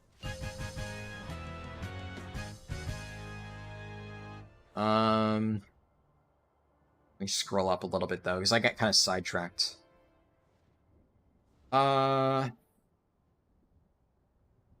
Talking about trading posts, there's a bug with the Krusty Crawler. If you use the toy Broogie Blackheart's Handsome Hat, the crab changes colors when using the mount special. Really? That is a weird, oddly specific bug. that I'm surprised you found, or I'm guessing maybe like the secret finding Discord or something found it. If you managed to discover that on your own, Chori, that is a very interesting setup to make that happen. Okay, yeah, so I'm at the point where I had the memory leak towards the end of the Warlock run. Only real reason you want to buy a token for game time right now is either you can't actually afford game time and it's about to run out, or you're making way more gold than you care about anyway, yeah. But, like, with the current price of the token, the amount of people making so much gold that they don't care about buying a token for, like, game time, it's just an extremely small number of people. Like, that is, I would honestly say, less than 1% of the player base. And I think a lot of people who know a lot of rich players probably are like, oh, it's definitely more than that. But, like, as I said before, I know a lot of people who are able to make gold, like, hand over fist. But I also recognize that they are definitely in the 1%, right? Because, you know, when you get to people, like, who are kind of at my level of investment in the game, and they, you know, play this game pretty much as their main game all the time, and they're doing, like, tons of extra activities to make money, obviously you're gonna meet a lot of people who are able to make ridiculous amounts of gold. But you have to remember that, like, you know, most of the players who are playing this game are not in that position and cannot very easily make ridiculous amounts of money that quickly. So, yeah, it definitely is not attainable to most people. And obviously, yes, the main advantage of a token is, you know, if you can't afford it IRL, it helps. But I think kind of one of the problems with the current price of the token is that it's just moved out of reach of being attainable for those people, which sucks, right? Because if you have been relying on the token to basically be able to play WoW because you just can't afford it for whatever IRL reason, then this is just overall going to make things much harder for you. And yeah, that's never good. That's never fun. Never want to see that happen. Oh, fuck. I was wondering why I was so slow, even though I was on this side of the wind, and it's because I forgot it's based on the direction relative to the boss, not relative to that part of the room. Which is why I always drag Alteris to the center to start.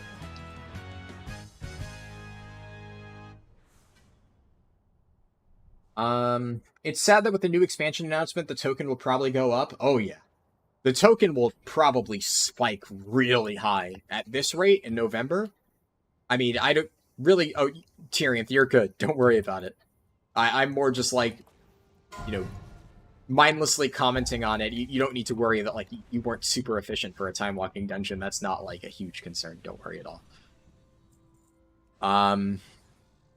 But yeah, like, with the current rate at which the token's increasing, with the new expansion announcement and just all the BlizzCon stuff in general, oh yeah, 500k for a token, I really do not think is unreasonable.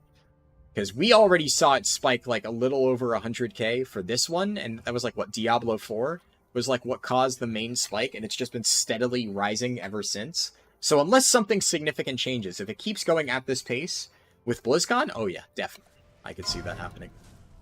I think one of the other issues with, like, the token price, right, is because it has been going up and up and up, anyone who wants to use the WoW token to pay for their sub is now, like, buying tokens like mad, and, you know, that kind of just further drives the price up, right? Because now everybody's like, if I don't buy now, then I'm never going to be able to pay for my sub again with the WoW token, so it's just kind of like a self-fulfilling prophecy, whereas before people would maybe wait a little bit. Now it's just, like, super volatile, just in general.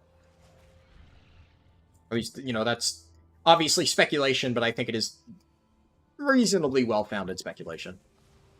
And obviously the data supports it regardless, so.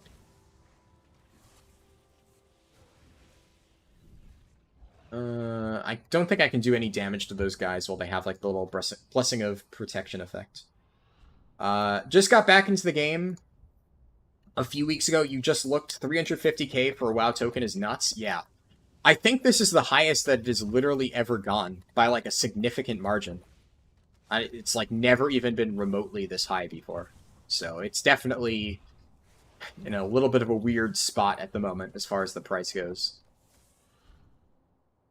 Which is kind of why, it finally passed that threshold for me where I'm like, yeah, I generally don't like buying the WoW token, but at this point, like, if we're hitting historic price highs, and the gold is still going to be really relevant for me, then sure.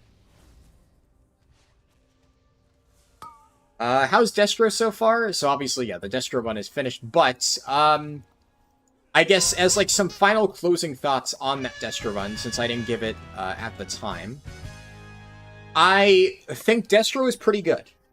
It's definitely one of the better specs that I've leveled as. It suffers from a lot of the same problems that, you know, casters do, so I don't really think it can ever reach the same highs as, like, Fury Warrior, Arcane Mage, Fire Mage, even Ret Paladin, right? Like, I think any sort of reasonably good mobile caster or melee will just outclass it as a result.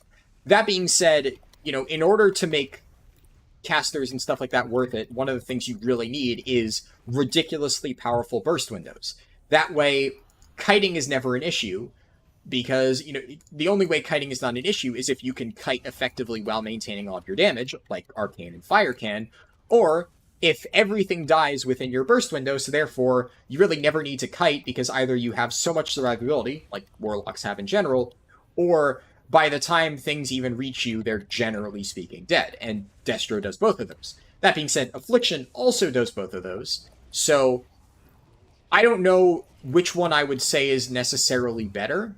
I think I would maybe say Affliction has the slight edge, because generally speaking, it felt roughly the same in terms of killing speed. It's almost exactly the same in terms of survivability. The only thing that I think Affliction makes, or does, that is, like, better and causes it to pull out ahead, is because Affliction has a lot of, like, instant cast dots.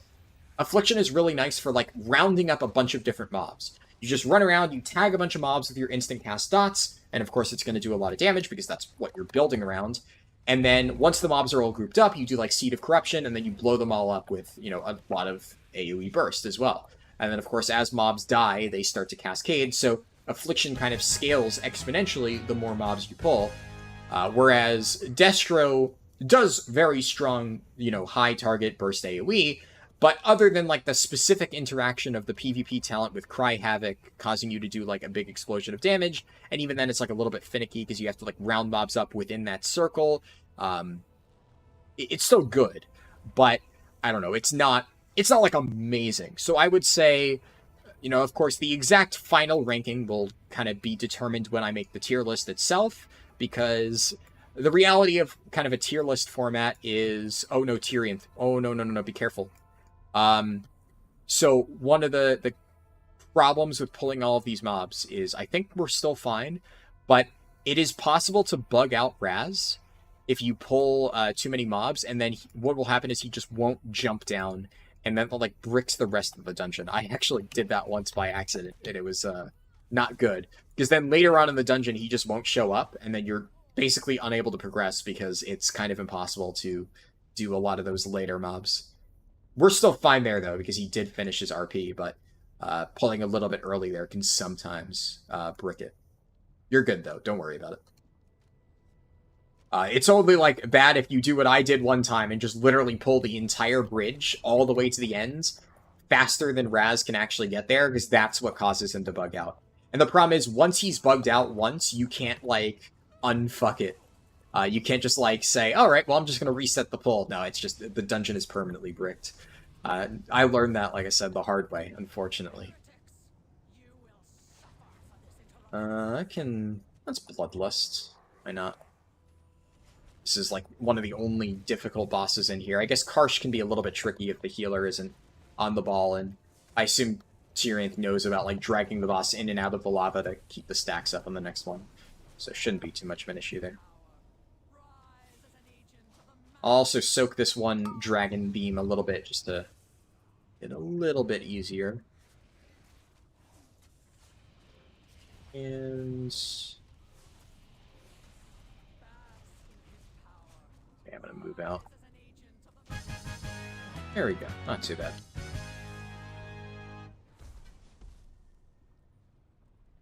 You remember when 30k for a token was too much? Yeah. How times change, huh? The starting price was what, like 15k? Wild how far we've come. It's almost like an unchecked injection of currency drives an economy towards inflation. Yeah. Almost like we have real-world data to support that, for sure. Oh yeah, so I was talking about Destro. Yeah, so one of the things about, like, a tier list format is the end result of where I rank Destro, or really anything else, is kind of going to be dependent on where I decide, like, all of the other specs fall. So, generally speaking, you kind of want to balance every single tier. Like, if every single spec is S tier, then no spec is S tier. Which is why I've said before, the only 2 specs in the game that I would rank as S tier are Guardian Druid and Windwalker Monk. That's it. There are specs that come close, but they are just head and shoulders above the rest for very specific reasons, which I've discussed ad nauseum in multiple different runs. So, like, I'm not even going to classify anything else as that. And everything else that is, like, close to those will just get high A tier, because I do think it is important to have a very clear distinction on, like, this is the power level of these specs. Like, when you are within this tier, that is what it means. It means you are at X, roughly, power level. So I will have to draw some arbitrary cutoff. Though, that being said, I think Destro and Af probably both fall into the A tier. A tier being solid mobility, good survivability, good damage for both single target and AoE, no real clear weaknesses, I think is a fair... Oh, goodness. This hurts. Just make sure that after this mob is dead, drag the boss into the lava in the center. And then when he gets like 5 stacks, you can drag him out.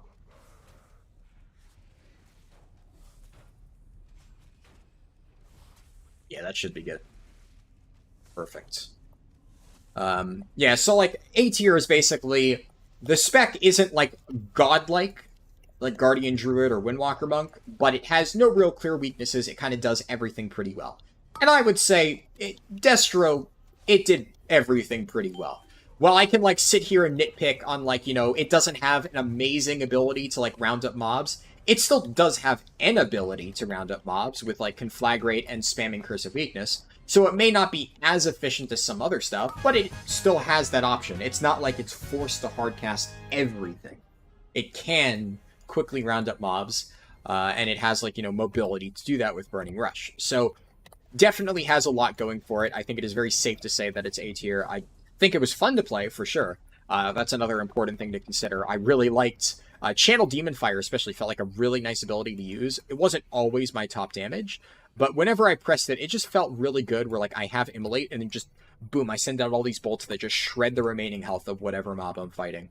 Also, those, like, big AoE Havoc nukes with Cry Havoc and, like, the little Havoc PvP talent circle definitely felt really fun, just shooting out, like, 5 Chaos Bolts at once. That's super duper powerful. And then, of course, the Cataclysm, just as an ability, is very, very broken. So overall, yeah, it felt good. I don't know if I would say it felt better or worse than Ath. Actually, I will say it felt better than Ath.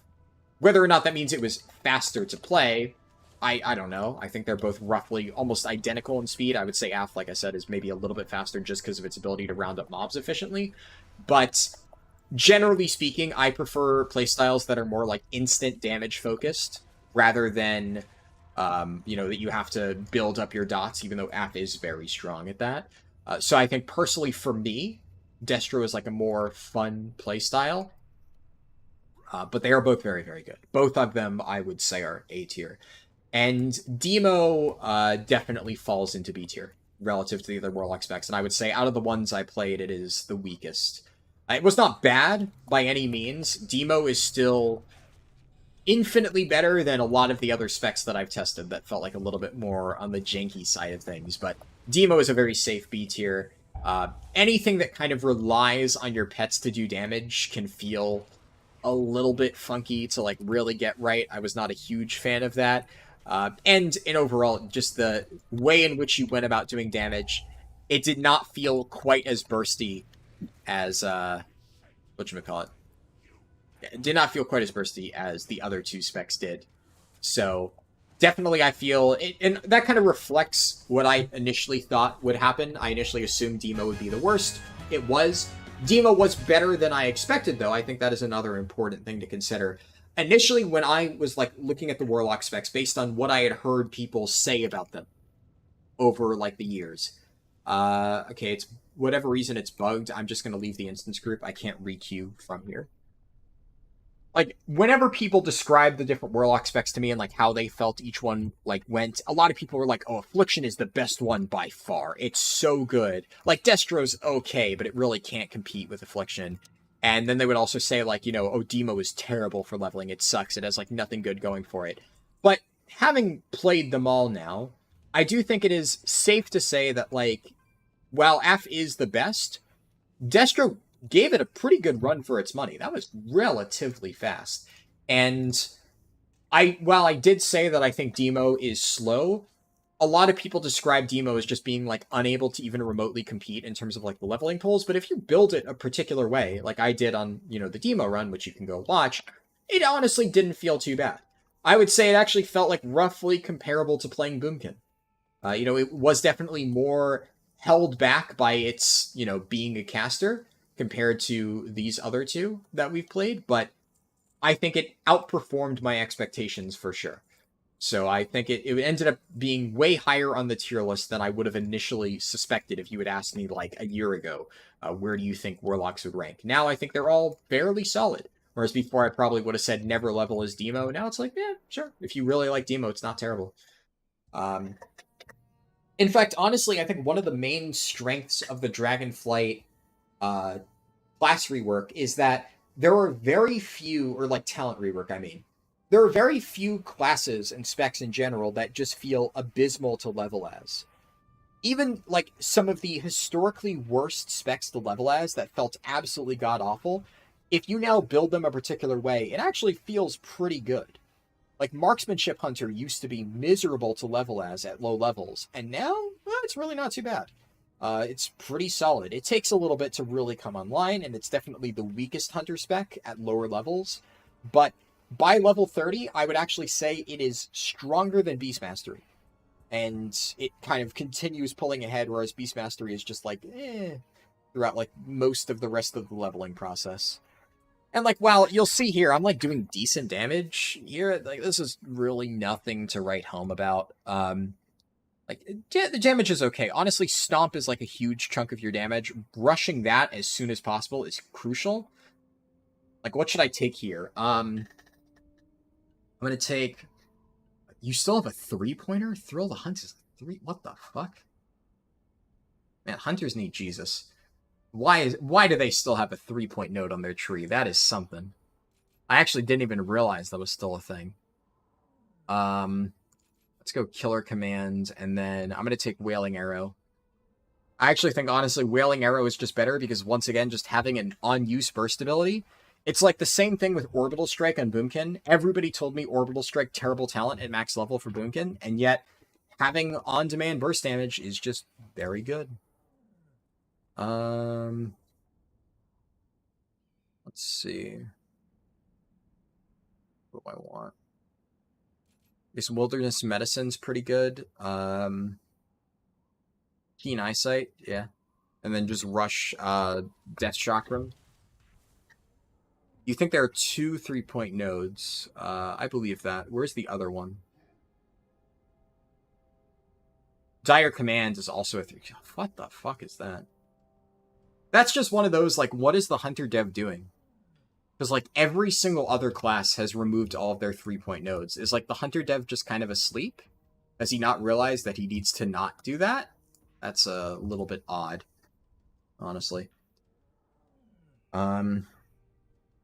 Anyways. We can continue talking about BM Hunter as we go on, but while we wait for this queue... let me see.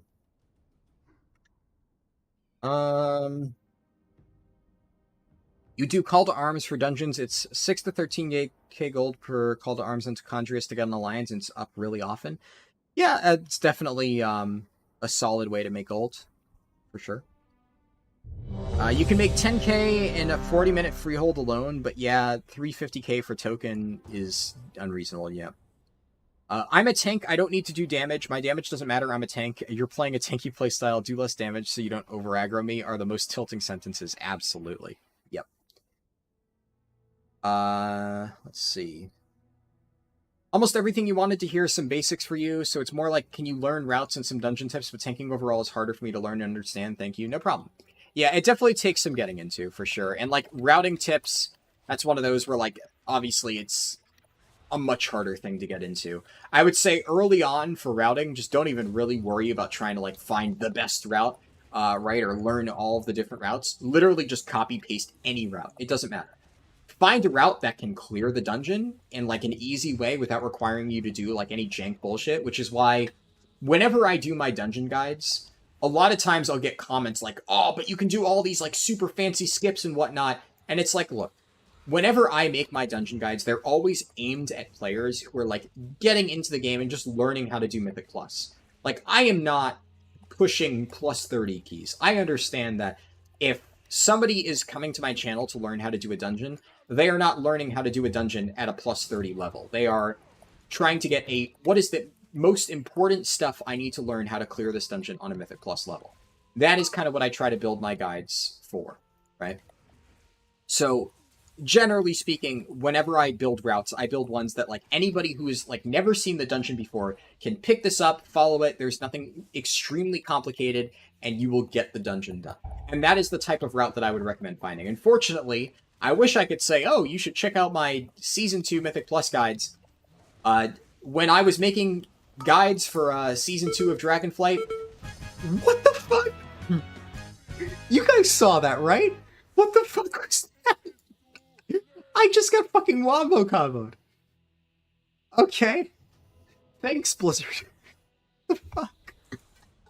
It just spawned underneath me and bounced me into 2 stacked traps. Holy fuck. Well, at least now I get to switch to Shadowlands consumables, so, you know, calculated. Fuck me. That was something. What other consumes do I need to use? Phantom Fire. I'll just, apply Shadow Core Oil and use... Fuck hell. That was, like... I mean, I probably could have lived that with a defensive, but I was not expecting it to perfectly bounce me onto the 2 stacked traps. That just... I'm, like, reading chat and did not fucking predict that happening. God damn. That's not your fault, Tyrion. There was nothing you could have done there. You don't need to apologize. Like, the game just said that I was dead, and no amount of tanking ability would have stopped that. That was some shit right there. Whew. Spicy. Anyways, Naomi said, find one tank that you like the playstyle of and just learn to play that until you hit the diminishing returns point of learning it before going into others. Yeah, definitely. Don't worry about learning all the tanks at once. Just learn tanking basics on one of them. You could have predicted and bubbled me. I mean, you could have, but, like, at the same time, I also could have pressed, like, survival of the fittest. I could have pressed, you know, exhilaration. There are multiple buttons that I could have pressed to save myself there. I did not see it coming. Like, there was just this moment of, like, panic where I saw my character floating towards the traps and, like, my brain began worrying on, like, what do I do to survive this? And then it just kind of happened, and yeah, just not much to be done there.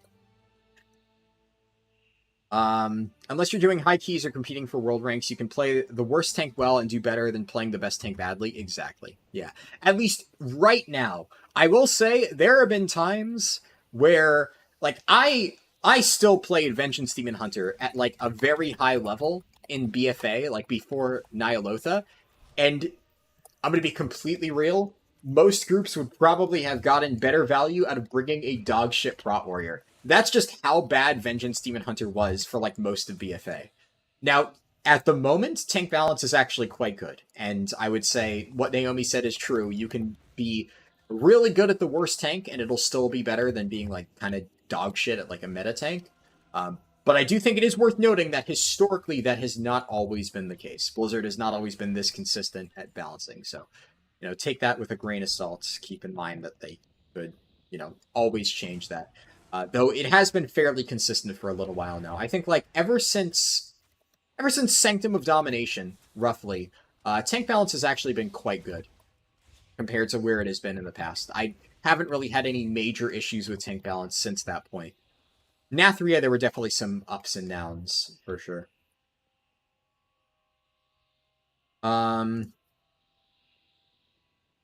Scroll up a little bit.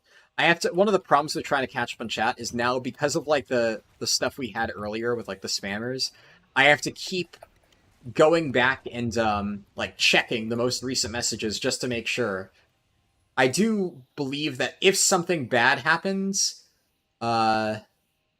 somebody would probably ping me in my Discord, because I know you guys were doing that earlier, and I appreciate that. Definitely makes it easier. And it puts my mind at ease knowing that, you know, people would do that if it was absolutely necessary, but I want to be absolutely safe and just double check for myself.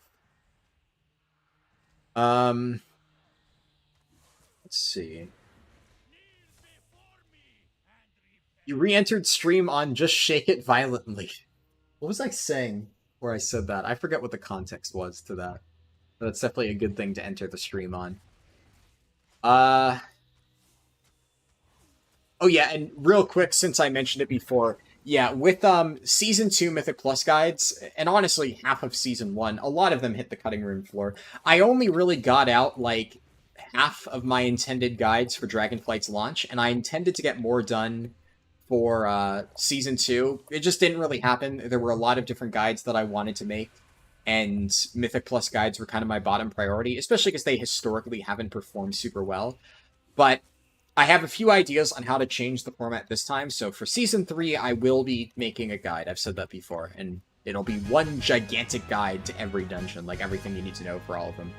Probably going to be like 2 hours long or something, covering all 8 of them, because, you know, covering 8 dungeons in a single video is, you know, a lot of ground to cover, right? So we'll see how that pans out. Also, before I forget, if you're enjoying the stream, make sure to throw it a like if you have not done so already, because it helps the algorithm and blah, blah, blah, blah, blah. You know, stuff's important. I want to make sure I mention it at least once or twice when I haven't done so for quite a while. Beam Hunter becomes very strong once you get 2 charges of kill command. I mean, I don't know about that. Obviously, getting 2 charges of kill command is nice, but you have to remember that even when you get 2 charges of kill command, you're still not very bursty. And, like, strong is relative. Like, is BM Hunter going to be bad? No. But by the time that you're getting 2 charges of kill commands as BM Hunter, like, what level is that? That's Apex Predator, right? This thing? Yeah, kill command is 2 charges. You're not getting that until much later, and it's still worth it to take, what's it called, Death Chakrams first for that burst damage. So if you're not even getting Apex Predator until, like, well into the Dragonflight leveling process, that's, like, way too late for you to be saying BM Hunter gets good then. Most specs are good by level 30, if not earlier. When your spec is only really coming into its own at level 60, I guarantee you that every other spec in the game is even. Because Marksmanship Hunter also starts off slow. Also, Tyrion, that is the 30% buff. Thank you so much for the help. I really appreciate it. I will be doing more time walking dungeons later, but I'm going to be doing them on my Demon Hunter as a tank, so I will not need tank queues. But I really appreciate the help. It really has helped me out a lot. So thank you for that. I'm going to be doing... We're just going to do Hillsbrad Foothills, just because if I ever have the option of doing Hillsbrad, I usually like to do it, just because that way we can get the Yetta Litmus test going. And I'll probably have to fight Yetimus outside of the quest, because I would imagine that I'm going to ding 60 well before I actually reach Yetimus, but we'll see. And I turn War Mode on. Yep. Do Scent of Blood, Keen Eyesight, grab that. Go to Silverman. Yeah, that's kind of one of the problems with BM Hunter. It's not bad. Like, this definitely is not bad damage, right? Like, Barb Shot's still doing work, Cobra Shot's doing work, Kill Command. Like, this is not the worst leveling spec you can ever have. And BM Hunter is very survivable, right? You have pets to tank for you. Your pets are virtually unkillable. That is a huge plus. They have good mobility, right? They can pretty much do almost everything. Actually, I think they can do literally every one of their abilities while moving, which is always a huge plus. So, lots of things going for BM Hunter. It's just they don't have quite the same damage. And that's kind of one of the things where I just can't justify putting BM Hunter in A tier. And this is something I kind of already knew going in. I've talked about it before. Marksmanship also I can't justify putting in A tier. The only Hunter spec that I think can really go into A tier for leveling at the moment is Survival. Survival really just has it all. It's also a melee, which is just, one of the nice things to have. But Survival has the same, if not better, damage as BM and MM for both single target and AoE with relatively small changes to the build. It really, you don't need to change anything, and you keep the same efficiency. And it has really good mobility, too. It's a melee, so, you can just kind of run around and do your damage that way. That always makes it pretty fast. And survivability-wise, Survival Hunter still is a pet tank. And that's kind of one of the other issues with Marksmanship. In order to make Marksmanship actually viable for leveling, you cannot take Lone Wolf. And the nice thing is, you can at least now just drop the talent and take something else, so you don't feel quite as bad. But Marksman basically requires you to have a pet out, even when leveling, just because missing a pet is just a huge survivability loss. It just makes leveling so much less efficient for absolutely no reason. So, Marksman, with their AoE talents, is definitely really good at level 30. But because it's really slow up until then, and it still doesn't hit the same highs as a lot of the other stronger specs, I can't really give it any higher than, a B. And Beast Mastery, same deal. Beast Mastery, I don't know, it's maybe, on par with Marksman. I'd maybe put it slightly ahead just because of, how versatile its pet tanking is. But Survival can do everything both specs can do, but better, quite frankly. So, it definitely gets the A tier. The others, I would say, get B tier. The only thing that we'll have to see, and I think the thing that I am more interested in kind of determining when I eventually make the tier list is, where do all of the specs stack up compared to each other? How do you compare Boomkin and Marksmanship Hunter? Which one of those two would I rank higher? That's something that's a little bit more interesting, and I honestly don't fully know yet. I'm going to kind of have to just play it by ear when we make the tier list and see which one I feel in the moment deserves the higher spot. But that is kind of mostly what I'm curious to do when making that.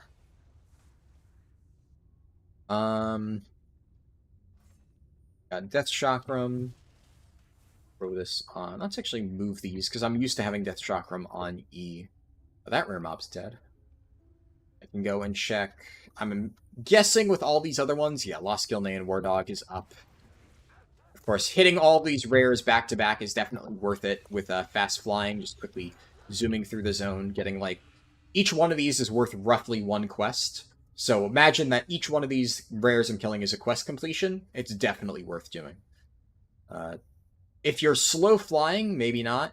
Maybe it's a little bit inefficient, but at this point, oh yeah, it's worth it.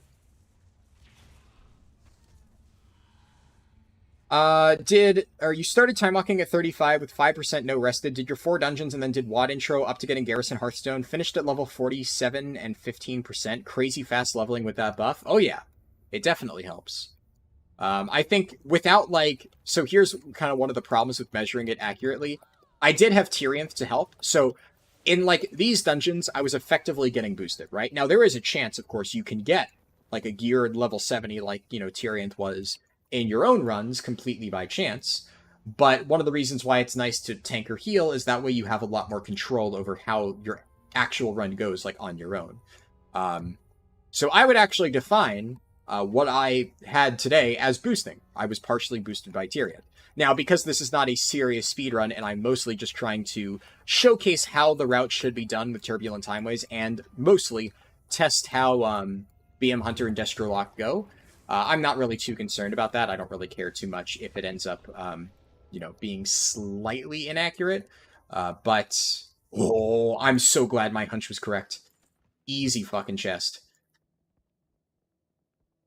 Where is Aquarius the Unbound? Is he up? But yeah, no, if I had not had Tyrionth there, that would have taken a lot longer. Now, it still would have been worth it. Absolutely still recommend grabbing the 30% buff, whether you have somebody to, boost you or not. However, I think it is important to recognize that that can definitely make a difference in your time. And it is, it's not nearly as fast as people seem to think, especially spamming the dungeons, right? Honestly, the dungeons themselves, eat up the most amount of time in the leveling process. It's getting that 30% modifier on, like you said, like, you know, the WAD intro. That's massive. 30% faster WAD intro makes the time walking dungeons worth it, despite the fact that they are, I won't say they're slow, but they are inefficient relative to other stuff in Chromie time. If the buff was not a factor, oh, yes. Fuck yes. Oh, chests all over the place today. You love to see it. I got a nose for these fucking things.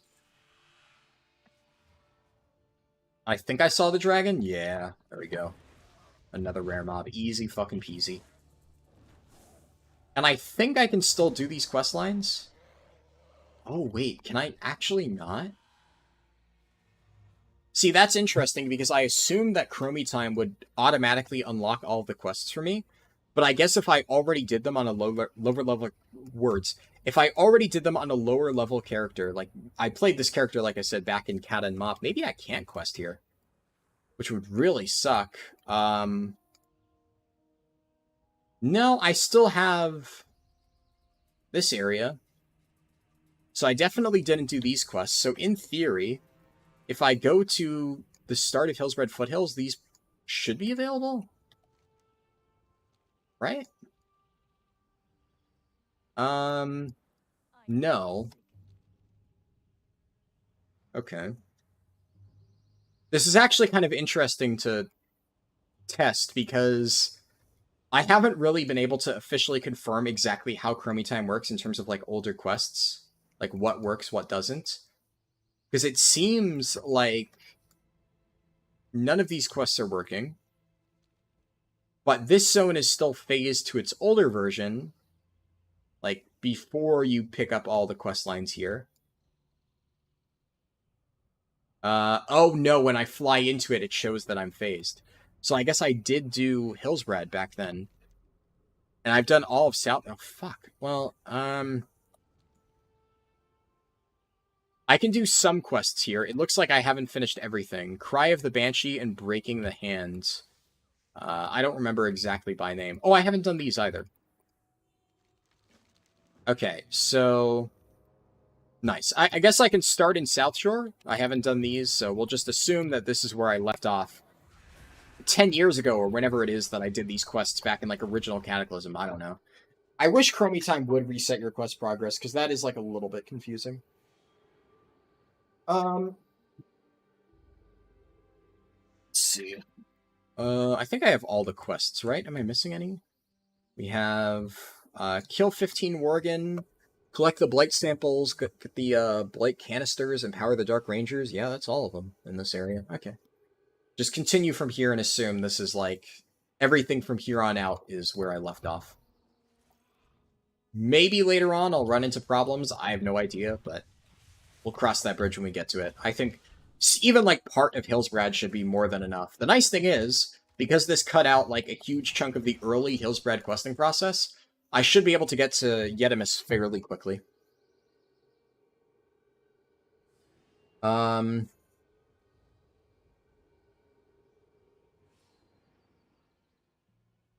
See, I think, Naomi, one of your messages earlier got deleted. I don't know, because there's something that you said where all I see is you saying versus paying somebody to do it, but there's no context because the last message you sent was about my cat.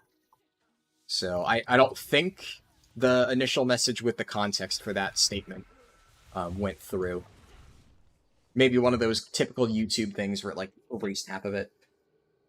Only boost you've ever used was the one you get for getting the epic version of Dragonflight. Yeah, definitely. I think everybody gets the free boost, because at that point, the only question here is whether or not the boosts are worth the money, which they aren't, right? They definitely are not worth the money. But if you're getting it for free as part of, like, buying the new expansion, then yeah, it would be silly to not use it. At that point, you're literally just getting a free character. Take it. I always do. How much did that do? Wow, Dire Beast Hawk did quite a nice chunk of damage there. Jose Lugo said, I'm not sure if you answered this, but how do you go about getting the time walking buff while leveling since you have to be in the main timeline? So that's kind of part of the problem with it. So one of the reasons why WoD and Legion time walking are so inefficient, unless Blizzard changes this. If Blizzard changes this, they will still be inefficient, but for different reasons.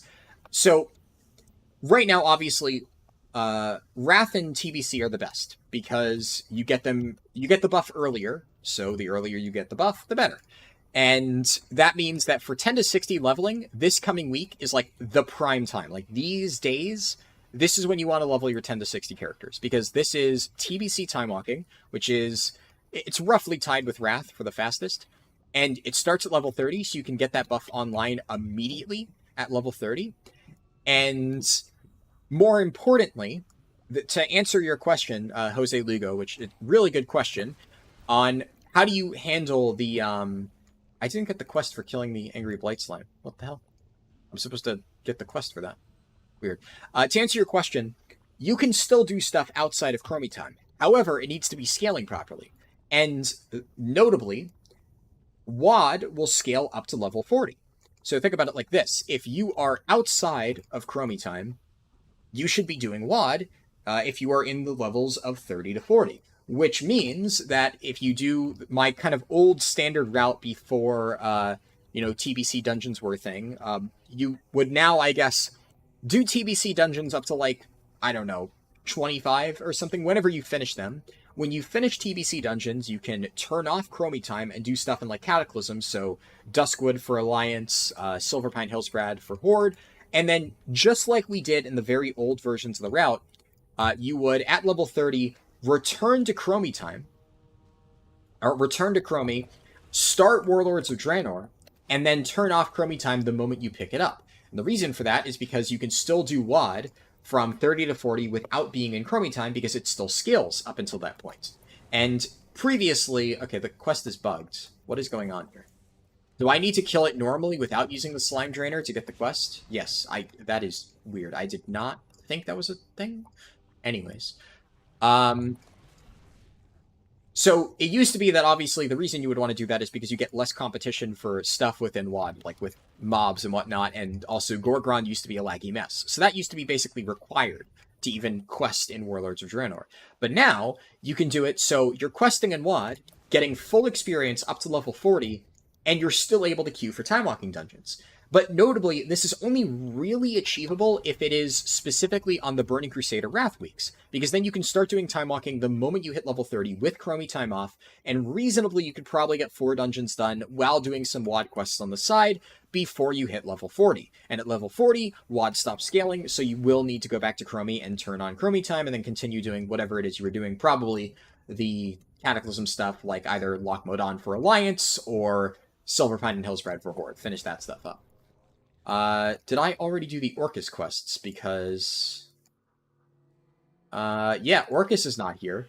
So it looks like I skipped South Shore on this character, and then went straight to the Orcus quests and did that back in however long ago it was. Question is, did I do the Hidden Naga quest? And I'm going to venture a guess that I probably did not know this quest existed. Yes, I did not know this quest existed back in however long ago, so I did not do it as a kid. So we can still get this done. It's probably still worth it. Throw down Survival of the Fittest. It's because... And...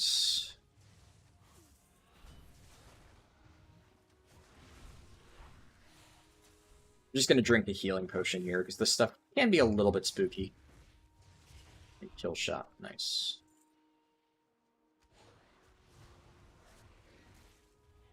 Rip Death Chakram there. Throw down... That's... They ran out of it, which, oh well. And then before I go back and turn in all the South Shore quests, and at that point I'm going to go straight to Terran Mill, because I'm assuming that's where I would next pick up the quest line based on what I did as a kid. I'm going to check for Rovark, because he's nearby, and honestly, because I went this far along the shoreline, Might as well check for Tamra Stormpike, because she's literally right here. And yeah, I can't actually, fuck it. Whatever, it's worth it. Especially because there's decent chest spawn potential in this area. So I'm guessing I'm going to find a chest behind... Yeah, there we go. Tamra Stormpike's up. Perfect. I'm going to find a chest in one of these areas. I'm not sure exactly which. But there's almost always a chest up in one of these areas. And because very few people go here, because obviously, well, it's not recommended by my guide. If you ever find yourself in here for, like, whatever reason, it's always good to check for chests. Because statistically speaking, you're bound to find one. No chests so far. If I had to guess, it's either going to be on the bottom floor by Tamra Stormpike, or it's going to be behind the counter on the other side of this little subzone.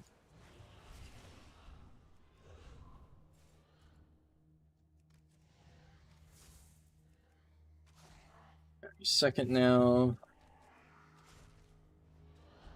There we go. There's my pets. Yeah, I forget what I was saying before, by the way, but oh well. Okay, chests. Chests. Well, here's Tamra Stormpike. No chests in sight, though. And if I'm lucky, I'll get the Humbert stuff. No Humbert stuff. They didn't make it guaranteed, they just made it a chance to drop. Okay, it looks like there actually are no chests in this area. Unfortunately. Can't win them all. It is possible for one of them to be, like, kind of hidden away outside. I believe there are a few spawn points there, but I would say it is unlikely. And I kind of scans the potential spawn points a little bit. Yeah, no, it's not there. We check Robark, and then we go turn in all the quests. Radnax Control Gem is also good. Yeah, Radnax is super nice. You're forgetting the main button from the Beastmaster rotation, spacebar. Yeah, true. Definitely hard to not get bored and just start mashing that. Now, did I do this quest to kill Mudsnout Gnolls? I would imagine I did. Because you get sent here for, like, the Kasha quest. And, oh, yeah, I'm playing a bunch of random garbage. Send Wailing Arrow over there, that way it gets silenced.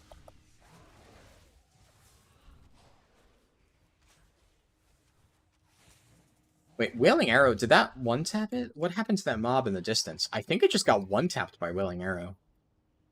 Huh. I shot a Wailing Arrow at it, I turn around, and then, like, when I turn back, the mob's just dead. I don't think I sent anything else at it, unless one of my pets ran over and whacked it, and that's what finished it off. Interesting.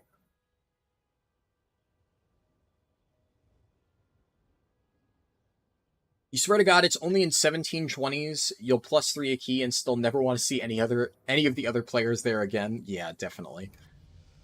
I've been in some cursed 17s, or like higher. Because a lot of people are just there trying to farm aspect crests, and they have no idea what they're doing, so I feel your pain. What am I missing for consumes? I think I have all the major consumables. Let me just make sure I'm spending my points. Arctic Bola, Scent of Blood.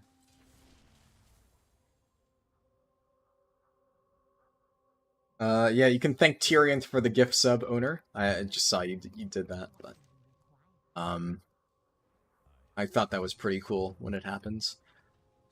Also, I think you said hello earlier, owner. I don't know if I responded. I might have been distracted, but either way, I appreciate you stopping by the stream as usual. I'm sure you know that, but just to reiterate.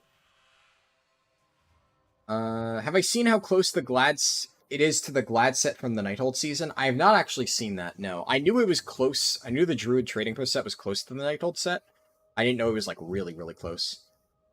If it was green, the Death Knight set that is, it would be really cool for Unholy. Yeah, definitely. The color just doesn't really match the design, for sure.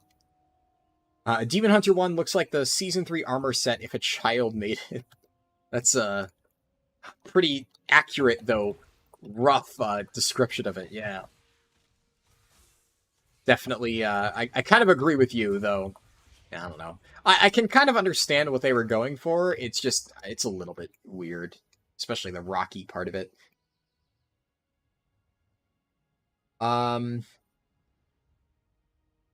Jose Lugo said, wanted to send my appreciation for the leveling guides. You came back after Shadowlands Season 4 and you've leveled like 20 tunes to max off of my guides. Awesome. I'm glad to hear they've been helpful. The only Mogu design they've used is the Warrior set from Mogushan Vaults. Yeah, and I think the Warrior set looks really cool. I love the design of that set. So definitely I'm excited to get something similar for Monks, which, you know, thematically it's much more fitting for him. Monk scents are bound to have a straw hat or balls, sometimes both on their tier sets. It's so sad. Yeah, exactly. And that's why I think the Trading Post set is really cool. It like defies that narrative, which is, you know, I think we need more of that. I must have already turned in... Yeah, I think I already turned in the quests here because I already have the ones to plant the bombs and whatnot. I think I generally know where my hunter left off in the questing route. I don't know why I did everything so out of order, though. It's just odd that I approached it this way. But, you know, I'm sure 13-year-old Harldan had his reasons for doing Hillsbred Foothills back in Cataclysm in such a mangled, disoriented way.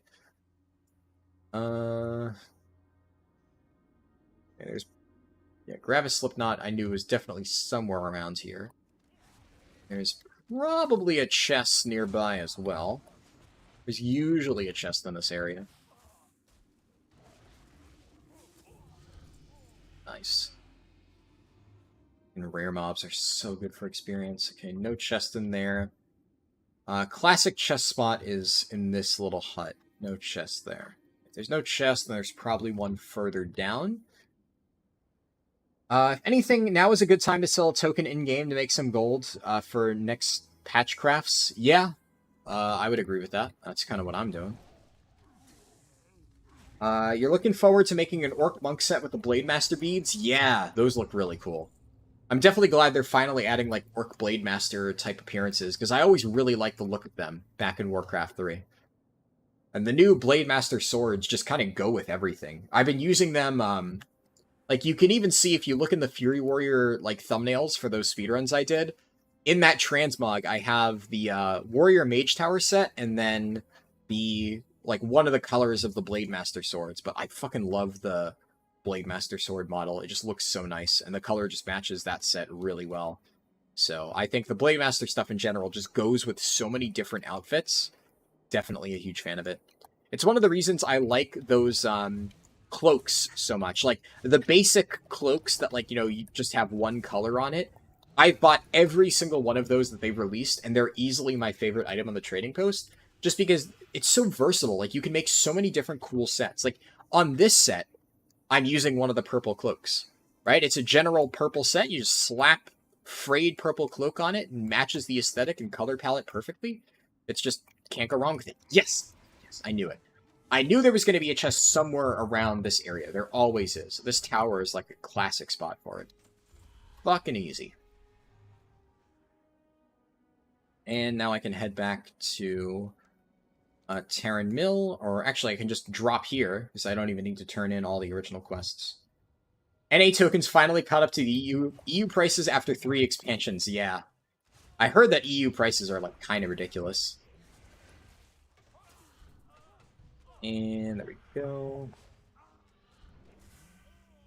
Come on, I got the cast off. Nice.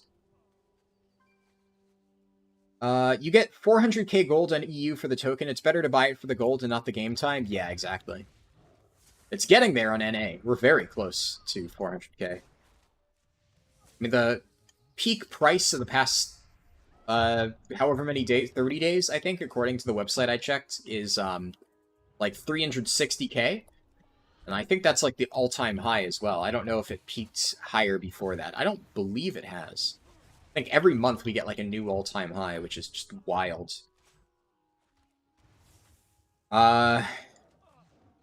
EU token is 378k right now? Jeez. So even, like, the low price on EU is still higher than NA's all-time high. Yeah, you guys definitely have a much higher token.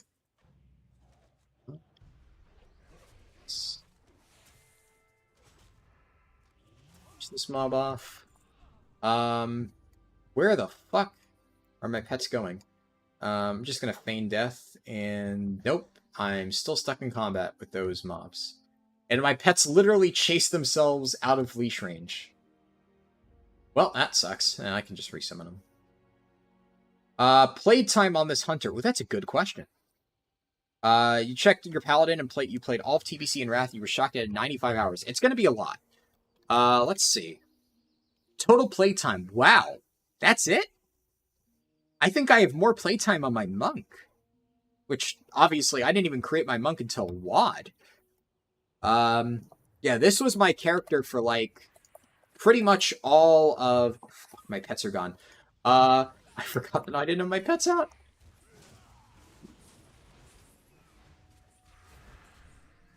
That was close. I need my pets to start taunting mobs. Binding shot. Oh, that was... I fucked up. Okay, we're fine.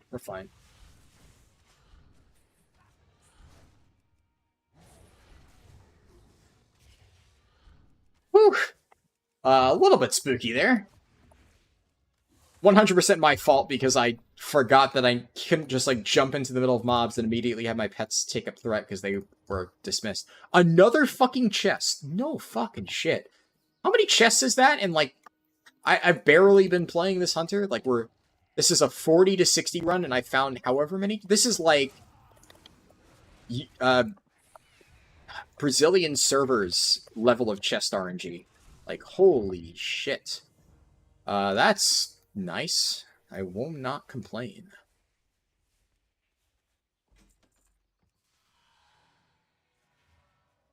But yeah, I kind of expected it to be more than 98 hours. I'm gonna be real. I played this hunter for most of TBC. I think I created it in TBC. That said, I played very sparingly in, like, vanilla WoW. I did play, but I was like 6 years old, 5 years old, something like that. And I played, like, a few characters in the Alliance for, like, a few hours every month, right? I barely played this game when I was that young. I did play it, at least, though. But I didn't really start playing WoW until I was, like, 8 or 9, when I was, when it was in TBC. And when I mean I didn't really start playing, it's just, in my life, I didn't even have time. Even at 8 or 9, it's like, I didn't really have that much time to play, as you can see by my playtime, despite the fact that this was my main. And I finally hit max level for the first time in Wrath.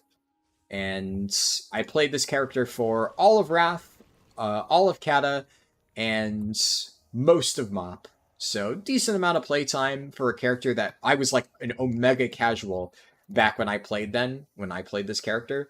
So that is pretty much... I would say 98 hours is basically most of my playtime for the entirety of Wrath and Kata. And then I would say a good amount of that is Mop as well, but, like, Mop, my DK was probably higher. Because I played my DK a lot towards the end in Siege of Orgrimmar. And likely accumulated more playtime hours in, like, the final few months of the expansion on that one character than I did the entirety of it on my Hunter. But I kind of expected this to be a little bit higher. I definitely have more playtime on both my Demon Hunter and my Monk, despite those characters being much newer when this one was made in TBC, so... Goes to show that, like, I play this game so much more now than I ever did as a kid. Which makes sense, right? Especially now that I'm making videos and stuff, but... Just a little bit of an interesting thought. Grab that, grab that. That's all I need for now. And then I can just drop this, and then I'll finish off that quest. A BRC run where nobody died to Romog. Yeah, that was actually quite surprising. You're not wrong. A lot of times I see people die to that. I mean, I obviously knew the mechanics, so I was prepared for it, but definitely there's usually 1 or 2 pugs who fuck it up and die to it. Wondering if you have a way to copy your HUD. Yes. If you join my Discord, I can post it. Just give me a moment. Because I think posting it in YouTube, it's probably, like, the copy string is too long for it to actually, like, appear in chat. YouTube's character limit will probably make that impossible. But, I can post it in the general channel of my Discord. Just give me a moment.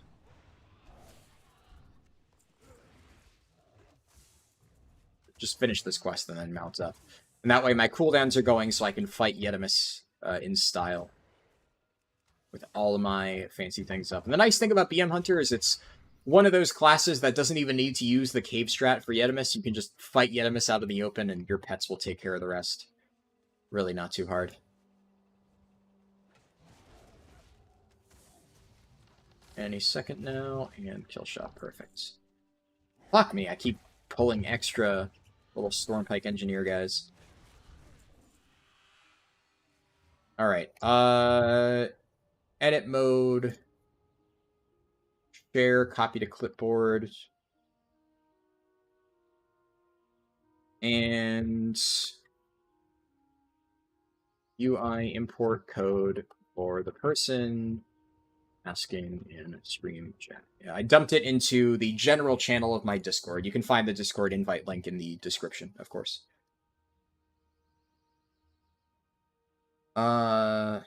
You still like Convoke? Yeah, it's unfortunate that Convoke doesn't really get picked much these days, but it is a fun ability.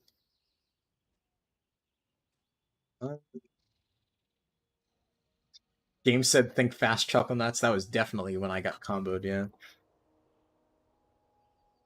Early Shadowlands DK was painful. Yeah, definitely. If you're a good insert worst tank, you could probably be completely fine.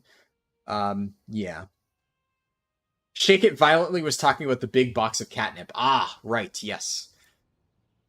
I remember. Which tank was the easiest one to be good at in Season 2 of Dragonflight? Well, right now we're in Season 2 of Dragonflight, so it's still currently ongoing. Okay, so we're going to just let it rip. I need to make sure my pets take threat. And then you can just use kill commands right after the leap. I'm going to back away from Yetimus. We're going to do this. Yeah, so if the moment your pets go in the air, if you use kill command, they just immediately charge back to the ground. Makes this fight a complete joke. This works for all hunter pets, for the record, so don't even need to, like, use men's pet, and they just survive on their own.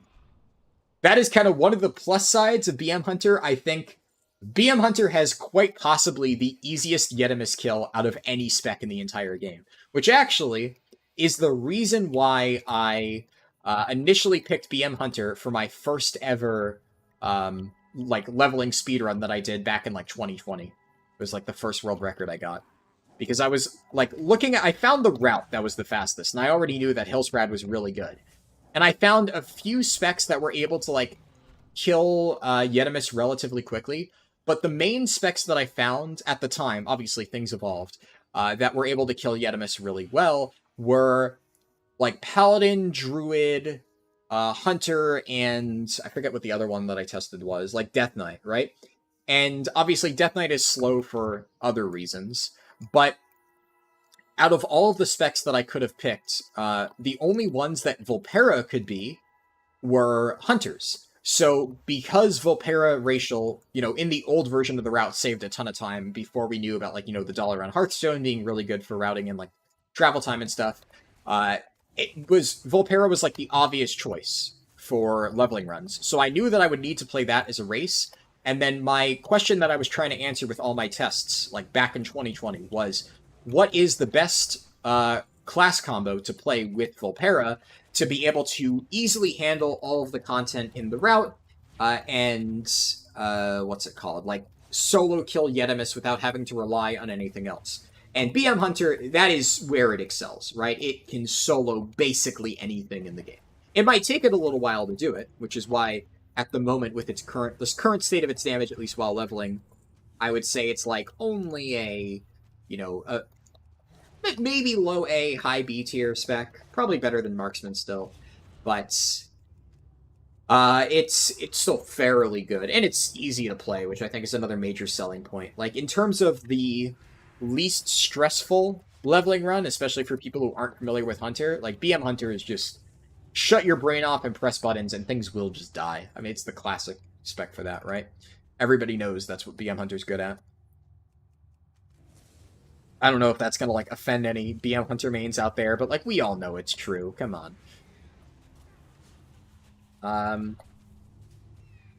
Hold on, let me... I need to get my pets down here. I don't know where the fuck they are. They are taking their sweet-ass time. There we go. Okay, now I'm going to get multi-shot up for Beast Cleave. And there we go. Also forgot I have mining on this character. It's an old character. There's also a lot of mining nodes in this cave, huh?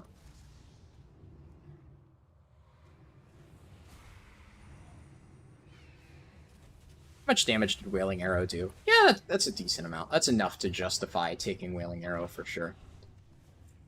But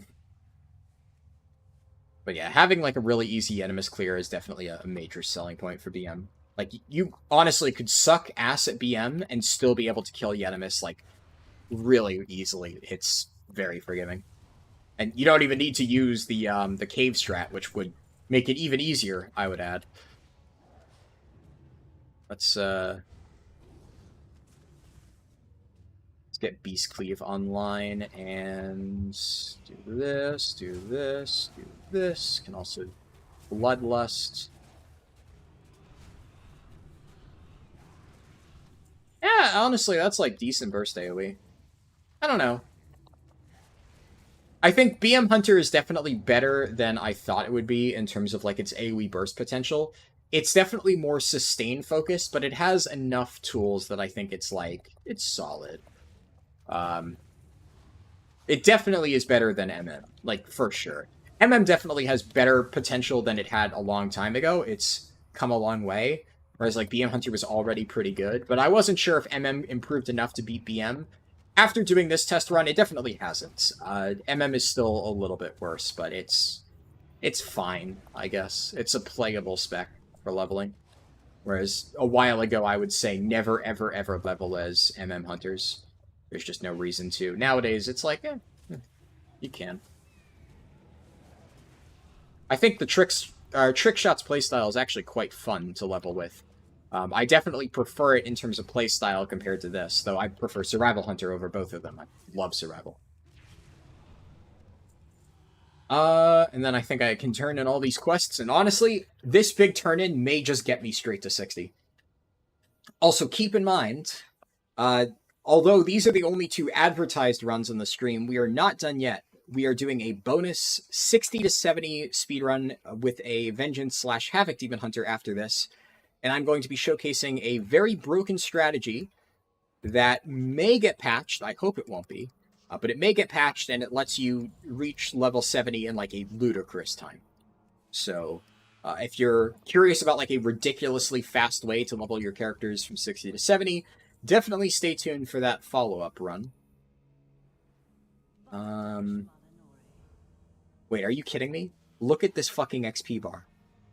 What the hell? How is... Alright. Ugh. That's, like... so close.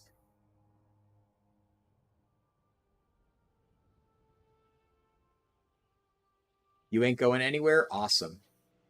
No Stag Witches? No, Stag Witches is never really worth doing. It's just really inefficient. I scroll down to the bottom of chat, by the way, just to knock that out.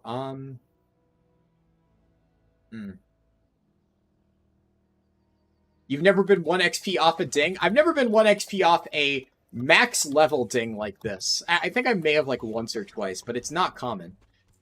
I've definitely had times where I'm like, I think this is going to get me to X level, and it's like barely off X level.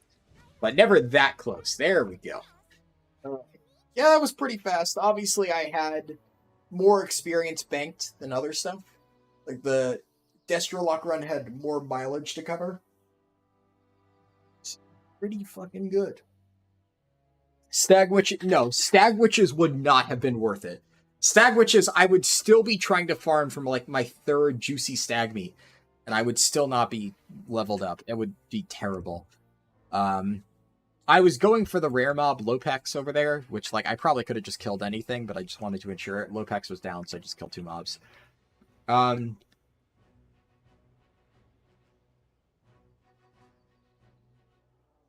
Alright, let me catch up in chat real quick, because I got, like, decently caught up, but there were a few messages I didn't get around to beforehand. But yeah, so to answer the earlier question about which tank was the best, or which tank is currently the best in Season 2, it's Guardian Druid by a pretty large margin. I don't know if tanks as a whole are unkillable in Dragonflight, but Guardian Druid kind of is.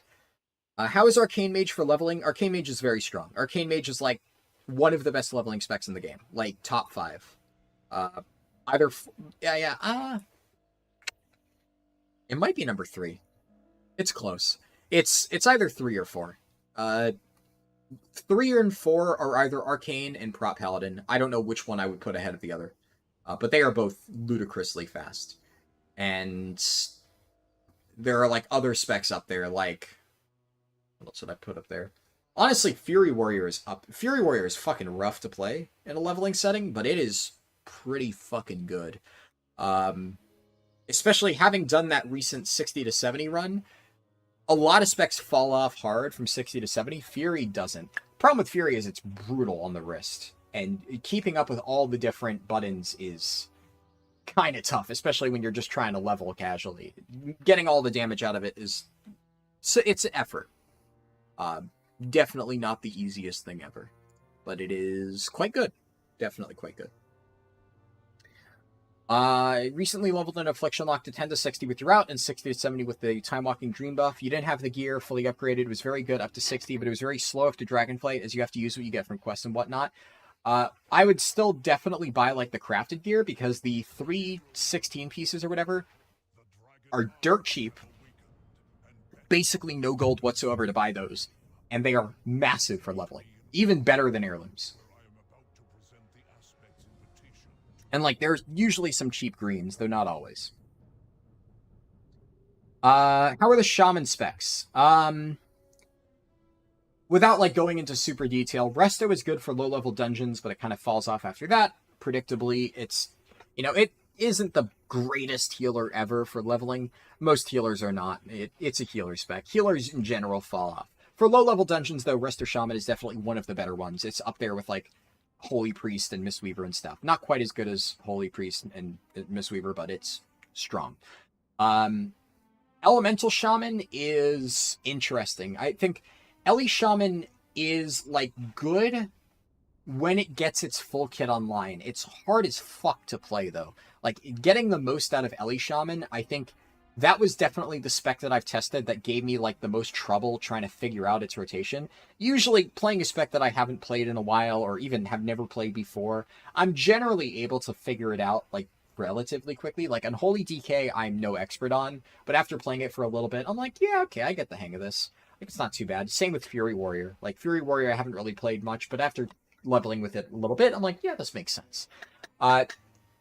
Elemental Shaman had so many, like, moving parts and, like, little interlocking passive effects that, like, make you need to play around them to do damage, right? So you need to really understand what you're doing, and it's tough. But when you get it down, I think I killed Yetimus in, like, a few hits.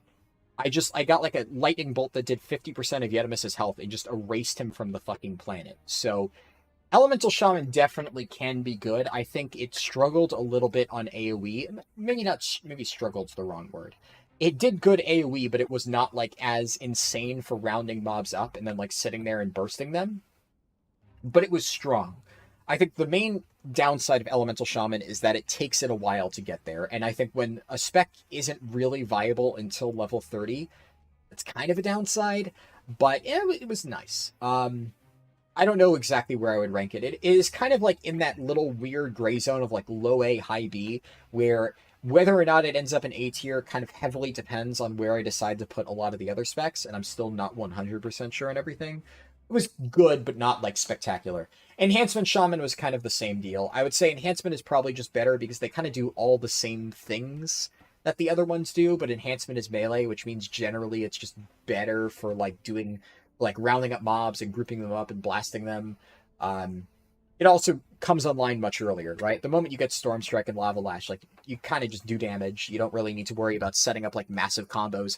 And frankly, it's just much more intuitive. There are definitely ways to boost your damage as Enhancement Shaman, but really like hit the buttons that light up and are off cooldown is kind of a good way to play it. Whereas Elemental is very combo focused. So for leveling, it's a little bit tricky. I would put it in a similar position. I think that one is more safely low A. It has enough going for it. But it was nowhere. Neither of them were like anywhere on the tier of like Arcane Mage, Fury Warrior, Rep Prop Paladin, etc. Those are all kind of like on their own in power level.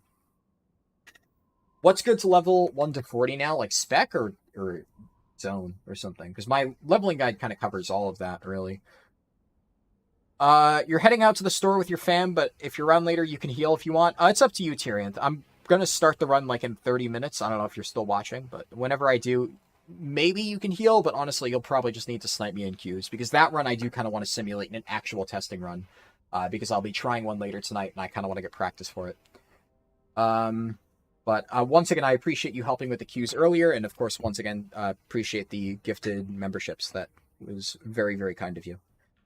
Besides Windwalker, what's the best DPS spec for leveling? I mean, it is Windwalker, right?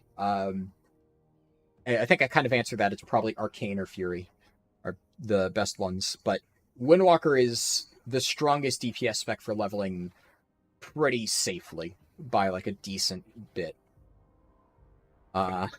Chests all over the place today, going downstairs and taking a sec to work out the context. It sounded like you entered a strip club or something. Oh boy, yeah. My Paladin that I quit at Cata release had Lore Master before the zone revamp, so you can do all of the new quest lines in that Paladin with time locking. Nice, yeah. Is this the zone you banned the 408 crafted gear guy in? Oh, forget. What was the 408 crafted guy? What? Yeah, I forget what zone that was in. What is the best spec for solo player? That's a tough question to answer. There's a lot of good specs for solo players. I don't know if there's a best, because it depends on what you're saying. Like, if you're talking what is the best spec for soloing old raids, honestly, it might be BM Hunter, but there's a lot of really good options. Generally speaking, at a certain point, most content can be cleared by, like, a select amount of strong solo classes. Like, Monk's pretty good, Druid's pretty good, Paladin's pretty good, Hunter's pretty good, obviously. Those really are like the main ones. You can't really go wrong with any of those. Versus paying something to do it, I think you said you pay like 8 to 10 times the amount. Oh yeah, definitely.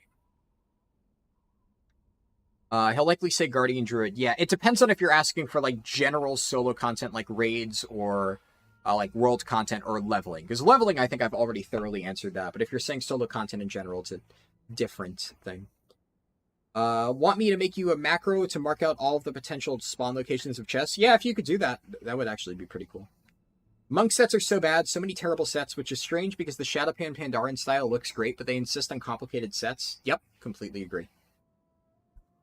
378k is low. You think 478k was its peak? Ah, makes sense. Total playtime 98 days. You think you have more time at 70 on one of your characters? Yeah, probably same for me. Yeah,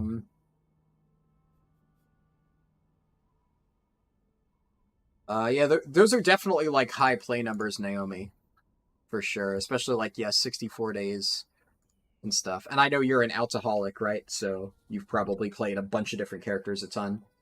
Most of my playtime is definitely concentrated on either this character, my Death Knight, my Monk, or my Demon Hunter. A lot of my other tanks have like scraps of playtime. Actually, my Druid and Warrior probably have a decent amount, because I did play them quite a bit in older expansions, but they are most likely going to be lower. I think out of all of like my main tanks, my Paladin is probably the lowest.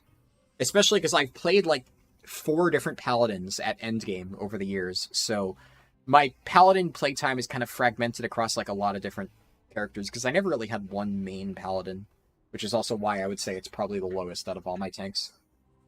I've leveled a lot of Paladins. I just, at max level, partially because I leveled a lot of Paladins, a lot of times I just pick whatever the most recent Paladin I leveled is, and that's the one I use for dungeons and stuff.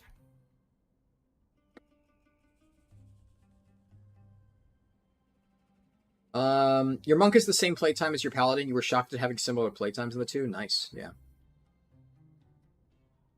1 second.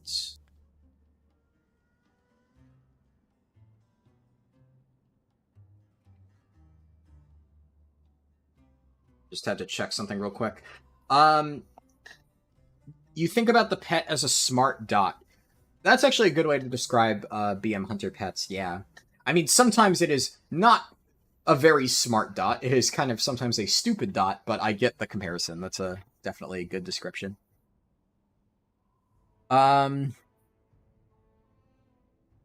deer needs that drop rate upped? Yeah, for sure. Stag Witches would have dinged you before you completed the quest. Sounds super efficient to me. 500 IQ, yeah. You tried Frost because everyone swears by it, but you love Arcane. It has massive burst. Everybody swears by it where? Because at max level, yes, Frost is pretty good. I can't speak to that, though. I can tell you almost definitively that Arcane is the worst mage leveling spec. We will eventually do another 40 to 60 testing run with Frost Mage. I mean, it was on the poll for today, and, you know, it wasn't in the cards for Frost Mage. It lost to these two specs, but definitely will try it eventually. That said, it is substantially worse, I would say, than... Maybe that's an overstatement.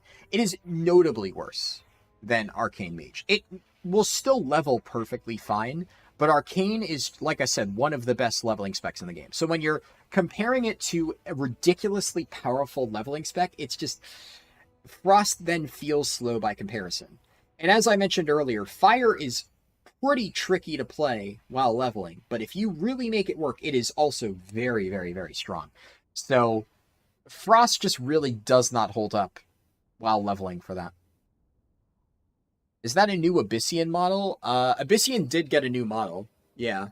I don't know if he already has it on live servers or if it's only in 10.2, but he definitely did get a new one. Arcane versus Prop Pally for third best spec for leveling. Prop Paladin in general is better, but if you can optimize an Arcane Mage run, it may even be better than a Windwalker Monk. I don't know about that. I don't really think it could be better than Windwalker. The thing with Windwalker is it's not even just the speed. Maybe you could kill things slightly faster than Windwalker, but it's also about the fact that it has the Monk XP buff, which is the reason why Monk is in S tier. And it's one of the reasons why Brewmaster is also very good, despite not being as fast at killing stuff. It's just an inherent advantage.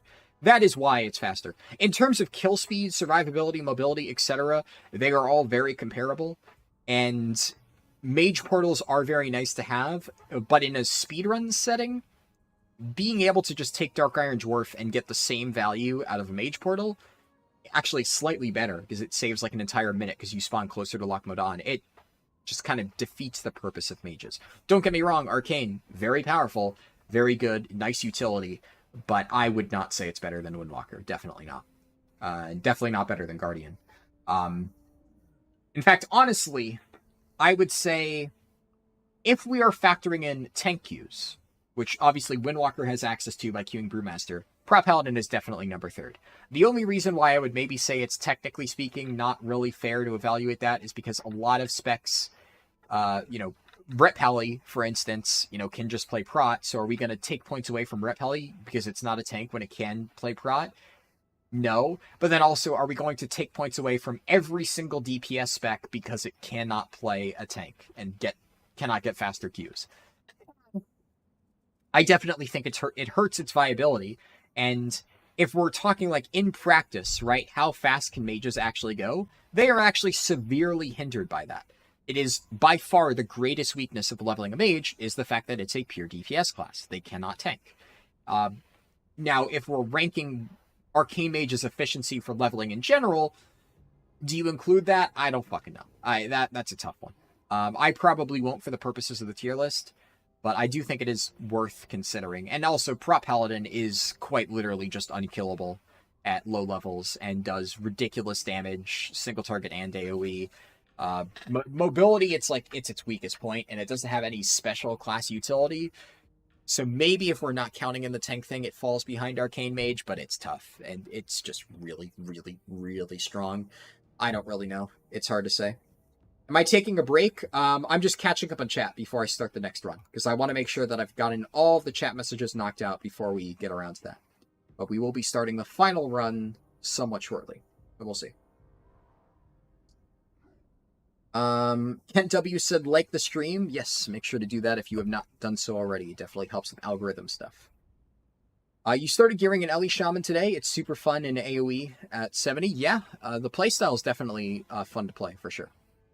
Hello, Oxara Luna. Good to see you. You meant zones. Oh, yeah, any efficient zone stuff, that's covered in my guide. So just, you can check that. It has all the information. Greetings from the Netherlands. Hello, Hamza Muhammad Ali. Good to see you. Last time Paladin was cool was WAD HFC with the class trinket and the /sit macro to proc it. Oh, yeah. Classic /sit macros, and, you know, used in Classic as well for, like, the Warrior and Rage thing. You're leveling your old mains during these events. Haven't capped them in years, and they have cool stuff. Especially your Priest and Lock from Vanilla. Priestess Benediction. Ooh, fancy. Your playtime is deceiving because you usually leave your characters AFK on spawn points of rares or just forget to log out. Yeah, that's kind of the case for a lot of my main characters. Like, a lot of times I'll log into my monk, and then I'll just sit there for, like, 30 minutes or an hour forgetting what I was doing and then log out. So that just adds an extra hour onto my playtime, like, randomly. And it happens more often than I'd care to admit, so... that said, one of the other things that you need to take into consideration is I have a ridiculous amount of playtime on the test servers, which of course isn't tracked here. But I would say if you take into account all the time I played on test servers, I have easily over 100 hours on test servers ever since like the first beta I played way back when. And that's something you're not seeing in the data.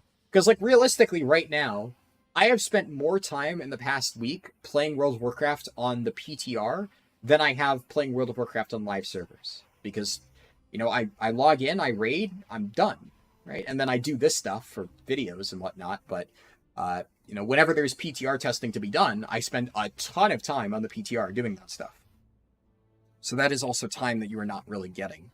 And a lot of that is spent on whatever my current main is. Like, all my PTR testing time this patch has been on my Brewmaster. So, you know, that actually kind of does matter a little bit. At the start of Dragonflight you played and you left, you've come back, and with Dream Surges you've geared 6 of your characters with 402 tier set gear, and honestly you're loving Fire Mage and Prot Warrior with a hint of Demon Hunter. Yeah, all very good choices. Been watching for a while, like the videos, thanks. I'm glad you enjoy them, Eyeblance. And I finally caught up. No M said, working on your monk alts and some of the monk quests didn't provide the rested XP buff. Yes, it is level based. I believe the cutoff level now is 50. I could be wrong on that, but I know it works up until like 40 something, so I'm like 99% sure it's 50. After you pass that point, it doesn't give you bonus rested experience. So generally speaking, in all my Windwalker monk runs, I would do the quests at like 35 or 40. The problem with the rested experience quests is while they are efficient, as the time gets lower and lower for these runs, and we get to like cut out more of the inefficient bits of chromie time, we start to like kind of run into a problem where it's actually debatable whether or not the monk quests are even worth it, which would, if the monk quest became completely useless, that would downgrade Windwalker to A tier, and then Guardian Druid would be the sole S tier spec.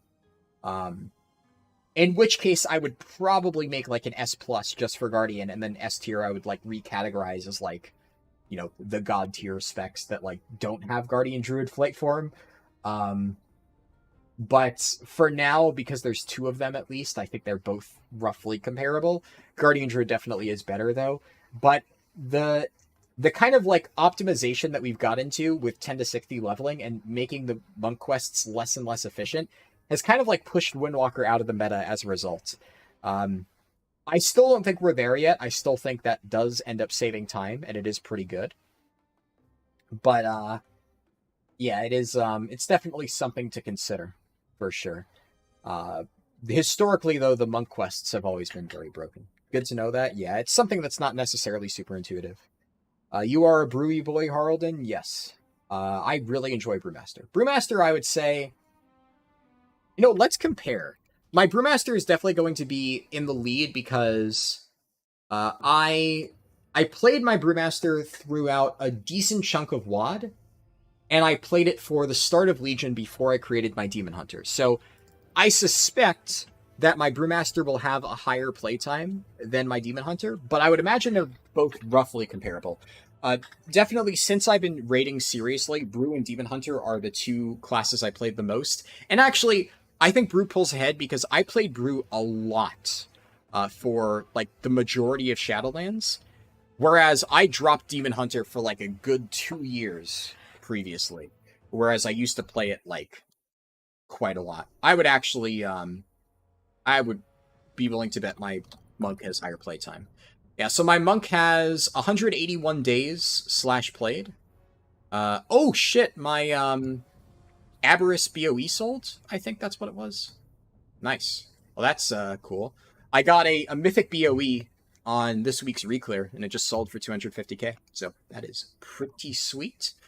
181 days on my monk. Let's check my Demon Hunter. It's definitely going to be close, because I know my Demon Hunter has over 100.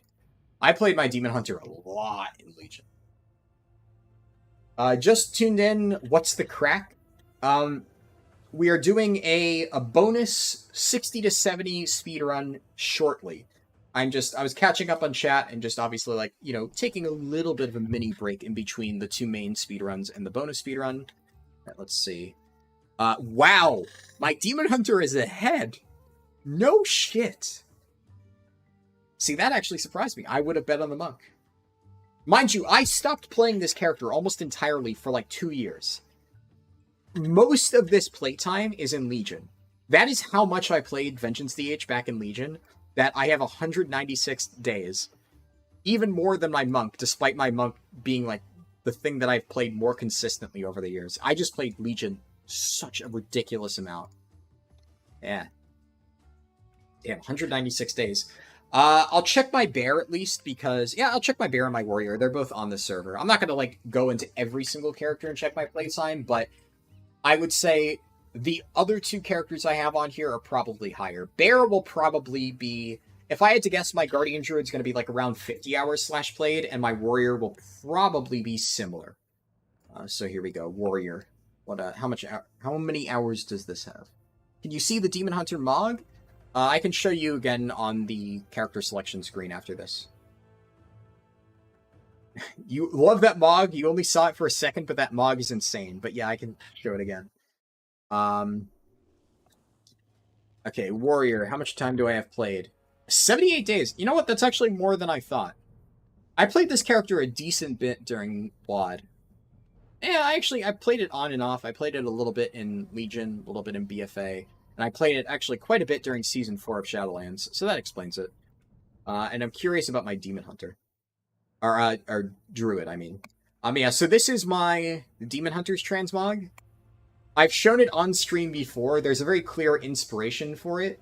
So I'm not sure if you know what the inspiration is. It's kind of obvious, like, once you see what it's supposed to be, I think it's very clear, like, that's what you were going for. And a lot of people have said, oh, it would look better on, like, a different race that's not a Blood Elf, but, like, I feel like this set just, it fits. It's not Splinter Cell, no. Ignore the helmet. The helmet, like, there's a better one that I could get, but it's much harder to get. This one is just kind of stylized, so if you take out the helmet, which I think just thematically fits, the rest of it is very much based on a particular character. Obviously, people who watched the original stream when I created this transmog already know the answer, so... you know, they could give it away. Splinter Cell does not have lightsabers and chainsaws. You are correct. It is not Snake. It is not Loki. No. You've been playing since a couple of months after Vanilla released. You have too many days played. Yeah. I mean, I have technically also been playing since a couple of months after Vanilla released, but I was like 5 or 6 years old. So I did not play much back then. Okay. I'll show my Druid's playtime, and then when we get back to the character selection screen, if nobody has guessed it yet, I'll tell you what it is before we move on to the actual Demon Hunter speedrun, which will be on a different Demon Hunter that is obviously not already level 70. Banjo-Kazooie. Bold guess, but no, it is not Banjo-Kazooie. Alright, I'm going to go ahead and guess somewhere in the 60 to 70 hour range. Wow, I have more hours on these characters than I expected. 79 days. I meant to say 60 to 70 day range. Yeah, fuck, that is a higher number than I expected. I definitely play these characters more than I thought. It's definitely Mario. Oh yeah, it's totally Mario. 100%.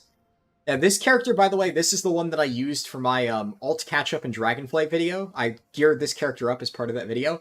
And the RNG I got was ridiculous, where I fucking looted Voice of the Silent Star and Neltharian's Call to Suffering in the same LFR run for this character. So this definitely had above normal RNG, but I don't know. I geared this Druid up just because I thought I might play it, and I needed to gear up some character to, like, you know, test out all the different gearing strategies for that video. But I'm going to be honest, after finishing that video, I really haven't played this character much. I did, like, 1 or 2 Dawn of the Infinite runs to help out a friend, and I just... Guardian Druid's not my cup of tea, I'm going to be real. It's fun for leveling, right? For leveling, it's nice to moonfire a bunch of shit, you know, you just spam Thrash. It's mindless, because I get to focus more on the routing, and, you know, you just press buttons and things die. But when it comes to, like, endgame tanking, it just feels so basic. I just get bored playing it too much. I definitely prefer the days when, like, cat weaving was a thing. You're 10 weeks deep into Heroic Echo on your Hunter without the class trinket? Yeah, it's rough. The nice thing is, if you get it on LFR, you can upgrade it pretty high. So, you have a lot of good chances. Alright, so, can you give us a hint? What's the slogan? Rip and tear, I think. That's your hint. I'm pretty sure that's like the main catchphrase. Teenage Mutant Ninja Turtles, Power Rangers for sure. Yeah, it's Doom Guy. But I remember somebody the first time I showed this guessed Teenage Mutant Ninja Turtles, and it's like a surprisingly good guess. I could honestly see it. But yeah, I was trying to create Doom Guy for a Demon Hunter. Obviously, yes, if, like, I created this on a human, it would probably look a lot better. But the entire point was for it to be on a Demon Hunter because, you know, Doom Guy, right? There is one helmet, it's the Demon Hunter, like, one of the Demon Hunter colors from Vault of the Incarnates that I think would work slightly better. But I've been happy with this. I've still been using it. I really like the general look, and of course it has, like, you know, the chainsword and the little fucking red lightsaber, whatever that thing is, the Crucible, I think it's called. I forget the name. You hope Metzen resurrects retail WoW. You miss it so much you prefer hardcore WoW at the moment. I feel that. I really don't think we're going to get anything different. The only thing Metzen's going to do is change the story to not be dogshit. Hopefully. We can hope. He's the creative director, right? I don't really think he's going to change the gameplay, because the reality is a lot of people who like the gameplay, such as myself, don't really want it to change. So, I think it can be improved, right? The main things that WoW can improve on right now... let me also just go onto my Demon Hunter. We can start getting this run set up while I talk. The main things that WoW can improve on at the moment is, of course, its ability to appeal to casual players, because right now it's definitely falling behind compared to a lot of other games at the moment. And, well, its accessibility to new players. It's been trying to do that, but it has some ways to go. And also, its story and narrative, and it's just bad, right? We all know the lore is fucking terrible, but that's not a surprise.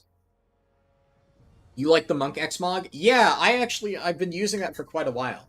I quite enjoy it. I think it's a nice... It's a simple design, but I agree. I think it's pretty cool. Metzen working on new slut mogs, we all know this. Yeah, as it was meant to be. You farmed Thunder Fury forever, leveled a Paladin for giggles during Shadowlands, you got Thunder Fury on your 3rd Molten Core run. Sheesh. You have bindings on nearly every character from hundreds of runs. Goddamn. Is my Hardcore Druid alive? Yeah. My Hardcore Druid is alive and rotting away in some inn. I don't even remember where I parked it. I parked it in an inn so that I would continue collecting rested XP. I'm going to be honest, I, for now, have burnt out on Hardcore, to the point where I'm really just not going to be playing it much more. I will probably pick it back up eventually. That's kind of one of the nice things about it. There's no, like, FOMO of, like, you need to play now. The problem with Hardcore is, like I said, not a problem, right? It's just kind of a part of it. But the problem with playing Hardcore for me right now is when I play Vanilla WoW, I like to sit down and just grind it out in one long session and just play. And the reality of, like, my schedule right now is, to be clear, I got 2 hours of sleep before starting the speedrun, or the stream in general. I am running on 2 hours of sleep and a lot of coffee. And that has kind of generally been how I've been operating for the past while. And I have a lot of shit that I gotta do right now, with, like, recording for videos and stuff. Like, pretty much all of, like, Thursday and Friday, during the day is, like, getting set up for, like, raid testing stuff and, recording that. And then, like, I have, like, documents where I've been recording my thoughts. I posted, write-ups of, how do I not have diarrhea? I don't know. I've never gotten, like, diarrhea from coffee or anything like that. I don't know if that is a normal side effect. Either way.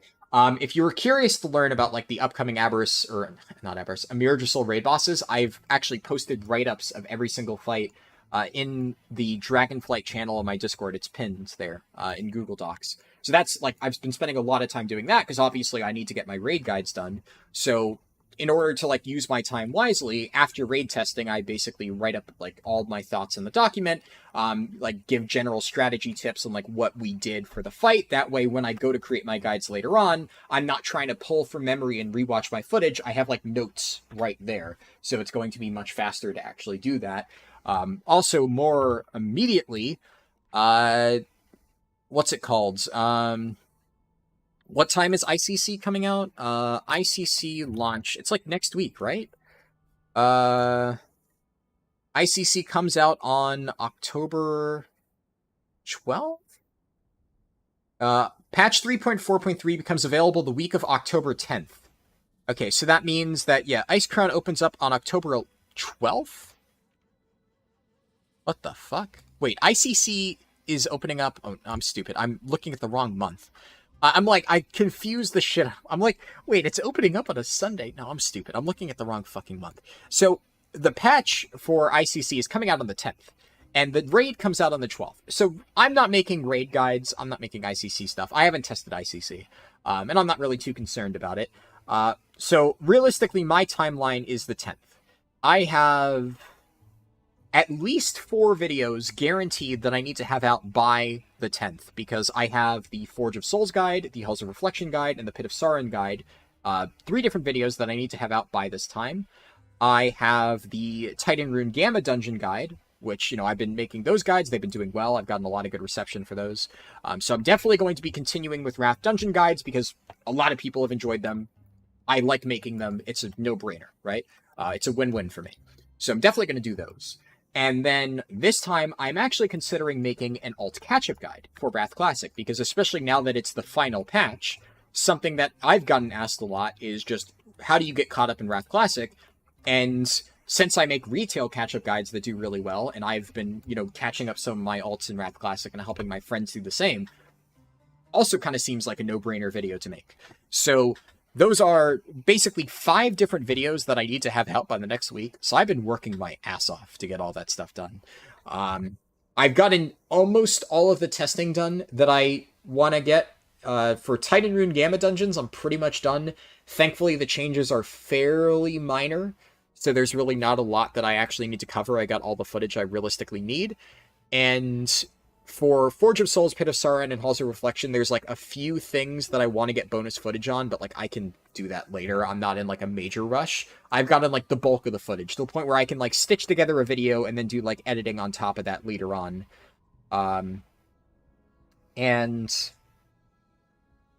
What's it called? The catch-up guide definitely will require a bit more legwork to, like, put together in terms of, like, scripting and testing and whatnot. That one I might not even have done by Tuesday, but I still want to get it done. Point being, I have a lot of shit that I gotta do, and then as raid testing gets closer, like, we're expecting the patch to launch around here for Amirdrassil and Emerald Dream and stuff like that. So I still, after I'm done with all the Wrath stuff, I only have, like, a month to get out, like, my Mythic Plus guide, my raid guide, all of my reputation farming guides, what to do early on, and, like, patch 10.2, all the usual guides that, people expect that, have been doing well with the last few patches, right? So it's a lot. And then, of course, on top of all of that, I'm still going to be trying to do some leveling stuff. There's a reason that we've cut down to only 1 streaming day. So as I said before, next weekend, I'm only going to be streaming Saturday. I'm not going to be streaming Sunday. It's just because it's Darkwind Fair. I'm not sure what I'll do. I'll only be streaming one day for at least the next few weekends. I'll let you know which day it'll be between Saturday or Sunday. But that's one of the reasons that I've had to temporarily cut down to one day. I just need that free time, right? Like, Yesterday, I basically did nothing but do video editing and like work on thumbnails and stuff like that so that I can get that done in advance and not have to worry about it. And it feels great because I have so much done. I have like almost all of my Wrath dungeon and stuff thumbnails completely, finished. That is like a huge weight off my shoulders, all that stuff. Feels nice to not be waiting until the last second for that, but I needed to basically spend all day just in Photoshop and Premiere just tinkering away at that stuff, which meant I would not have had time to stream. So that's kind of the reason. Hello, Mez. Good to see you. Catch up in gear, pay $60 and do some GDKP buyer runs. Yeah. Unfortunately, that is like unironic advice I have seen people recommend, which is why I kind of want to make an actual gearing guide. Because a lot of times when I see posts about how do I get caught up, everybody's like, just join a GDKP, which it's like, no. That, sure, you can get caught up very easily doing that, but that's not actual advice. It's like telling somebody to buy a boost. So I want to make an actual Wrath Classic catch-up guide, but like I said, it's going to take some work. Let's see. All of that to say, right, because this was all in response to how is my hardcore Druid doing? I just haven't had time to play it, really.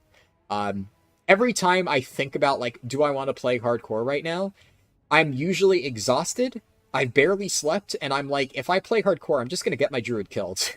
And I just don't have time to really enjoy it, because I'll be able to play for like an hour or two, and then I have to do something else.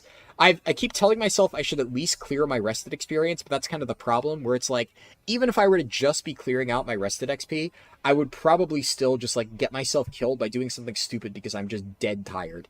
And I just do not want to take that risk. So maybe one day, if I've gotten all my Wrath videos done and I have like nothing to do, maybe. But considering like Tuesday is raid day, Thursday, Friday is raid testing day, and then recently I've been using Wednesday as Wrath Classic testing day for dungeons and stuff, and then Monday is like emergency fill my vault day and help other people fill their vault day because I'm trying to get my monk geared, and then Saturday and Sunday have been stream days, so you might notice that's all the days. Which is why I had to cut down on a stream day, especially because during the week I have something busy that I'm doing during the day every single day. So Saturday, it was like kind of my first day of nothing, quote unquote nothing, in a while. And of course I use that day of nothing to get a head start on a lot of the videos that I have coming out over the next week. So, a lot of work. GDKPs are a plague, worst thing to come out of Classic WoW. I mean, technically Classic WoW didn't like invent them, they just popularized them. Which, yeah, I mean, I agree. I don't love GDKPs. It's definitely nice when you have a lot of gold and you want to gear up one of your characters really quickly, but, like, it definitely sucks to be on the opposite side of things and not have a lot of gold and be looking for ways to gear your character and be told, buy crafted gear or join GDKPs, and that fucking sucks. You drink coffee in the morning for the smooth bio, 30 minutes after, not for the energy. I mean, I drink coffee for just the constant being able to stay functional. Right, I am a mess without coffee. Alright, so let's get this stuff set up. So I have Enchant Chest, Accelerated Agility. So this is the Demon Hunter that I'm going to be doing the 60 to 70 run on. You can see it has rested experience, but it is level 60, just barely over. I'm going to be doing usual stuff in terms of setup. Because it is a 60 to 70 run, I don't need to worry about, like, starting the run, like, at a particular time. We're just going to start the run right when I accept the initial quest with Abyssian, the usual for these types of runs, because it's just impossible to, like, accurately regulate these types of things. Let's grab the Darkmoon ticket. I can throw that over there. And then there's a few different things that I'll need to prepare. Get that set up. Move this into like a bag, as these are like the profession items. I already have bags and whatnot already kitted out on my character. The reason I have Bear Tartar, despite being already past level 55, is for whatever reason I found that fried bonefish gets randomly removed in time walking dungeons, and I will of course be getting the 30% buff. So while I'm in time walking dungeons, I need to make sure I'm not losing my speed buff randomly, so I will be using Bear Tartar at lower levels at the very least. Okay, Shocking Disclosure, Feral Hide, and Veiled Augment Runes. Cool. How do you not use one bag? you go mental having individual bag windows. I have tried it. I've never... it's just never clicked for me. I'm going to be real. I've never liked having multiple different bags. Couldn't really tell you why. It just works better for me. Like, for somebody... like, I'm technically not, like, diagnosed, right? I always say I have OCD because it feels like it. Maybe I don't. I don't fucking know. I'm definitely very, like, obsessive about organization, though. Is that I can say for sure. And I love having, like, compartmentalized sections of my bags for different things. Like, this is my consumable bag. This is my gear bag. This is my whatever bag. You know, and... I vastly prefer having, like, individual different bags because that is my bag for X. That is my bag for Y. You know? And that just overall feels a lot better to me. I'm also going to use... honestly, crafted items are probably going to be better for these situations. You know what? I'll splurge. I want to actually make this a real testing run and make sure things are super duper accurate. So first off, I'm gonna clean up my bars. All this stuff. Yeah, I have all these things on my bars. I can put fried bonefish on there. I have my healing potion, which I'll put that on shift 2. Flask, or rather file in this case. And then we have augment rune. Or rather, the buzzing rune. Okay, so that should be everything as far as regular buffs and stuff go. I am going to buy a single spectral power flask. A spectral flask of power. Just because for the first level, before I hit 61... I'll still be wanting to use the Shadowlands buff. It's better than having literally nothing. And what else do I want? I think just one Shadowcore oil should do the trick. That'll cover everything. Actually, I want 2 Shadowcore oils, one for each weapon. And that should realistically simulate... because, like, the entire point of these runs, rested experience aside, is we're trying to simulate what it would be like if you were just coming out of a, 10 to 60 run. And that's what I always try to do. Slim said, you're leaving the stream running, but you've got to do some chores. Hope you're still going when you get back. We'll see. I mean, honestly, if all goes well, maybe I actually won't still be coming when you... or won't still be going when you come back, right? Of words. Because ideally, this new route is so ridiculously fast that the stream is done within like an hour or so. Hopefully. Is Lightless Force a worthwhile enchant? No. No, not at all. Lightless Force, you can maybe argue, is slight... yeah, that I know that was sus. Yeah, I fucking said the wrong thing. Yeah. I would say maybe Lightless Force is mildly better than Elemental Force for specifically levels 50 to 60. That being said, levels 50 to 60 are by far the easiest levels in the entire speedrun. So getting a very, very, very, very, very small advantage, I just don't even think it's worth it. Like, that is the kind of thing where you would not even notice the difference. It would not have any real tangible impact on your time. You would probably need to, like, bring up, like, ridiculously detailed damage numbers and analyze them and try to figure out, like, exactly how much damage Lightless Force saved versus Elemental Force and how much time you could translate that into like a time save, and it would amount to like seconds. It really probably would not matter that much. So I would not worry about it. You're gonna speed these chores? Nice.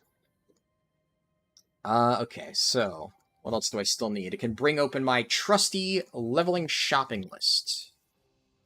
So I do still have like a video for this, but for me, I still like to use my document.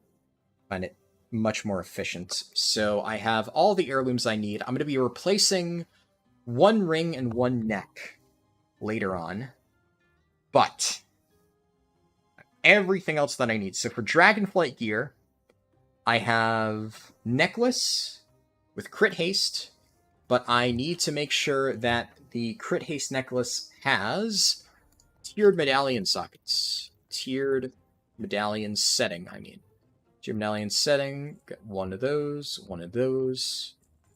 Bracers. I do not have bracers. I need... Okay, bracers, boots. So we'll just get those. Let me just buy the enchants first. Devotion of Speed. Go. Then Plains, Runners, Breeze. Bam. Rings would be... Let's just go with, like, Devotion of Crit. I think it's probably a safe bet. Devotion of Crit. I'm just going to buy 5. I don't know how many I'll need. I can reuse them later on for future runs, so just playing it safe. I already have my chest enchanted with Accelerated Agility, and that's what I'm going to be sticking with. And what else? Cloak as homebound speed. Pants have the armor kit. Ring already has Devotion of Versatility. That's fine. Don't care too much. Weapon has Frozen Devotion. Both of them. Yep. Perfect. Okay, so gloves. Gloves and belts. I have 233 gloves with speed that are crit haste. Now I'm going to quickly check the auction house just to see if there are any other... let me just double check item level. Sort by that. Usable only. Yeah, Shadebounds. We want boots early on. So if there are any speed boosts, there are speed boosts. They're boots. Lots of them, in fact, actually. That is quite nice. I'm going to go with haste versatility. I could craft these on my own, but honestly, I'm just going to save some money. Or, actually, it's technically not saving money. I'm more just saving time. But I'd rather save time for that. I can't access Planesrunner's Breeze until I reach a higher level, I believe. So I'll just give it the regular enchant. Now, Shadebound Arm Guards. Okay, we got a few with speed. Let's go with a crit verse one. I like that. Okay, so I have boots, bracers, already have gloves, and that leaves my belt to be a 262 item from Shadowlands Crafting. Alright. And I already have these 292 gloves with speed that I'm going to be using later on to replace these things. It may not have crit haste, but it's still just going to be a much bigger upgrade, so we'll use that. Where can I find it? So, Shadebound Waistguard. So this does not have speed on it, which means I will need to craft it myself. So, let me just at least equip what I have. Also, I'm tabbed out right now, so I'm not reading chat. Just in case anybody's saying anything, just, you know, heads up. Give me a little bit to get all of this stuff sorted. And I should note that this is, like, heavily min-maxy. I don't even recommend really doing this for your own runs. But... Now, yeah, so this is something I'm curious about. Can I apply Devotion of Speed to this, and will it work at level 60? Yeah, I think it does. Actually, if I equip this... Yeah, it still works. Huh. So if I do Devotion of Speed again by a second one, and then... Plains, Runners, Breeze by another. So what I'm really curious about is what happens if I slap this on my brand new boots that I'll be using early on in at very least in time locking dungeons. It seems like it works. Okay. So it's only the armor kit that doesn't work immediately, and I have to wait one level for that to kick in. Well, that's good to know. I can take... I want the, yeah, this one, Captain Sanders' bands. I'm going to take this thing, Devotion of Crit, slap this bad boy on there. And throw that over there. Okay. Now... I kind of want speed gems somewhere. But I don't know where I'm going to get it. Technically, I don't really need speed gems if all of my crafted pieces are just, like, come with speed on them. I think that's kind of fine. I will eventually get speed gems in my necklace.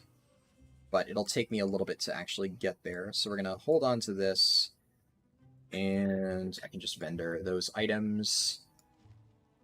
I'll take these enchants, throw them over here for when I eventually need them, and right now, before anything else, first thing I want to prioritize is just getting my belt crafted, so that would be on my Paladin. Let me tab back over to the stream. Tyrion said, I am back. Welcome back, Tyrion. You're here just in time to see the special Demon Hunter 60 to 70 run. Speed enchants and gems for a speed run. Yes, as you might figure. So that's my leatherworking character. Better do a 4-hour testing stream on those two enchants, yeah. What's this optimizing time walking runs with Shadowland speed stuff? Remember, you can stack mastery to get the talent that makes you gain movement speed from Mast? I could, yeah. I'd rather just get it passively. Also, at a certain point, speed loses its value, so I'm not really going to go that serious about it. Especially if I can just get passive speed on every slot anyways. But yeah, that is what I'm doing, Naomi. Because I will eventually replace this with, like, the Dragonflight crafted pieces, for sure, but... for now, get 1 Progenitor Essentia. Progenitor Essentia. Remember when these things cost an arm and a leg? No, nobody wants them.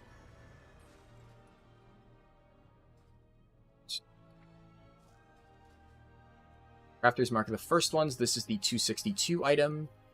And then it is Shadebound Wasteguard. So, Desolate, blah, blah, blah, blah, blah.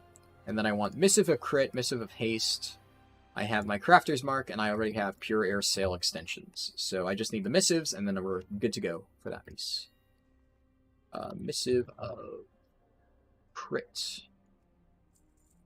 Missive of Haste. Perfect.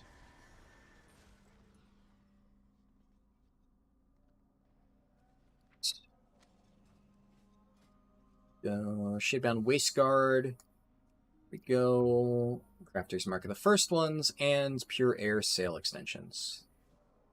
Alright, 262. That is beautiful. Then we'll just do Linara, but add an H at the end. I'll also just send over, let's go 15,000 gold, just in case I need extra gold to buy whatever it is that I'll need for this run. I'm not sure, but I would rather just not have to worry about sending other gold over. We can sort that out later. I'm cleaning up my characters.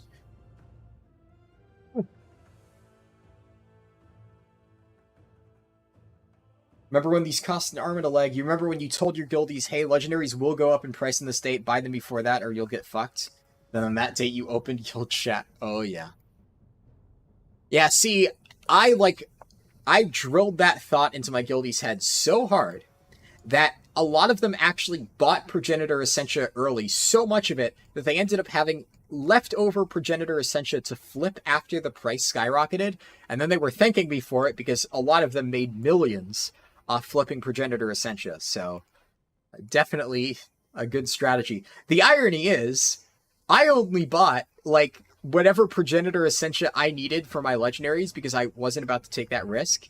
So I basically convinced my friends to make millions of gold off a strategy that I just didn't even use because I was too afraid that it wouldn't work. I at least did buy it early because I knew the price would go up somewhat, but I was not willing to gamble millions of gold like a lot of them did. You bought like 100 legendaries and resold them. Sheesh. I mean, that's definitely a good money-making strategy. You multiplied your money by like 50x at the time. Yeah. Meanwhile, I lost about... I lost a ton of gold because I started crafting legendaries for my guildies for free just to make sure that all of them had it so they weren't weighing down prog. And that came out of my pockets. Which, I mean, mind you, I did willingly. Because I wanted to make sure that we didn't have anybody hinting prog, even if they technically should have been more responsible, but that's a sacrifice I was willing to make. Did I buy Bear Tartar? I did not. Let's just buy Bear Tartar times 3. Do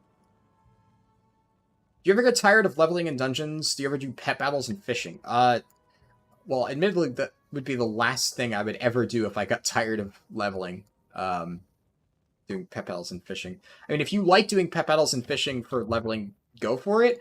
I enjoy pet battling, and fishing is, like, sometimes a fun thing to do when I'm really bored. I would definitely not do it as an alternative to leveling when I am already tired of leveling. That sounds like pure misery. The reason I level like this is because I, generally speaking, dislike leveling in general, so I try to find the fastest way through it to save myself as much time as possible, and in the process, save you guys time. At least that was the original reason why I started doing all this stuff. What realm do I raid on? Mal'Ganis.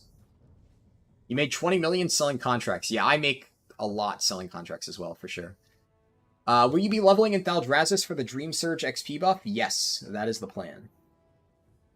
You know what you did? You told them, don't worry, you just undercut the current prices by 1 gold and you can buy yours instead. You drilled it into their heads so much that it's purely on them. You were about done in that guild. Fair. Yeah. It was a very casual guild that you became an officer in because they wanted to go more hardcore, but the officers were not acting like it. Classic situation. Yeah. I've seen that happen time and time again. Fishing is totally irrelevant in Dragonflight, as picking fishing boxes is way better. Yeah, unfortunately. They have kind of killed fishing a little bit. Alright. So what do I got in terms of talents? So, I have my belt somewhere.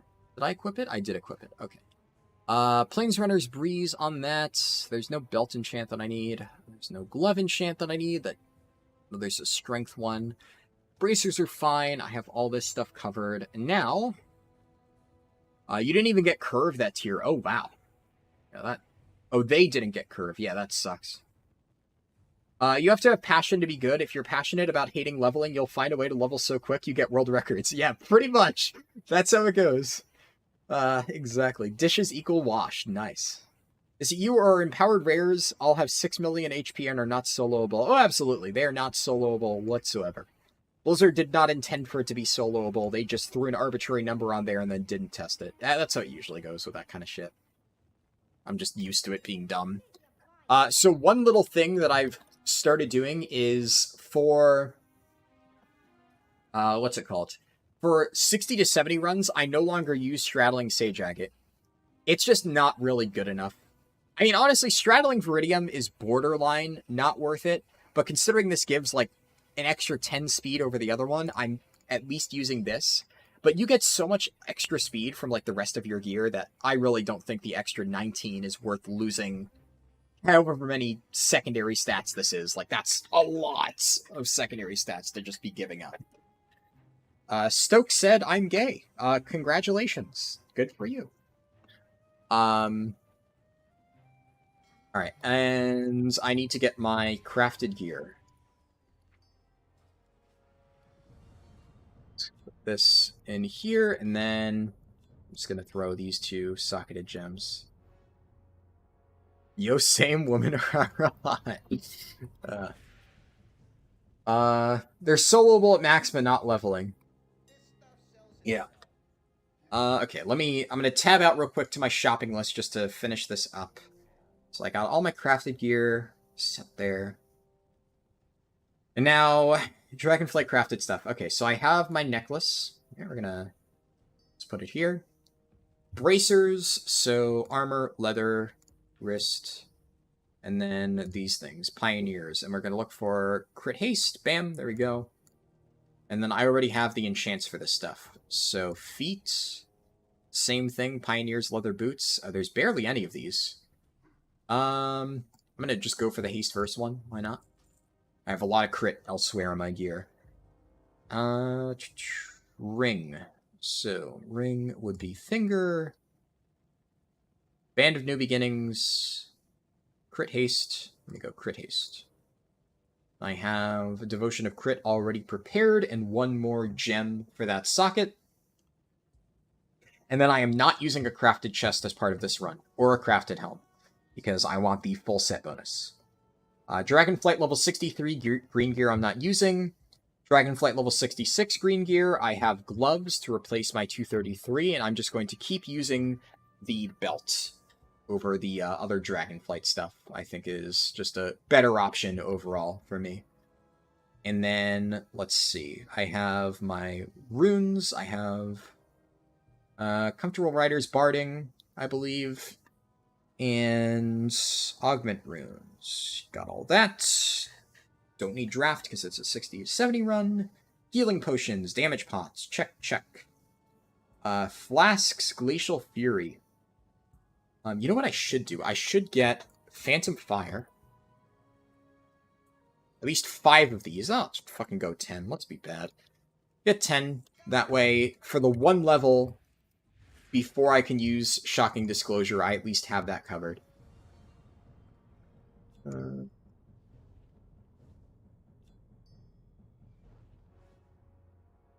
I'll put that there, move it there. That way I can seamlessly switch it when it comes time to do that. Throw an enchant on this. Throw an enchant on the bracers. And an enchant on the ring. Then I can just throw the socket in the ring.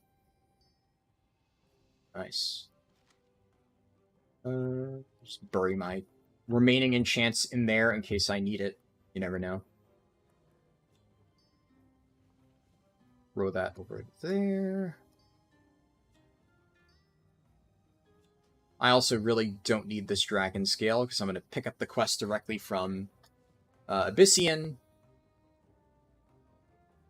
And let's see. What else do I need? I think it's just Darkmoon Fair quest items, right? Actually, come to think of it, Darkmoon Fair quest items may just, like, get me the entire first level.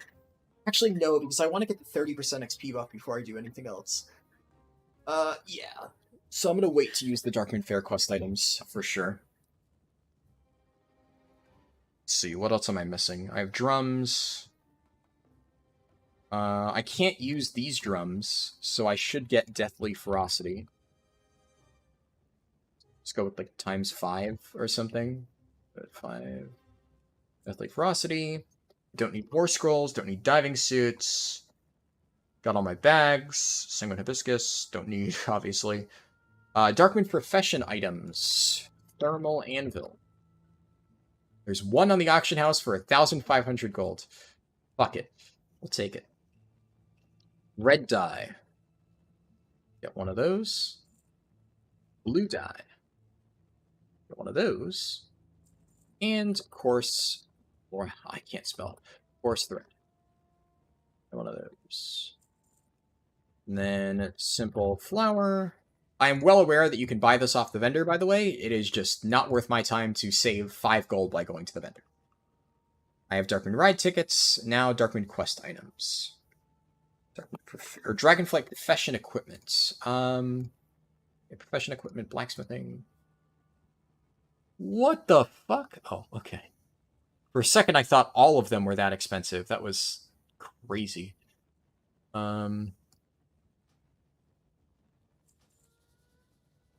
Draconium Blacksmith's Toolbox. Okay, somebody definitely bought up all of that. Weird shit people are doing at the market. And the hammer, I want crafting speed. There we go, crafting speed. Perfect. And what else do I need? Lava beetle. Don't know if I'll need this, but just in case. Why did I only buy 1? I need 5 total. Okay. Lava beetle, salamander scales times 3. I got Pioneer's leather boots, I got Rune Ceravite rods, Surveyor's cloth bands, I need salt deposits times 5. Also times 5, there we go. Dragonflight Profession leveling reagents. Ceravite ore. Ceravite ore, let's just go with a safe 40 additional, just to be certain. Draconium, or I should only need like an extra, oh, I don't know, 25 on top of what I already have. Primal Flux, 75. Awakens Earth, just 1. Awakened Frost, just 1. Awakens Fire, let's grab 2. Get ourselves up to a clean 5. Glossy Stone, I still have the 20. Casgrite Ore. Casgrite Ore. Let's grab 6. I think that's it. Yep.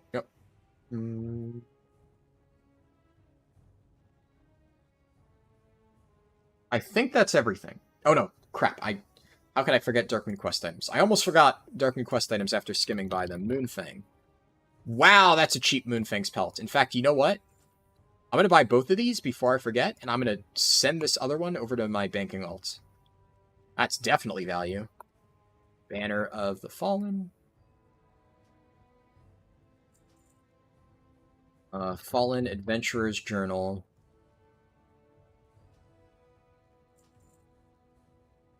Captured Insignia.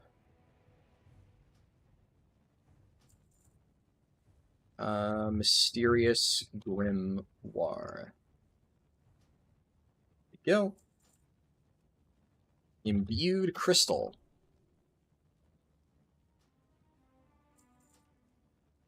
Treatise on Strategy. Monstrous Egg.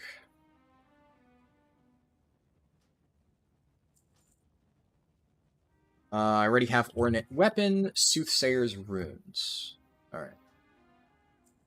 And that is actually everything, I think. Just giving my list just to double check. Believe that is everything. Alright, let me close my shopping list. Women are hot, thus I am hot. Harldan, can you add some chocolate to the shopping list, please? True, that's a good idea. Alright. It's all... everything there. This down.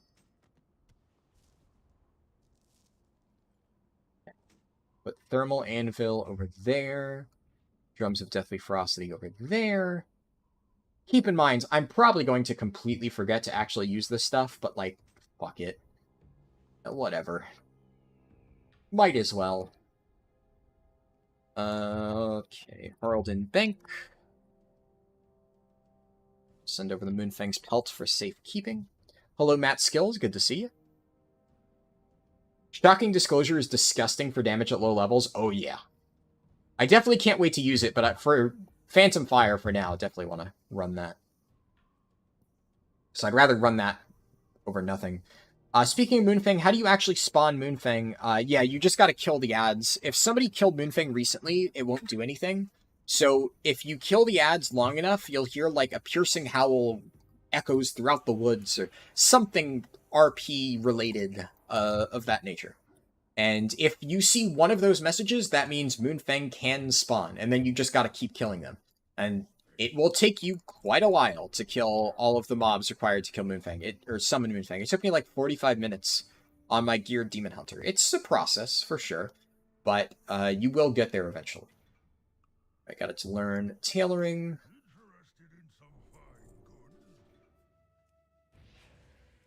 Yeah, I learned Cataclysm tailoring. Anyone know decent ways to make gold? I think a few people were talking about some strategies earlier. If you scroll up far enough in the chat, I know there were people bouncing around different ideas. Also, I know there's a lot of people who are good at making gold in my Discord, so like if you ask in there, I'm sure some people will have tips. I doubt they'll share their super duper secret strategies with you, but you know, take what you can get, right? But I'm probably not the best person to ask for sure. Oh yeah, it's Cataclysm Blacksmith. The problem is killing Moonfang? Yeah, just be a Vengeance Demon Hunter, or any tank really.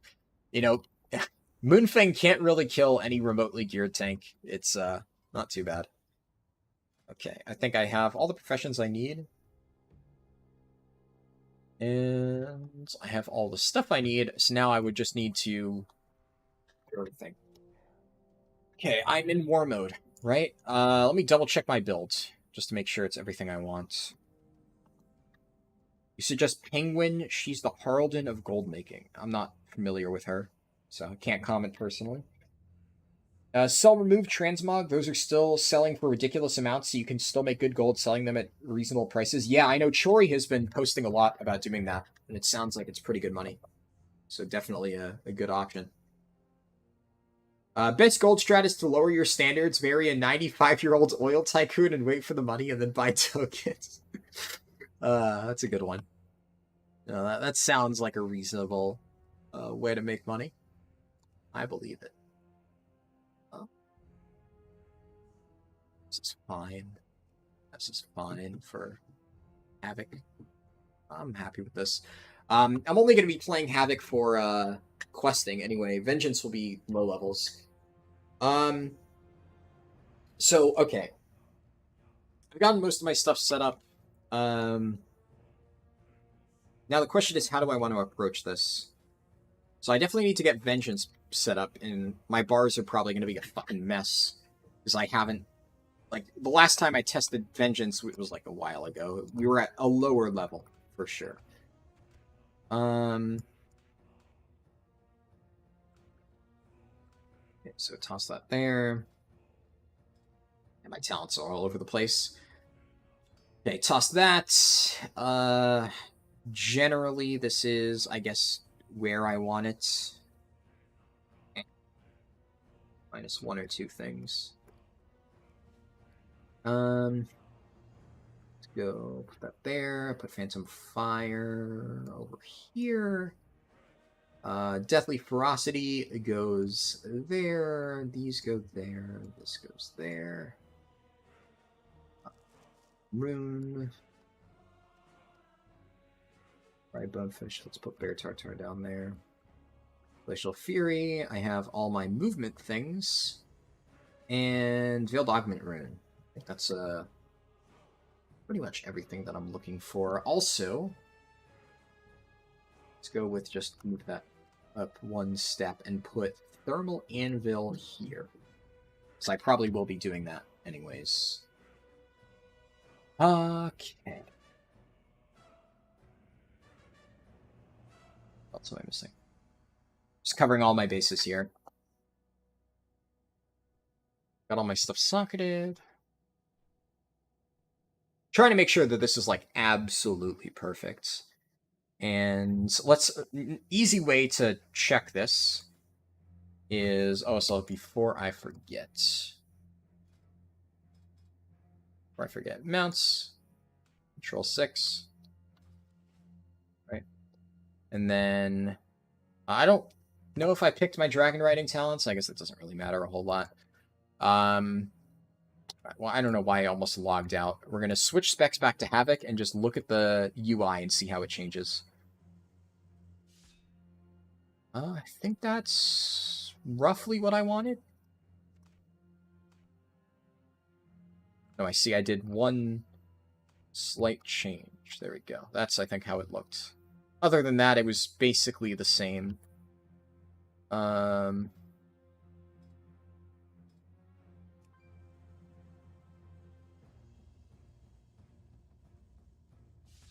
think your second idea is the one I go with. Yeah. Definitely, you know, it could work. I wouldn't rule it out. Alright, what do we got here? Fire damage increase. Definitely want that. Bottle Flame Blood. Soul Furnace. Agonizing Flames. Fallout. Fiery Demise. And Dark Glare Boon. Focus Cleave. Vulnerability. Soul Crush. Soul Carver. Yeah, not having Down in Flames is going to suck, but this is kind of all mandatory stuff. Soul Carver technically is not mandatory, but... Yeah, actually, you know what? Would I rather have Soul Carver, or would I rather have Burning Alive? I honestly would rather have that. Let me take this. Demon Hunter points available. So definitely take Infernal Armor, Demonic, Will of the Illidari, Soul Rending, Illidari Knowledge... Warblades. Let's go with Concentrate or Precise Sigils. Oh no, yeah, your target's location. That's the one. What do I want? Pretty much that, yeah. That's roughly correct.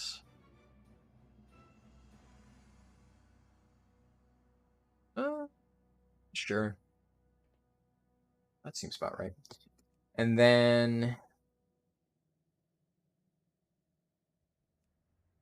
Unending Hatred. Everlasting Hunt. I think that's pretty solid.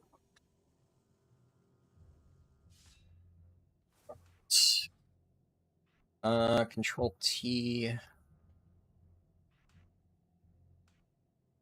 Definitely. What do I usually have on E? What's my E binds that I'm blanking on right now? I don't know.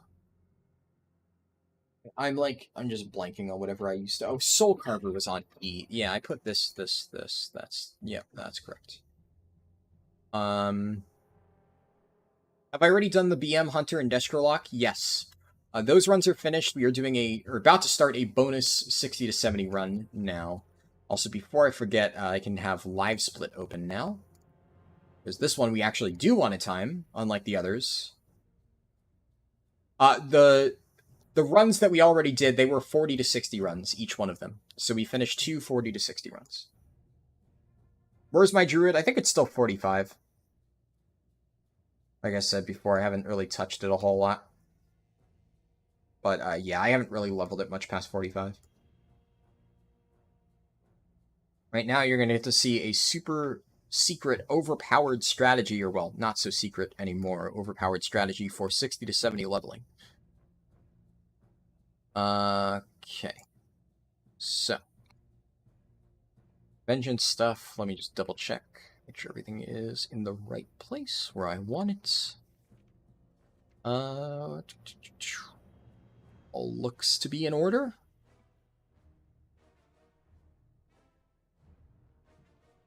Yeah, okay, that's basically everything I want. And consumables and stuff. Definitely want to equip this stuff.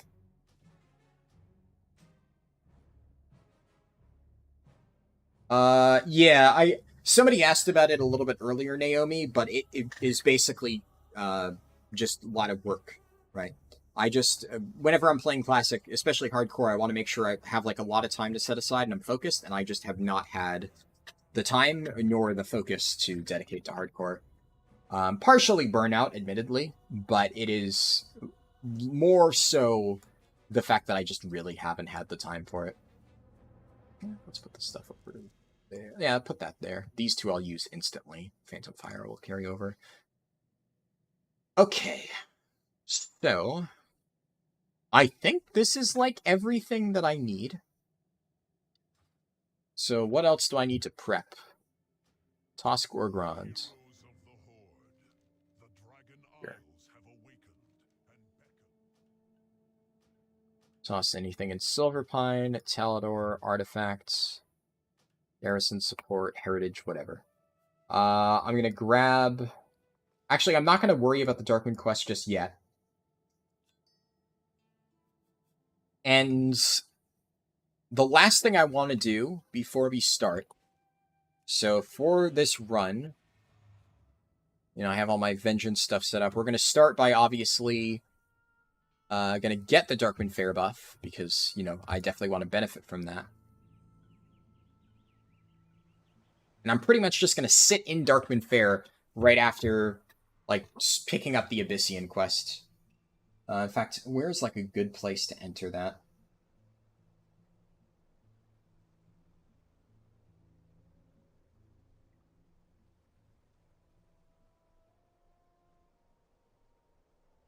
I could technically grab the Darkmoon Fair buff before I start. That's probably more efficient. Right?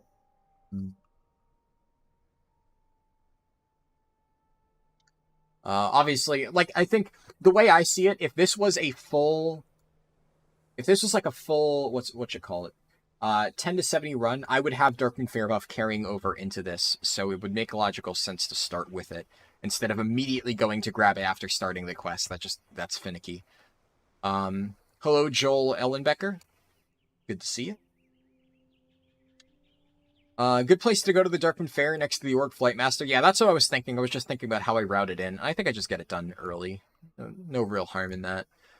Okay, so random time walking dungeon. Yeah, so this is what I'll be doing. So, how do we plan this?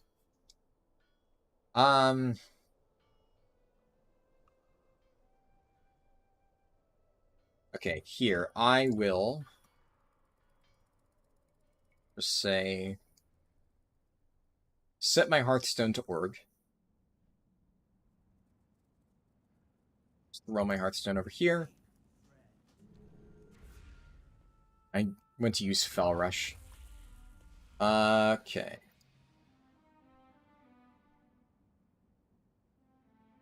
Oh wait, did I add my Dragon Riding mount to my Havoc bars? Gotta double check that real quick. Ah, haha, I did not. It's a good catch there. I'll swap back to Vengeance. Just want to have that all set up. Alright.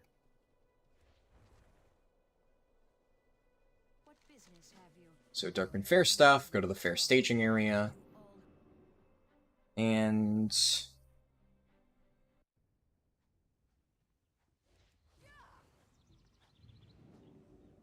am I tanking most of the leveling? You got Unlearn copied for ready or copy and paste yet? You know what? Let's actually just do that right now. Unlearn. Control C. Get that prepped too. Yeah, I'll get the Darkman Fair buff set up. And then, usual thing is the run starts for this with talking to Abyssian, right? Obviously, like, the reason I justify doing this setup... Was that Unlearn? No, I got it. I got it. Oh, shit. Yeah, you can't see it because the timer's covering it. See? I got it. Yeah.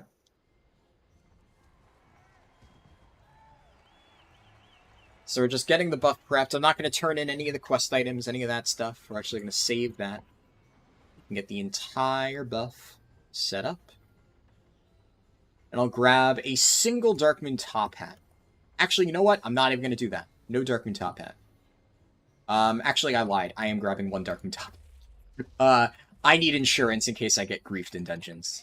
And this doesn't actually give experience. It gives, like, negligible experience. Was 1,300. Okay. That's not enough for a Darkmoon. Fuck. Okay, we're not grabbing a Darkmoon top hat. Fuck it. Whatever. We just don't die. Easy. Just don't die, Forehead. Okay. That's the plan. Alright, so before I head back to Org, what's the Unlearn thing do? Basically, at some point early into the run, I'm going to need to quickly learn and unlearn a bunch of professions. And whenever you do that, you need to manually type unlearn. But if you copy-paste it, then you can just do Control-V and then enter. And that way you immediately unlearn it instead of having to type out the entirety of unlearn. That was actually Naomi's idea, which is why she's suggesting it now. Okay, so what I'm checking now is... I need to know what the Dream Surges are going to be. So, I'm going to be doing another fancy version of this run, like, off-stream at some point this week. I'm going to be doing it on a Guardian Druid, so it's going to be fucking fast. And during that run, I will ensure I get perfect RNG and the run is, like, actually flawless. So what I'm going to try to do here is simulate what I plan to do for that run, but in real time, and the reality of doing Dream Surge leveling in real time, as many of you know, I'm sure, is that you are completely at the mercy of random bullshit. And that kind of sucks. But, what I'm going to do at least is check what the Dream Surges are. It's not that complicated of an idea, but you want to know what was in your mind when you realized it would be a good idea? I'm curious now. What was on your mind? Don't die. Yes, that is the point. Dying is a pretty significant time loss, as you might suspect. Alright, so we're probably going to hit a memory leak up ahead, but I need to go to Valdrakken just to test out and see what the Dream Surge thing is. It's also worth noting that I do not need to be in... technically, I don't need to do these quests with the Dream Surge buff active, because the 25% thing is, like, not even available, so it's kind of whatever. And initially, the early Valdrakken quests don't matter. It's the later Thaldraszus ones that matter. Okay, so that's good to know. The XP buff is not about to hit. So the absolute worst case scenario for this run would have been, we look at the next possible rewards and we see the XP buff on here. Because if that was the case, then that would mean I'm basically fucked, and I would need to, like, wait 30 minutes for this run to actually be good. Since it's not on there, and we're going to spend the first 30 minutes of the run doing time-walking dungeons, I don't need to worry about that too much. Now, ideally, we're going to just chill here for, like, 2 minutes, 30 seconds. And I'm hoping perfect RNG would be one of those two options, is something that gives me XP. So either the XP buff itself or the all buff option. Club.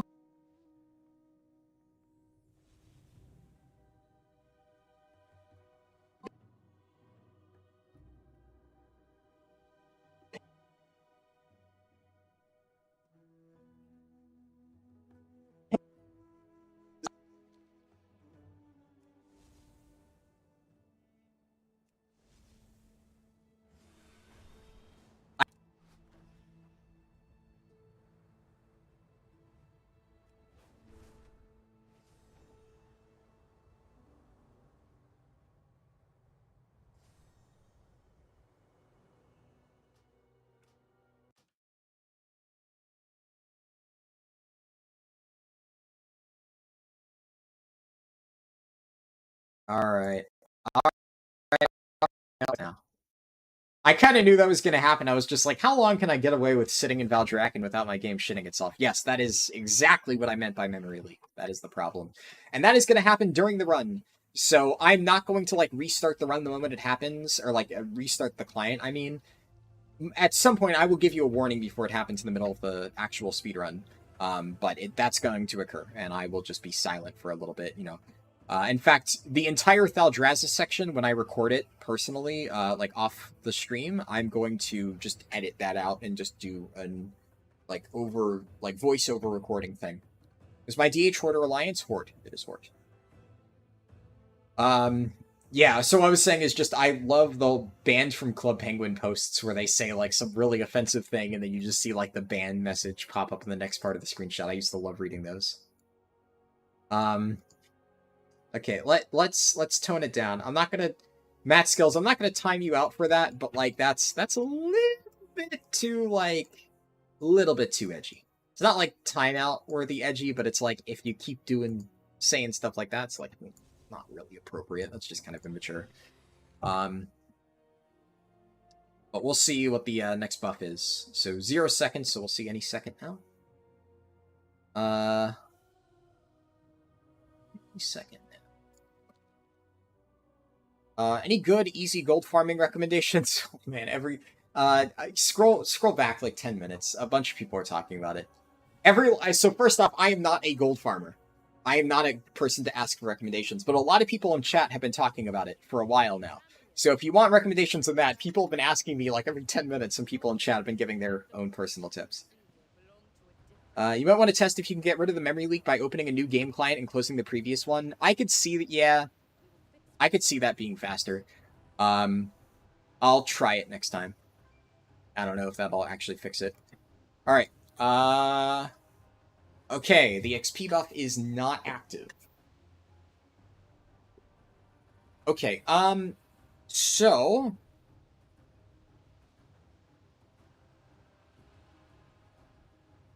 What am I thinking?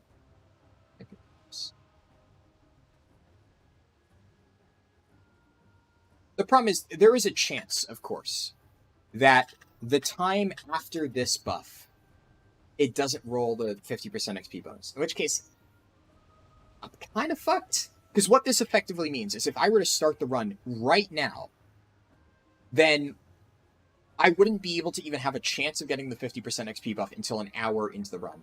That really fucking sucks, because that is really helpful.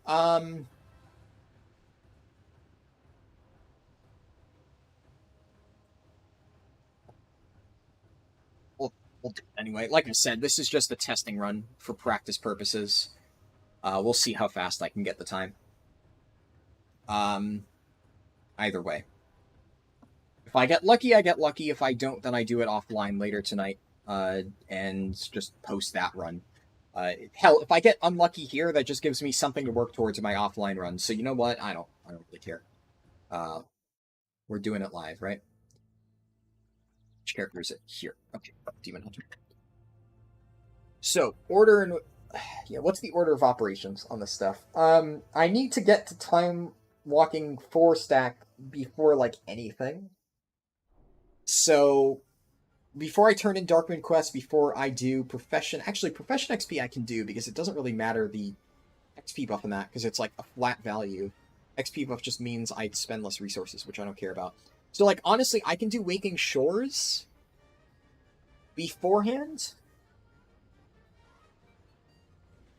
So I think that's what I do, right? I start the run with the Darkmoon Fair buff, of course. I start doing the introduction to Dragonflight stuff while I queue for time walking dungeons, and you know, whenever I get the 30% buff, I get the 30% buff. And I need to make sure that I'm doing that stuff before the Thaldraszus Dream Surge buff hits. So I am doing this a 60 to 70 run, yes. It is not the point of this video. I could... Here, just for simplicity's sake, I'm going to open a Google Doc in the background, and I'll copy-paste the old title back over. Because the main point of this video is... the entire point of this actual stream was the BM Hunter and Destro lock stuff. This is just bonus at the end. So, like, when this turns into a recording later, I want the main focus to be the BM Hunter stuff. So that's, like, what I want the thumbnail and title to be. This is just extra for people who stayed all the way before my actual video on the subject comes out. So I'm going to copy-paste the title into a Google Doc. That way, later on, I can just copy-paste it back. But I will change it now just so people aren't confused.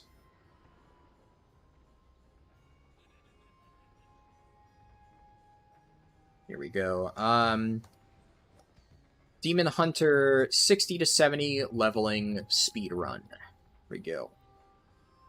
You missed the beginning? Yeah, if you go back to the start of the recording, you can find those runs.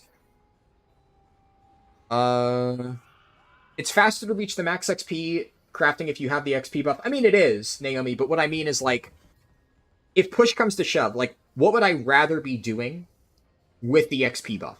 Stuff that, like, actually gives increased experience, or, like, if I'm basically, right, if I'm doing the quests in Waking Shores anyways, and I have to wait for the RP regardless, realistically speaking, even without all the XP buffs, I'm still going to be finishing all of the crafts before the RP is even over anyways. So, really, the XP buff isn't actually saving me any time there. It would maybe save me a few seconds, whereas, like, if I were to... The entire point, right, is I need to do something first before I get the 30% buff. Because I'm not just going to, you know, sit in Orgrimmar and do nothing. So I need to get some activity done alongside getting the 30% buff. And I think the quests that would be least impacted by the 30% stuff is those Intro to Waking Shores quests.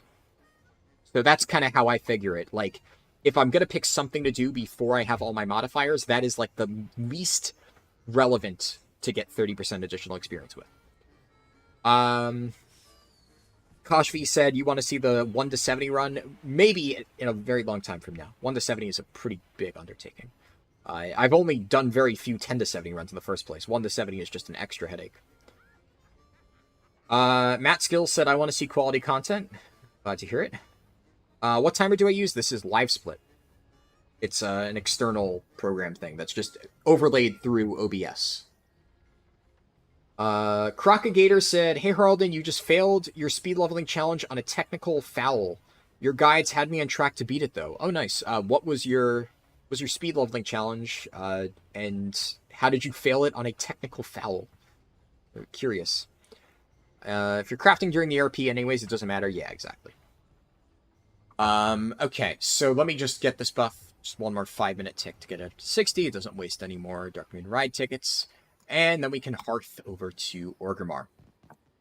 And we can start the run very soon.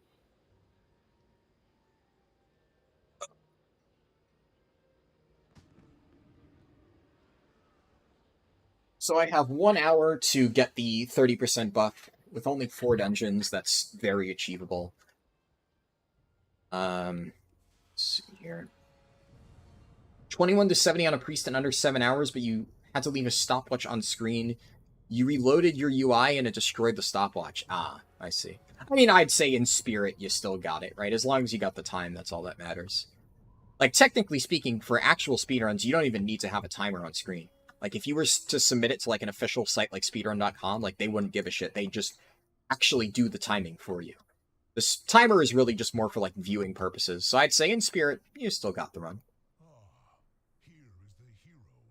Live split timer, cool, thanks, no problem.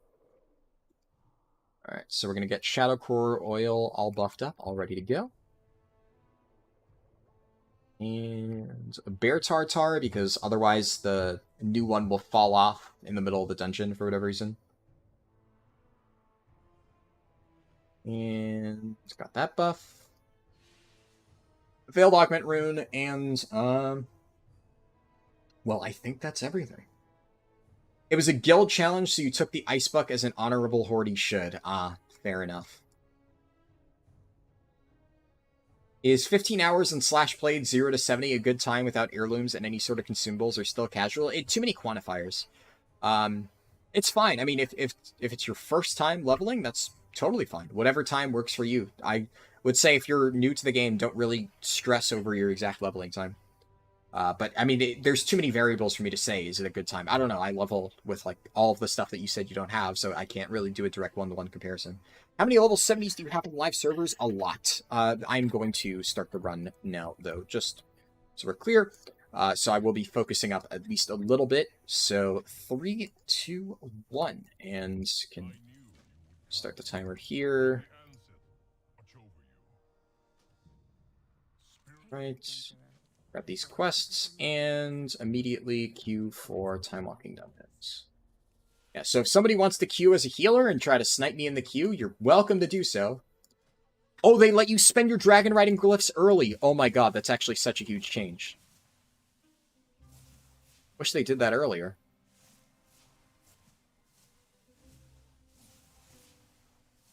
That's actually really convenient, huh? Okay. So what am I missing? I don't think I'm missing anything. I think I'm already paranoid that I might be missing something, so. It's not even a serious run, and I'm still freaking out over it. You know how it goes. It just, every run, I feel, has to be, like, perfect. And I stress over it and stuff. You've been able to spend multiple, or Dragon Riding Glyphs early for multiple patches now? Really? I don't know why. Maybe something in my UI was blocking it. I'm not using Sexy Map. That might be it. I think maybe Sexy Map has been blocking it this whole time, because I definitely was not getting that before. Either way, I'm happy to see it. That makes things so much easier.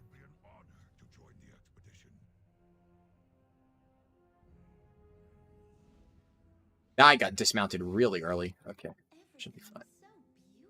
Yeah, click right now.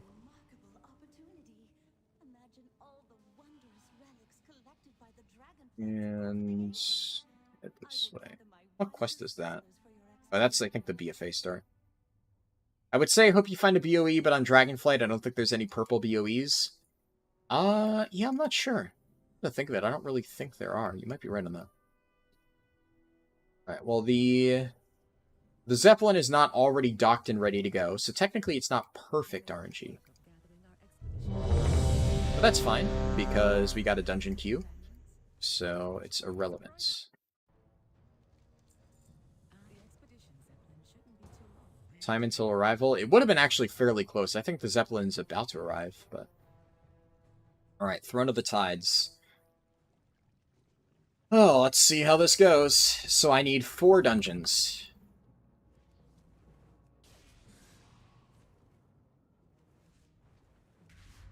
Did not mean to do that.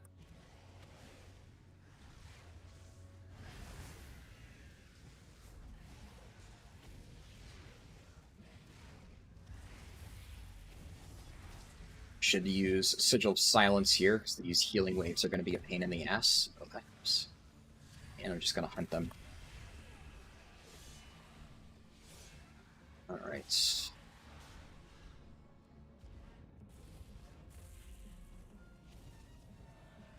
As long as we beat the elevator, that's all that really matters for this particular section. So I'm just going to use a potion here to expedite that process.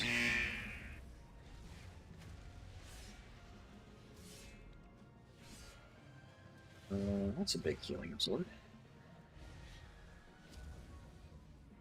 Alright. Okay, the elevator's coming down. Last time I stood directly under it, the game DC'd me, so you know what? I'm just going to kind of chill here.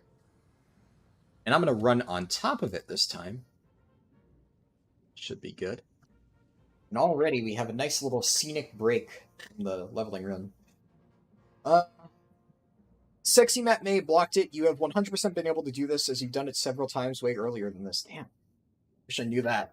Yeah, honestly, Sexy Map has just kind of screwed me a few times on various things. I'm not using it anymore. What's that add-on? Sexy Map? It's just, it changes your map, makes it look fancier. It looks cool, but if it's been screwing me this whole time, then I just no longer trust it.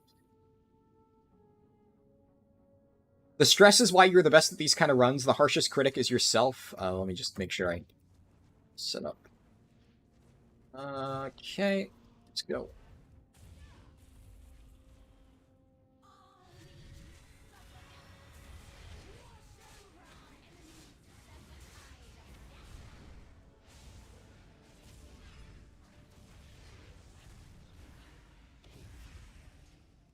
Guys, come to me.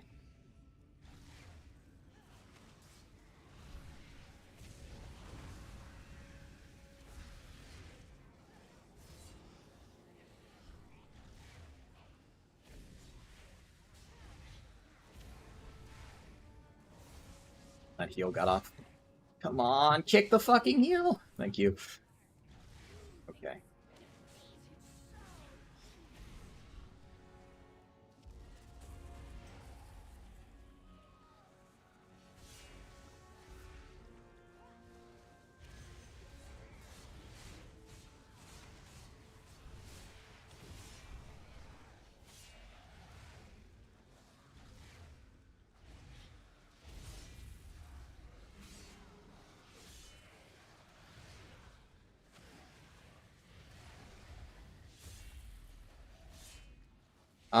Yeah, so what were you saying? The stress is why you're the best at these runs, the harshest critic is yourself, which always makes you better. Yeah, I appreciate that. That's, I guess, yeah, kind of what I'm going for. Not necessarily intentionally, but I definitely do critique myself pretty harshly just to make sure that I'm always trying to find ways that I can shave off time.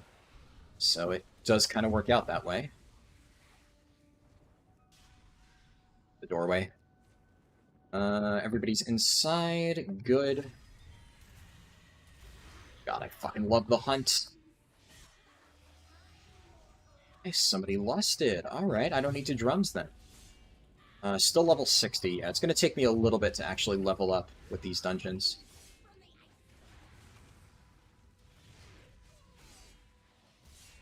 Most important thing here is that if there's any heals, I kick them insta. I also don't want to be super close to the middle, because if I'm near the middle and a tornado hits me, that kind of suck. He immediately phases.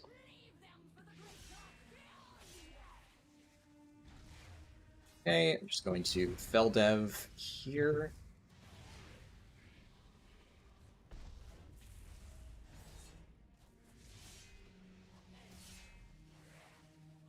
On any second.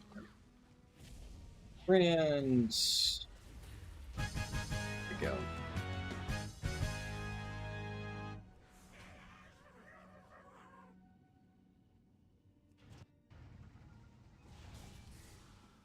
Oh, nice. Because that shaman got locked out, we actually summoned the boss early. Wait, that's actually tech for this dungeon. I mean, it's, like, not super important tech, but it is tech all the same. Does that doorway close? Doesn't look like it. I feel like that doorway's supposed to close, but it just hasn't.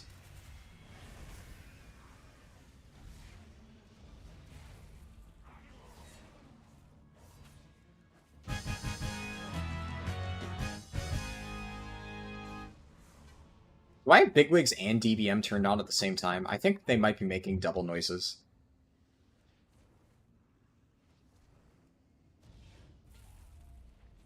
I see a few messages in chat. I'll try to skim them. What's the best map plugin? I don't know. I mean, I always use Sexy Map, but I don't really think there's a ton. Thillin said, hello, Harldan. I want to say I got recently back into WoW thanks to your speedruns. I followed your RDM. What does that mean?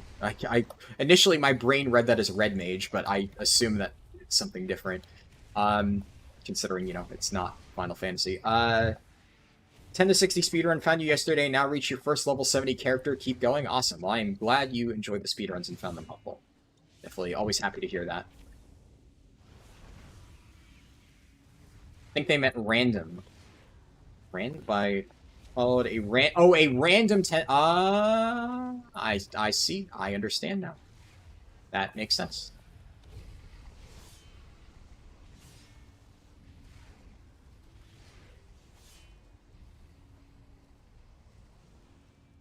Alright, come on. Get into the fucking Neptulon arena. Come on. Come on. I don't want to wait for you guys. Oh, look at him. Making it right down below the gate. And there's, you know, Joe Schmo out in Africa who's not made it in yet. But, you know, we don't got time for him. Nobody got time for that.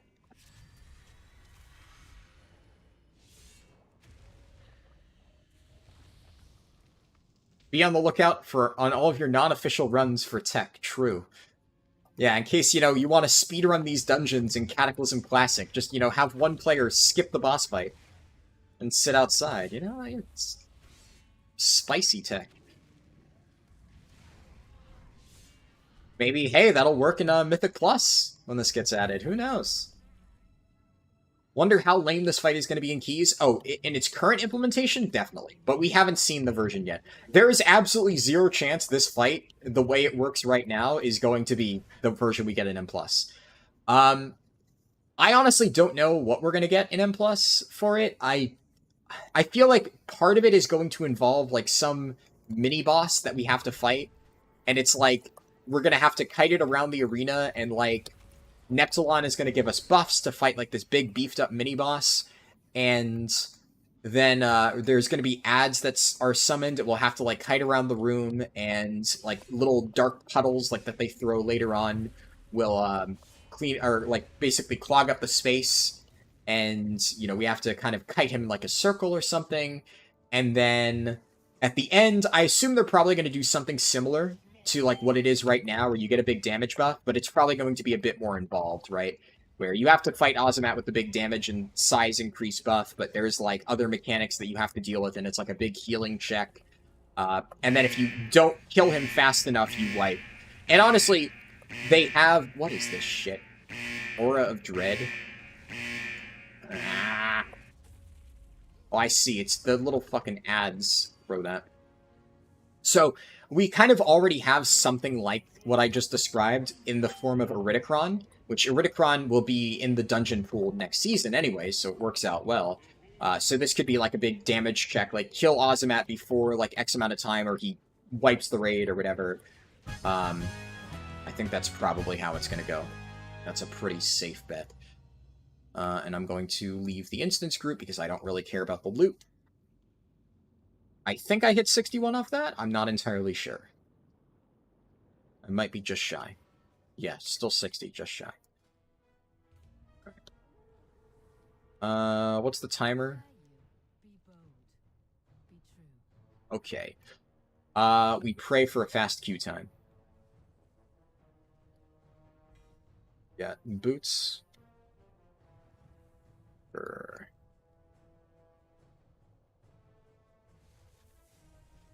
King of Kong is about a scam artist, true. Did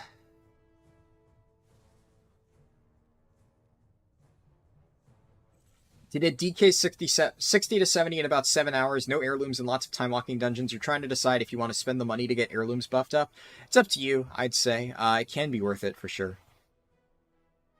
So unfortunately, one of the problems here is I need to make a journey through the most dangerous zone in the land. And Naomi, if you're directing that message at me, I'm very familiar with the Billy Mitchell saga. So I've definitely been following that. Alright, might get a memory leak here. Probably is going to happen very fast.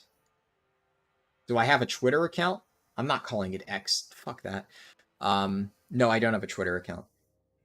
Oh, that was at Matt Skills. I see.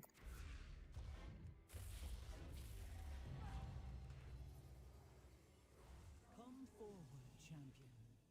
There is something I wish to share with you.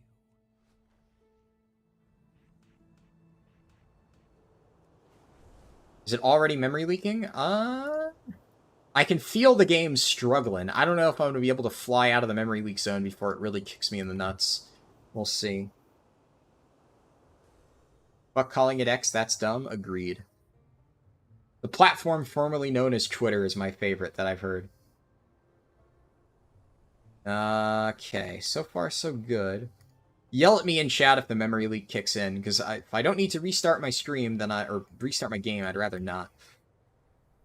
Let's see.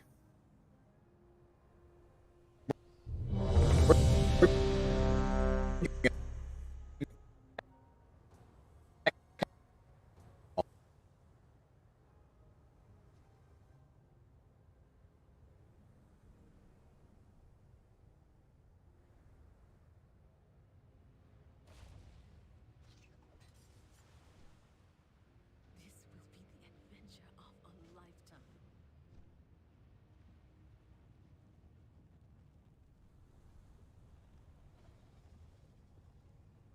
What have you? That proto-dragon looks hungry. I suggest we keep moving. Abyssian said that Rathian will be waiting for us at the embassy atop the hill. Hopefully it's under attack. I could use a good fight.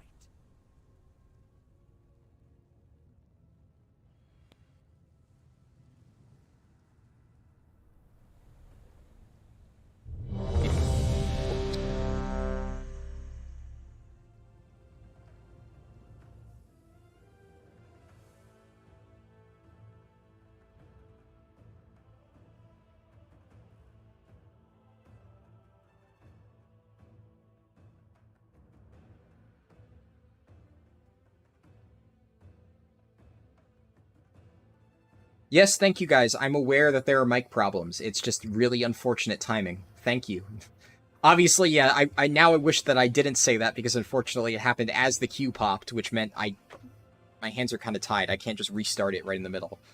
So yes, I know that there are mic problems. I was well aware. You could probably tell that by the time I had to restart the fucking thing. And queue failed. Fuck me. Ugh, such a fucking shitty timing right there. There we go. Okay, now it's back on OBS. And it should be working properly. Yeah, that really fucking sucks.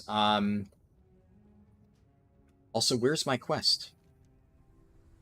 Oh, it cleared off my tracking thing. Okay, well, that's annoying. Alright, we'll make do with what we can do. Well, let me know if the memory leak kicks in, and then it happens, and then there's immediately a fucking queue pop, so I can't even just close my game. Like, yeah, I know. That's even more frustrating.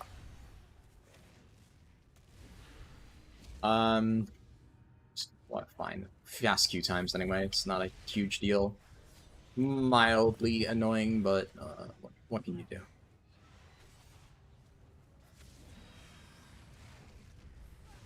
That's karma, yeah, pretty much. Okay. Should still be fine.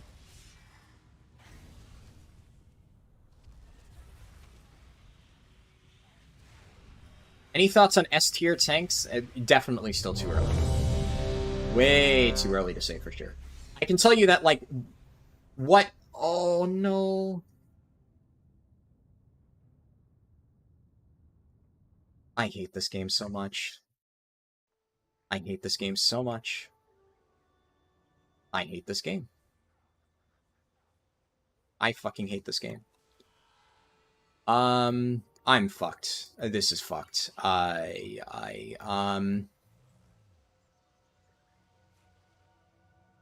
Shit, that it automatically defaults you back to the Dragonflight dungeons. This run is fucked. This run is completely fucked. I don't even really want to continue it. I'm gonna be completely honest. I'm going to, because I'm not gonna fucking end it in the middle, but this is really fucking... Yeah,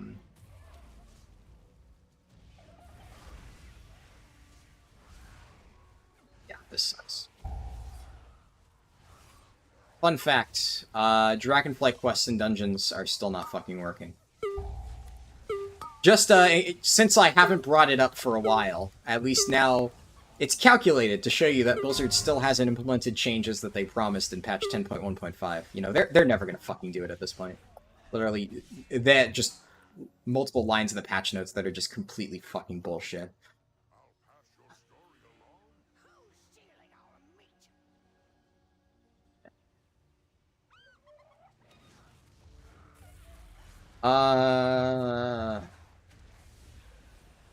Yeah, Naomi can give a summary on tanks. I don't feel like fucking talking about tanks. Naomi probably, you know, can summarize the same thoughts that I have on it.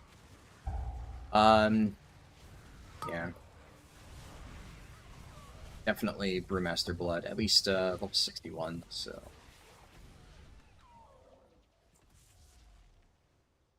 Oh,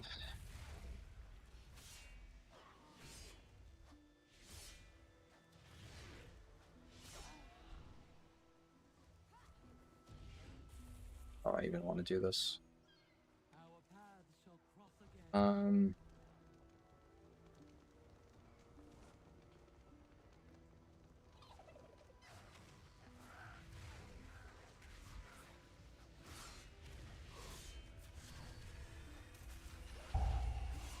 Rushing that, just in case. It's not the end of the world. This is... It's kind of bad, but it's just, I mean, this is basically just, like, take 5 minutes off my end time, and, like, that's what this will end up being. Actually, more realistically, take 10 minutes off my... sucks, okay. At the very least, whatever run I'm going to record after this live stream, I can guarantee you now is going to be infinitely better than this, because this has been just fucked to hell and back already. Lovely. Lovely, lovely, lovely.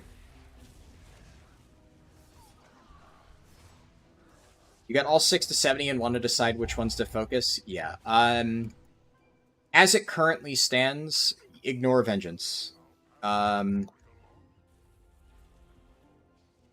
you were doing time-walking dungeons? Yeah, the game fucking defaulted me to the wrong fucking menu, and I clicked too fast, and it queued me for regular Dragonflight dungeons. That's why I'm tilted.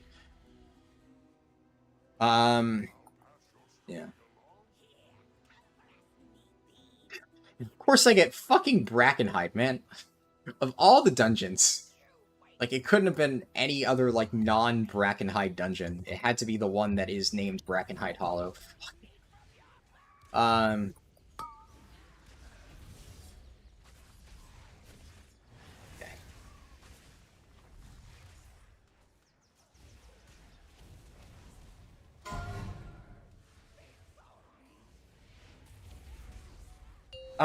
Yeah, I mean, I do think if you have to pick a tank to completely ignore, right now, Vengeance Demon Hunter is the tank to completely ignore. There is no saving grace for it. Like, it does not matter what people tell you. There is no saving grace for Vengeance Demon Hunter next year. Well, that sucks. But yeah, Brew and Blood are definitely looking to be the strongest. I would say, currently Bear and Prot Warrior are like, and this is by like just literal current tuning at this exact moment in time. Bear and Prot Warrior are like on the lower ends, to the point where like if literally nothing changes, they won't be bad, but they will definitely be like weaker. And Prot Pally is like fine. Prot Pally is just like good survivability. It's still good damage, but it has a pretty whatever tier set, and it's likely gonna get changed. We'll see. So expect something for them. But, yeah, I definitely... What the fuck? How can I not get off this branch? Oh, can this game just, like, stop fucking me in the ass for 2 seconds? I get, like, actually just completely stuck on the most random fucking tree branch. You're gearing your 70 Paladin for Prot? Yeah, Prot Paladin will definitely be a solid option. The only question is whether it'll be, like, really good or not. Heirloom Guide will be coming in the future. Yeah, here's my Heirloom Guide. It doesn't matter. Uh, like, that's honestly one of the other reasons I don't really care about making it. I will make it eventually when, like, Blizzard fixes their shit just because people keep asking for it. It really does not matter at all. Like, here's your heirloom guide. Focus on necks, rings, and cloaks first, and then after that, prioritize whatever armor type you use the most, and get the stats that you like want. I don't know. It doesn't really matter. You can use whatever stats. It really does not matter. Like, I cannot overestimate like how little it actually matters. Buy Lumen, level it. Yeah, that's pretty much it.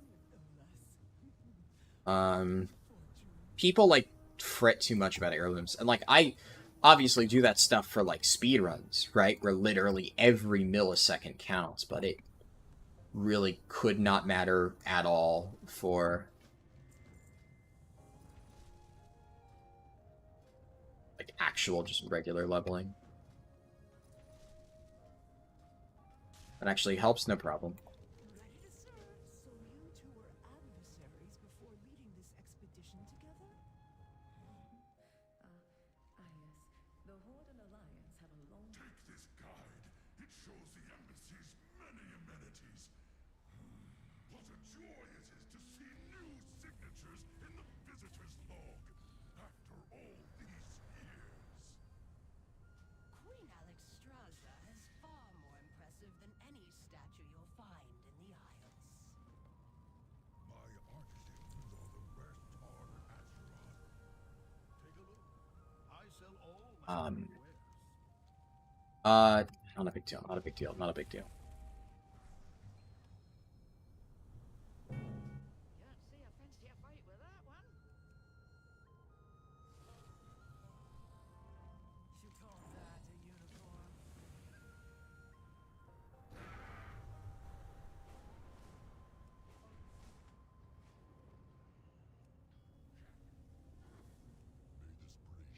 peaceful denizen of Azeroth to these shores.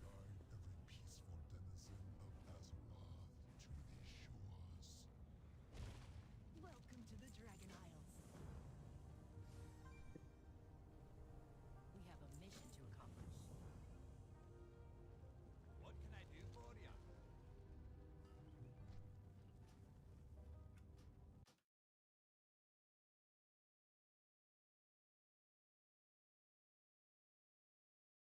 I swear, I literally never get a memory leak here. Why am I getting multiple memory leaks outside of Eldraken in the same stream? This is so demoralizing, man. I have never been fucked this hard. It honestly, I just feel like I shouldn't even continue. Like, the game is just actually telling me just to stop here. It's pretty fucking rough at the moment. Lovely. This run is about as dead as Vengeance Demon Hunter in 10.2. Yeah. Tell me about it.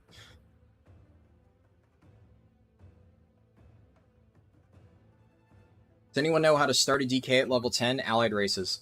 Or Pandaren.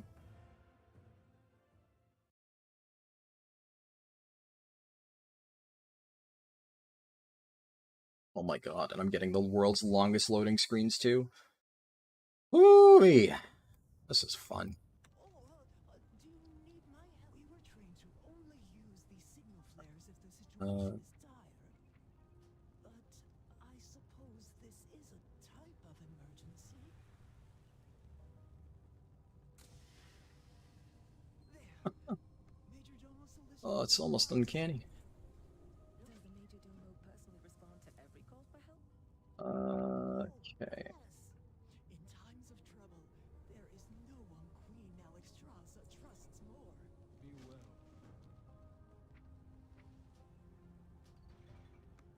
Warm yourself by the forge. Are you here to lend a hand? Great to meet Here they come. you. Watch your back. Incredible.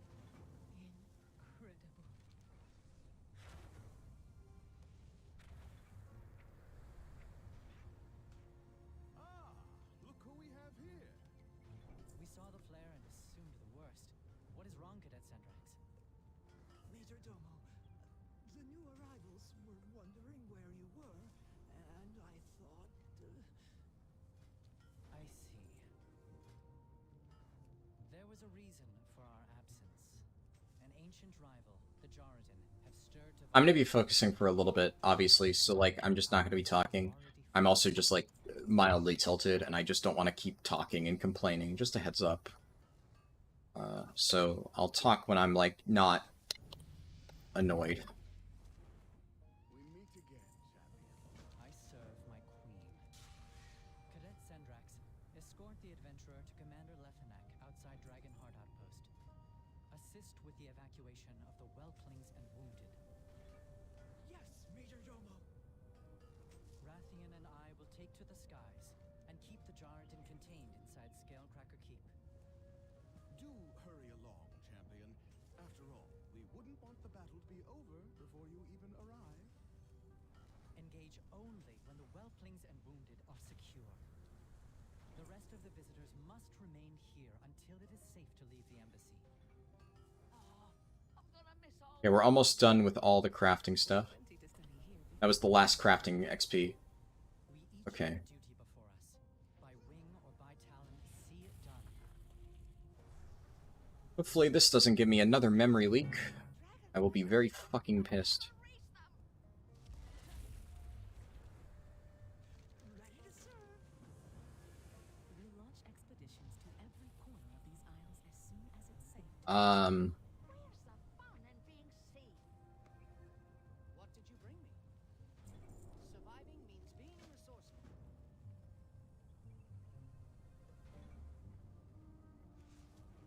To the Dragon Isles. Okay.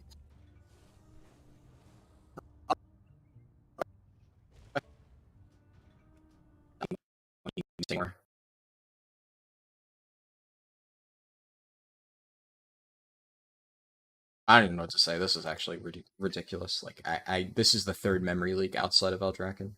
This stream.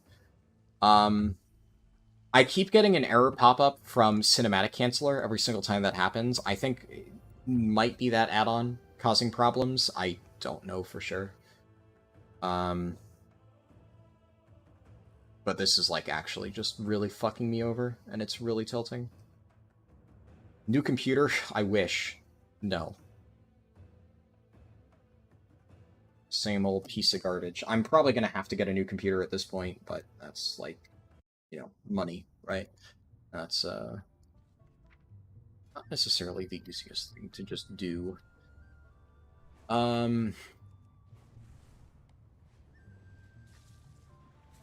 That's...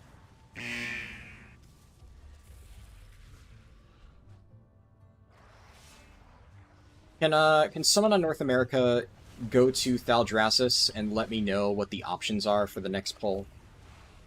Because it should have just appeared 10 minutes ago, so...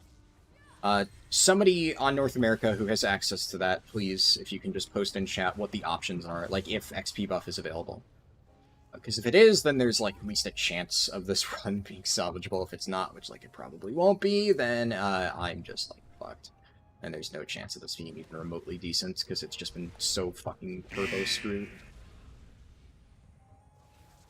Cinematic Canceller, where the fuck are you? It's not even enabled. Why am I getting problems? I give up.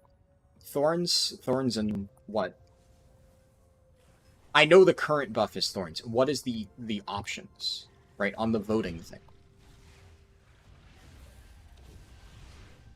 'Cause I'm not curious about what it is right now. I'm curious about what the options are being voted for, so I know what to expect in 20 minutes when the new buff rolls around. That's the main thing I'm curious about.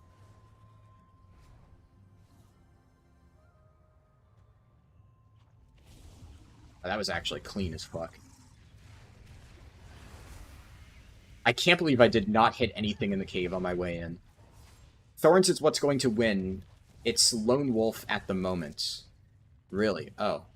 Thought Thorns was... Just fucking hate how the buffs keep moving. Thorns is what's gonna win. Okay, cool. Well, that's... problematic. I guess let me know what the options are in 20 minutes. Hopefully I don't get screwed 3 times in a row. It's Leatrix Plus that's causing that issue. And if I get another memory leak, then that is consistently what is causing the problem. So we'll see. I don't know why Leatrix Plus would randomly be causing problems that would lead to memory leaks right now when it hasn't in the past, but that seems to be what is causing it there. Alright, Syndrax. Get a move on.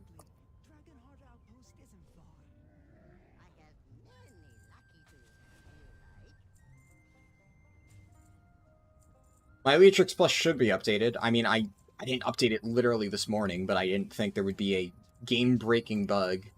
It's probably just bad luck, honestly. I've been getting screwed by the most random things at this point. It's just random bullshit at this state.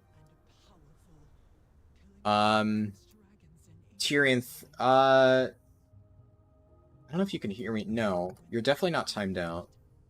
No. Yeah, I'm not seeing you in chat, Tyrionth, so you're not timed out. I can say that for absolute certain. So I have no idea if, like, your messages just aren't appearing. I definitely can't see any messages from you. I don't know if you could still hear me or something. I'm assuming you still can, but yeah. For whatever reason, it's not showing up in chat. I don't know. And I'm in live chat, so it's not like it would be blocking it. But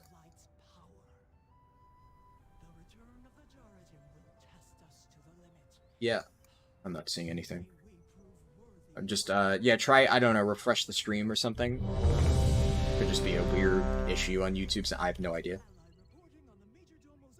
Okay, great. Yeah, admittedly, I am not, like, paying super close attention to the stream right now anyway, because I am, like, moderately tilted, just fair warning, but I definitely did check, and it has nothing to do with, my god, my weapon is doing this garbage again, where it just, it doesn't apply the correct rune. So I need to manually take off my fucking weapon and do that. That has to be a new bug. I've never encountered that before the Fury Warrior run, and now it's happening again. Oh my goodness. This is something. And it's like, I am running into literally every single bug I've ever encountered over, like, the entire history of me doing speedruns. It's like, they're all out tonight, huh? Hate that rune. Yeah, I have no idea what fucking causes it. I haven't really seen it happen often, but that's the second time I've seen it happen back to back. That is frustrating. That is really frustrating.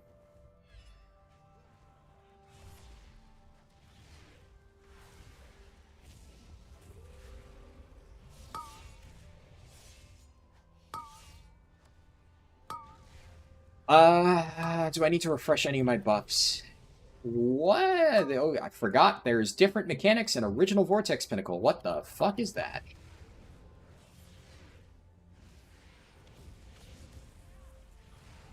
Alright.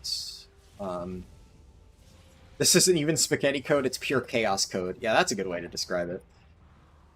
Pure chaos code. You're not wrong. Okay.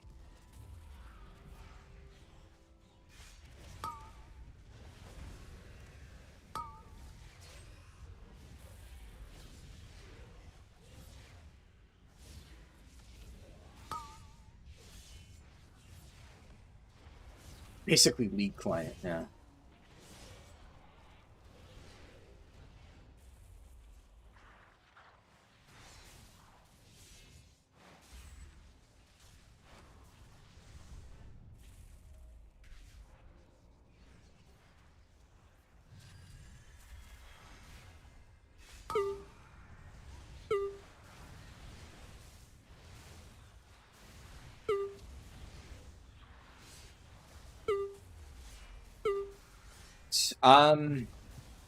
It's, at the very least, I mean, the main reason for this run in the first place is to showcase the Thaldrasza shit. I really wanted the XP buff, and, like, I think the game's just gonna kind of fuck me in the ass and not give me the XP buff.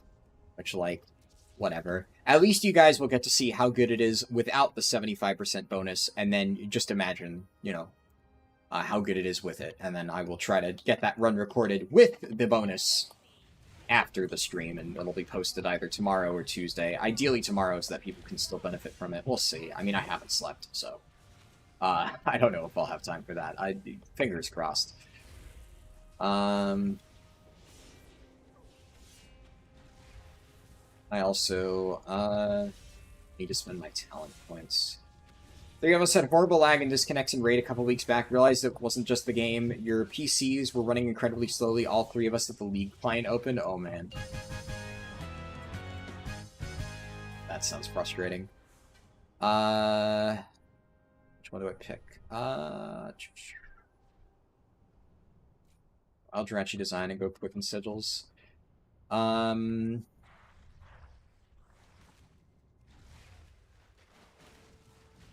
Kind of just want Soul Carver for more single target damage. I think my AoE is kind of fine. I really don't need, like, Down in Flames for just a little bit extra. Yeah, we'll take Soul Carver. Changes.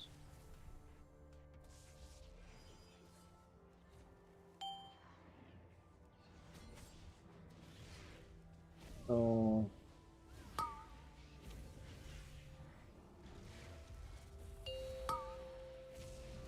I'll say one of my only things that I enjoy about all of the Demon Hunter changes made in Dragonflight, Soul Carver is... It's so nice to finally have it back. I've been so, like, angry for all of BFA and Shadowlands that they took away Soul Carver and gave us nothing in return. Like, so many people got their artifact abilities back, and we never got Soul Carver. And I loved Soul Carver. So... despite all my other gripes with the tree, I absolutely adore Soul Carver as an ability, and I am glad that it is back. So there's that, I suppose. Soul Carver was so good, I don't know how we didn't get it for so long. It's because they didn't care, right? They only added Soul Carver to the tree when they realized they needed to fill random abilities in the Demon Hunter tree, and they didn't have enough. And they're like, oh yeah, we could bring this back. But when, like, Vengeance Demon Hunters were actually asking for it all after Legion, they don't give a shit, because the spec doesn't fucking exist to them. We're an afterthought, as always.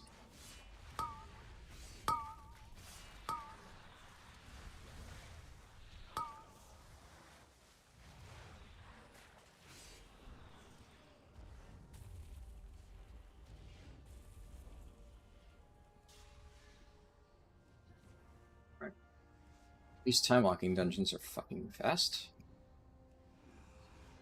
I trust these guys to get here in time. I'm just gonna rip Soul Carver without Fiery Brand. I think Alteris will die before it even matters.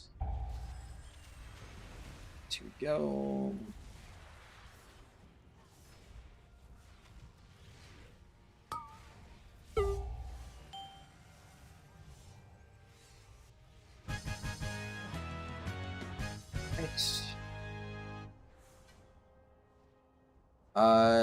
You know what we need back? Because dealing with the Vengeance Demon Hunter balancing is such a pain.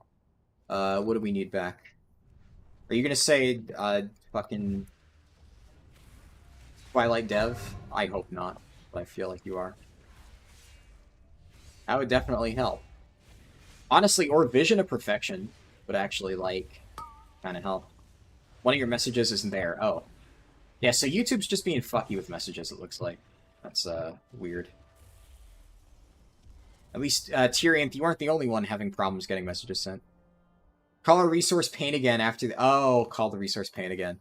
I thought you were about to say, you know what we need back? We need back Twilight Dev. And I was going to be like, oh, fuck no. That's what people always fucking tell me when they think, like, oh, Vengeance was so good because of Twilight Dev. And I just sit there and sigh. Like, good, relative, and it doesn't mean it was healthy. And we have fucking gluttony, right?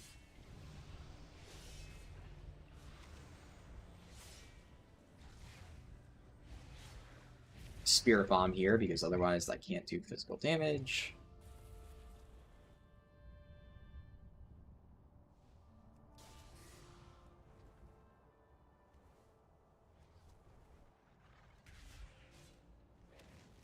You love Twilight Dev, you got lucky, you got it first week.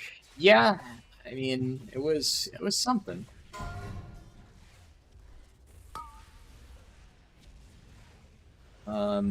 So I missed all the heal kicks.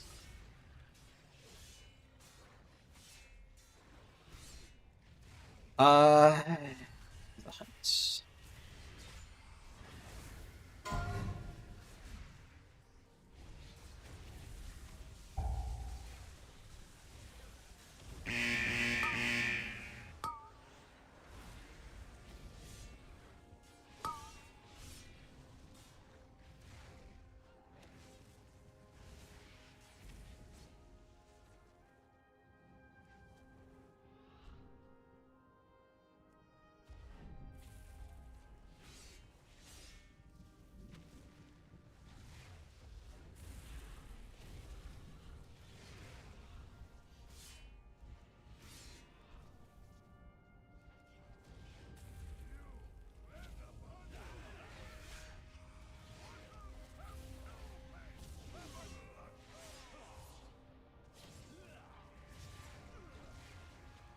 I might try my luck queuing with these guys again. This at least has been a group. And I would rather not wait another however many minutes for the next time walking dungeon just so I can stack up my buff. So we'll see. Hopefully the healer at least accepts. Alright. Let's rock and roll. Healer declined. Alright, fuck off. Great. You're done with fantasy football? Oh, what happens? I guess things didn't work out super well. You had so much Twilight Dev gear. You love the animation of Twilight Dev more than anything. That's fair. I could see that. Is a memory leak back? It feels like it. Probably give it a minute or two. And then I'll just get another, like, millionth memory leak. This is, like, so bad, it's on the level of, like, that first Dark Iron Dwarf speedrun where I literally had to, like, edit out half of it because I was just getting non-stop memory leaks. That was, like, a fucking nightmare situation. And, I think that's kind of what's happening here again. I don't really know why. It's never, like, this bad, actually. But it's getting fucking depressing, having to deal with this shit. Did I queue for the right dungeon? I queued for the right dungeon.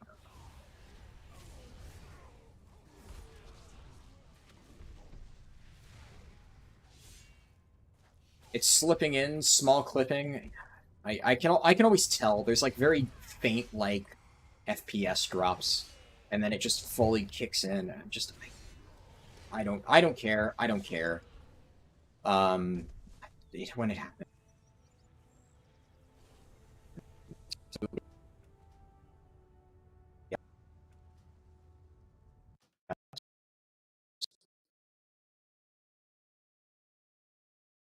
I don't even know it at this point anymore. Like this is literally just constant. I may actually just end the stream. I don't know, guys.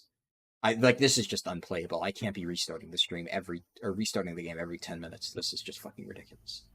I hate having to do this because like this was meant to be a fun like showcase of cool tech at the end of the stream, and the game is just fucking me over. I wanted to show the cool thing, and it's just like I can't play the fucking game.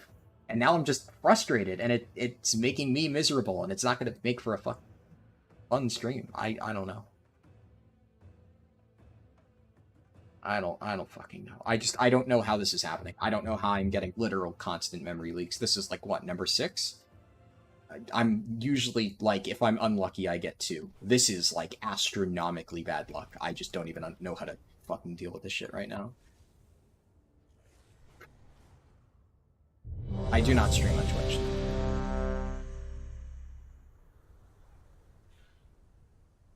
Am I? At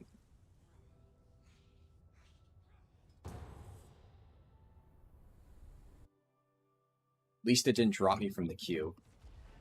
That would have been especially bad.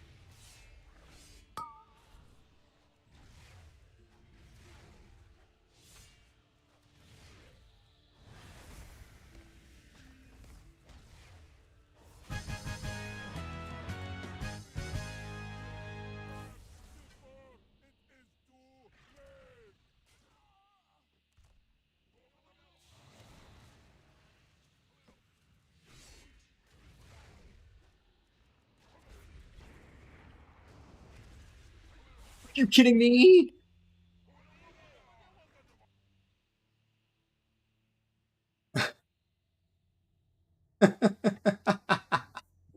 Okay. Okay.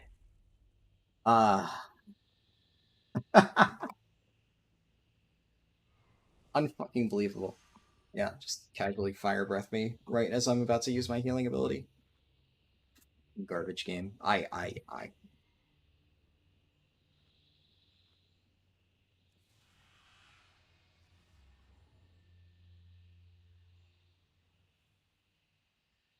I'm gonna mute my mic.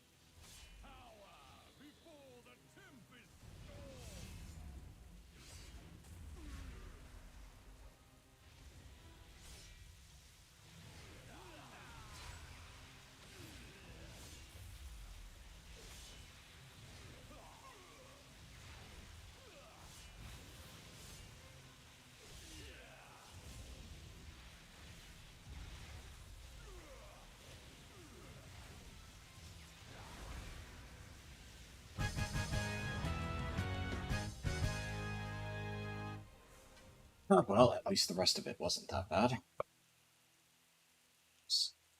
We'll see. We'll see. I need to get my Darkman Fair buff. Presumably right after I finish this quest, though. How am I gonna do this? Okay, so I need to grab that whelp. I'm going to... Darkman Fair is up? Yes, Darkman Fair is up the first full week of every month, starting on a Sunday. Okay. Take this in your home. Teleport to Dalaran, and we go get Darkman Fair buff. And remember to queue time walking, or not, because... I'm gonna get a memory leak in Dalaran. Does Primal Lust reset every boss in Dawn of the Infinite? What is Primal Lust? Is Primal Lust some sort of, like, super extra special regular bloodlust that I'm not familiar with?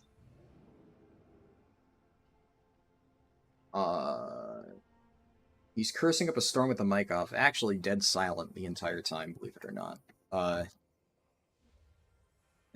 The main... I more turn my mic off as, like, a precautionary measure, just in case, like... I'm not gonna say anything bad, but it's just... honestly, it's like, with the mic on, I feel, like, compelled to talk, right? Because, like, you know, if it's there, I need to say something. That's the entire point. So then I just start talking and just being frustrated. So if I turn the mic off, then I can just be completely silent without, you know, worrying about not saying anything because I've already said, hey, the mic's off, you know? And then I can just be silent, focus intently on making sure, like, I don't fuck anything up again, and get the dungeon done, because I had already screwed up. And I know a few people said, like Boss Sinovia said, been trying to queue for a healer. I appreciate that. And, you know, people saying, like, you know, you know, wish you had a group that was, like, helping you. That death was 100% on me, honestly. And that's why it pisses me off, right? Like, if I had done a completely normal pull, and I hadn't gotten healing, like, honestly, I would have just been like, fuck it, it happens, right? That pissed me off because that was 100% on me. I was, like, a millisecond too late on pressing my meta, and I got stunned and took, like, a ridiculous amount of damage, and I was LOS'd, intentionally so. I was trying to LOS the mobs around the corner, but because I mistimed it, I fucking died for it, and it just pisses me off. Like, admittedly, it does suck. I didn't know the mobs had a stun, right? So it's not like I was sitting there preparing for the mobs to stun me, and I just mistimed it. I just didn't fucking know. I did something aggressive without fully understanding the mechanics of the dungeon, and I got fucking punished for it. And shit happens. That's how it goes. So I've only myself to blame for that. And you know what? It sucks only having yourself to blame. It really fucking sucks. But such is life. Primal Rage is Hunter Bloodlust? Yeah, Hunter Bloodlust is just regular Bloodlust.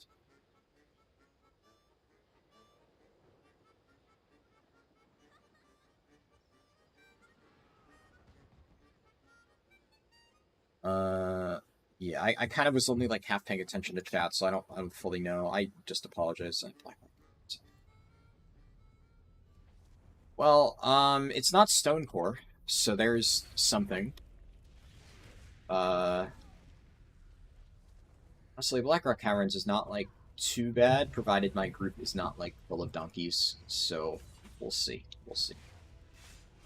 We'll see what the donkey brain-ness of my group is, and whether or not this dungeon will be reasonably doable. Okay, just let this bozo right out of the gate. Just gonna fucking slam drums, because this boss sucks. Technically, I could drums for Corla, but I'm just scared of this fucking fight. Honestly, the first two bosses are the only hard ones, because last boss is easy, and the harsh steel whatever is just all a tank thing, so as long as I do that correctly, it's really not hard. One down.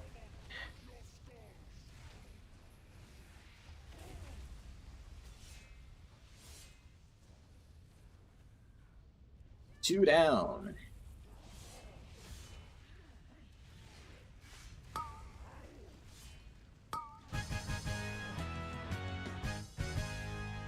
This dungeon is ass low-key. Kinda. I don't hate it. This dungeon has, like, not super well communicated mechanics if you're not sure what you're looking for. I don't really hate it, though.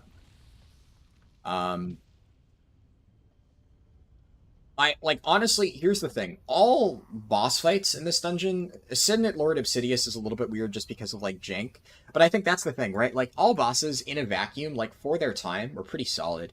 I think if you updated a lot of these fights for, like, a modern standard and removed a lot of the jank, it actually would not be too bad.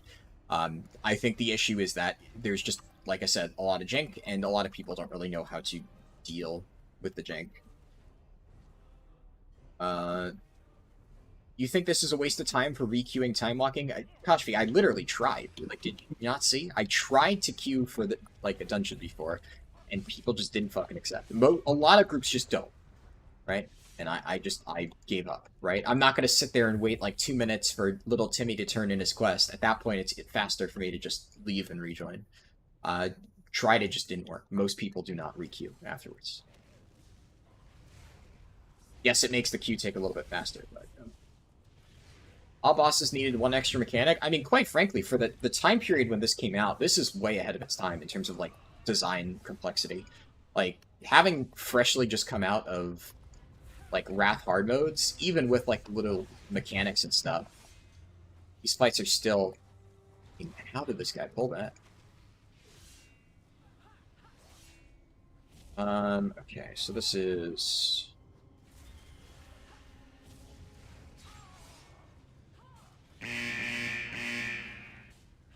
People need to...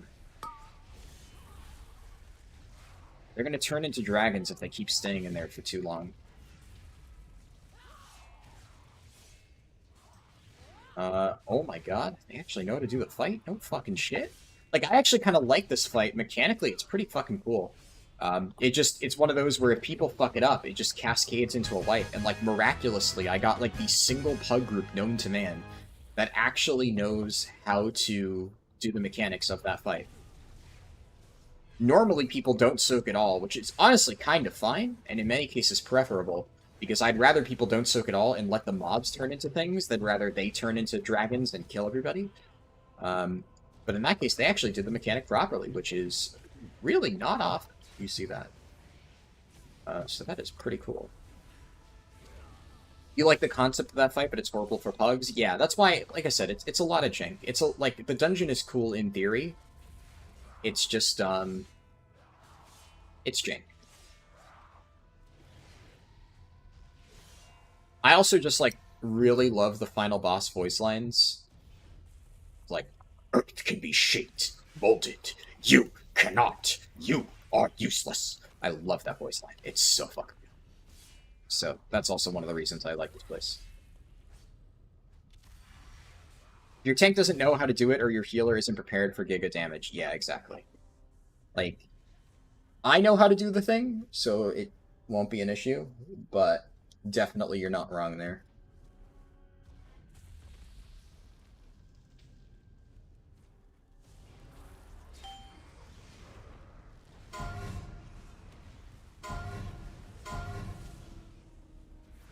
That should be good.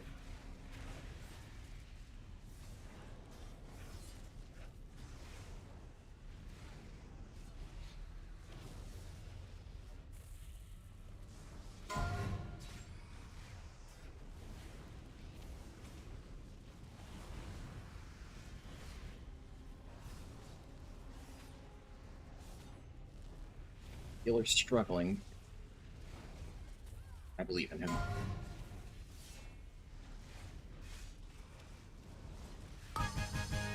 Beautiful. Like clockwork.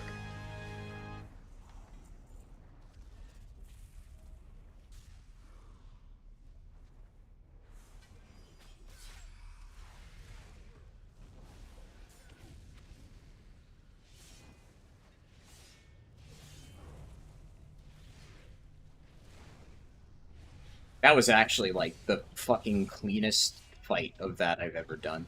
Man, this group is actually fucking goated.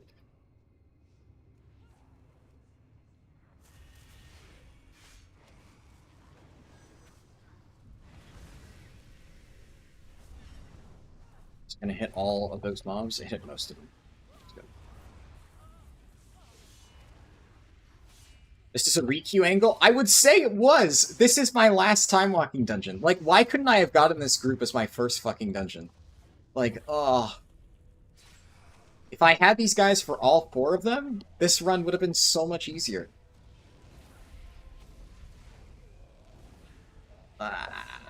Look, at least it ended on a high note. Could have been a hell of a lot worse. Press smash.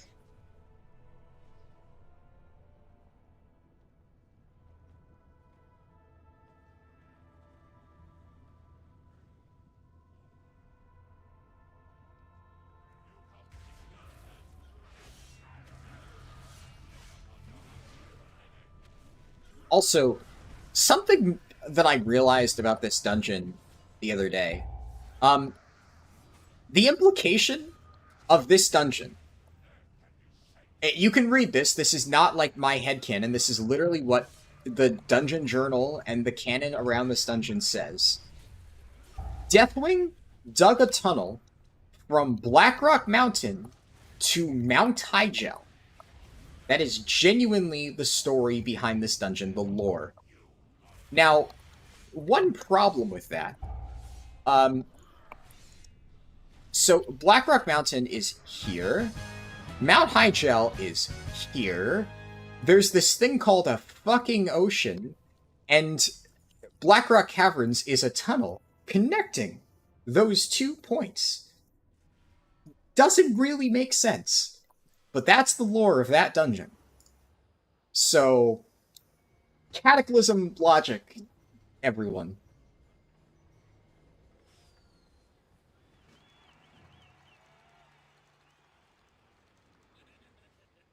Alright,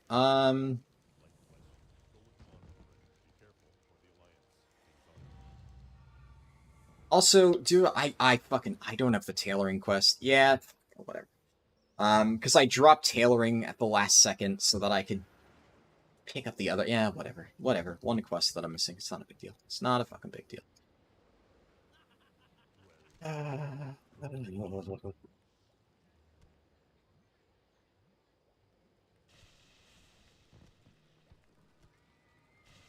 Okay, so we did not get the sub 1 hour run. Can somebody in chat quickly tell me what buff is going to be voted for next in Thaldraszus? So I know, so I can prep.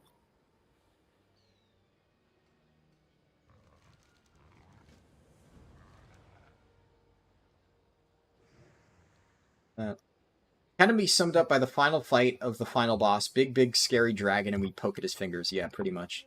Oh, look, somebody dropped a thermal anvil for me. I mean, I already have my own, but whatever. Dream Surge helpers, and what else? I'm guessing that means no XP buff, which, you know, unlucky. But...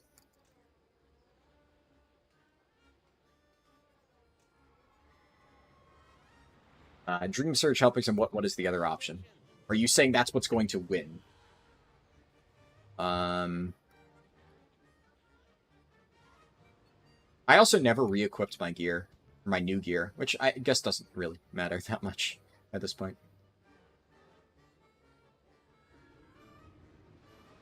Hashtag never XP buff, yeah.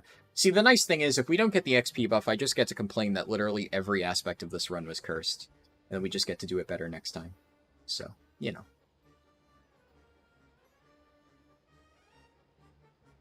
Heart Bloom is the other choice. What is Heart Bloom again? Which one is that? Forget.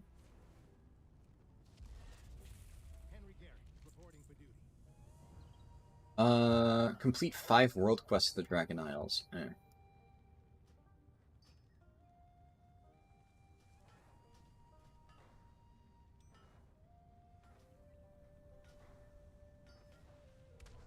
Are you serious? Are you actually doing this right now?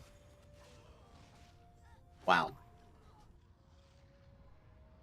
Well, you know what? It's not all bad.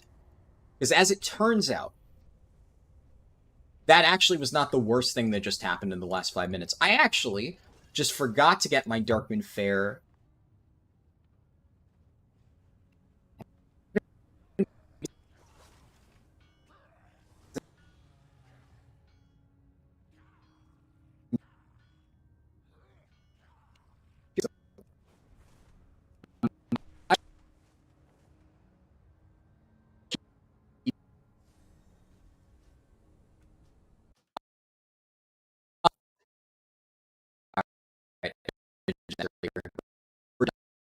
quest line in question is Rebels Without Cause, and there'll be a video on it tomorrow. So I'm sorry, guys. We're done.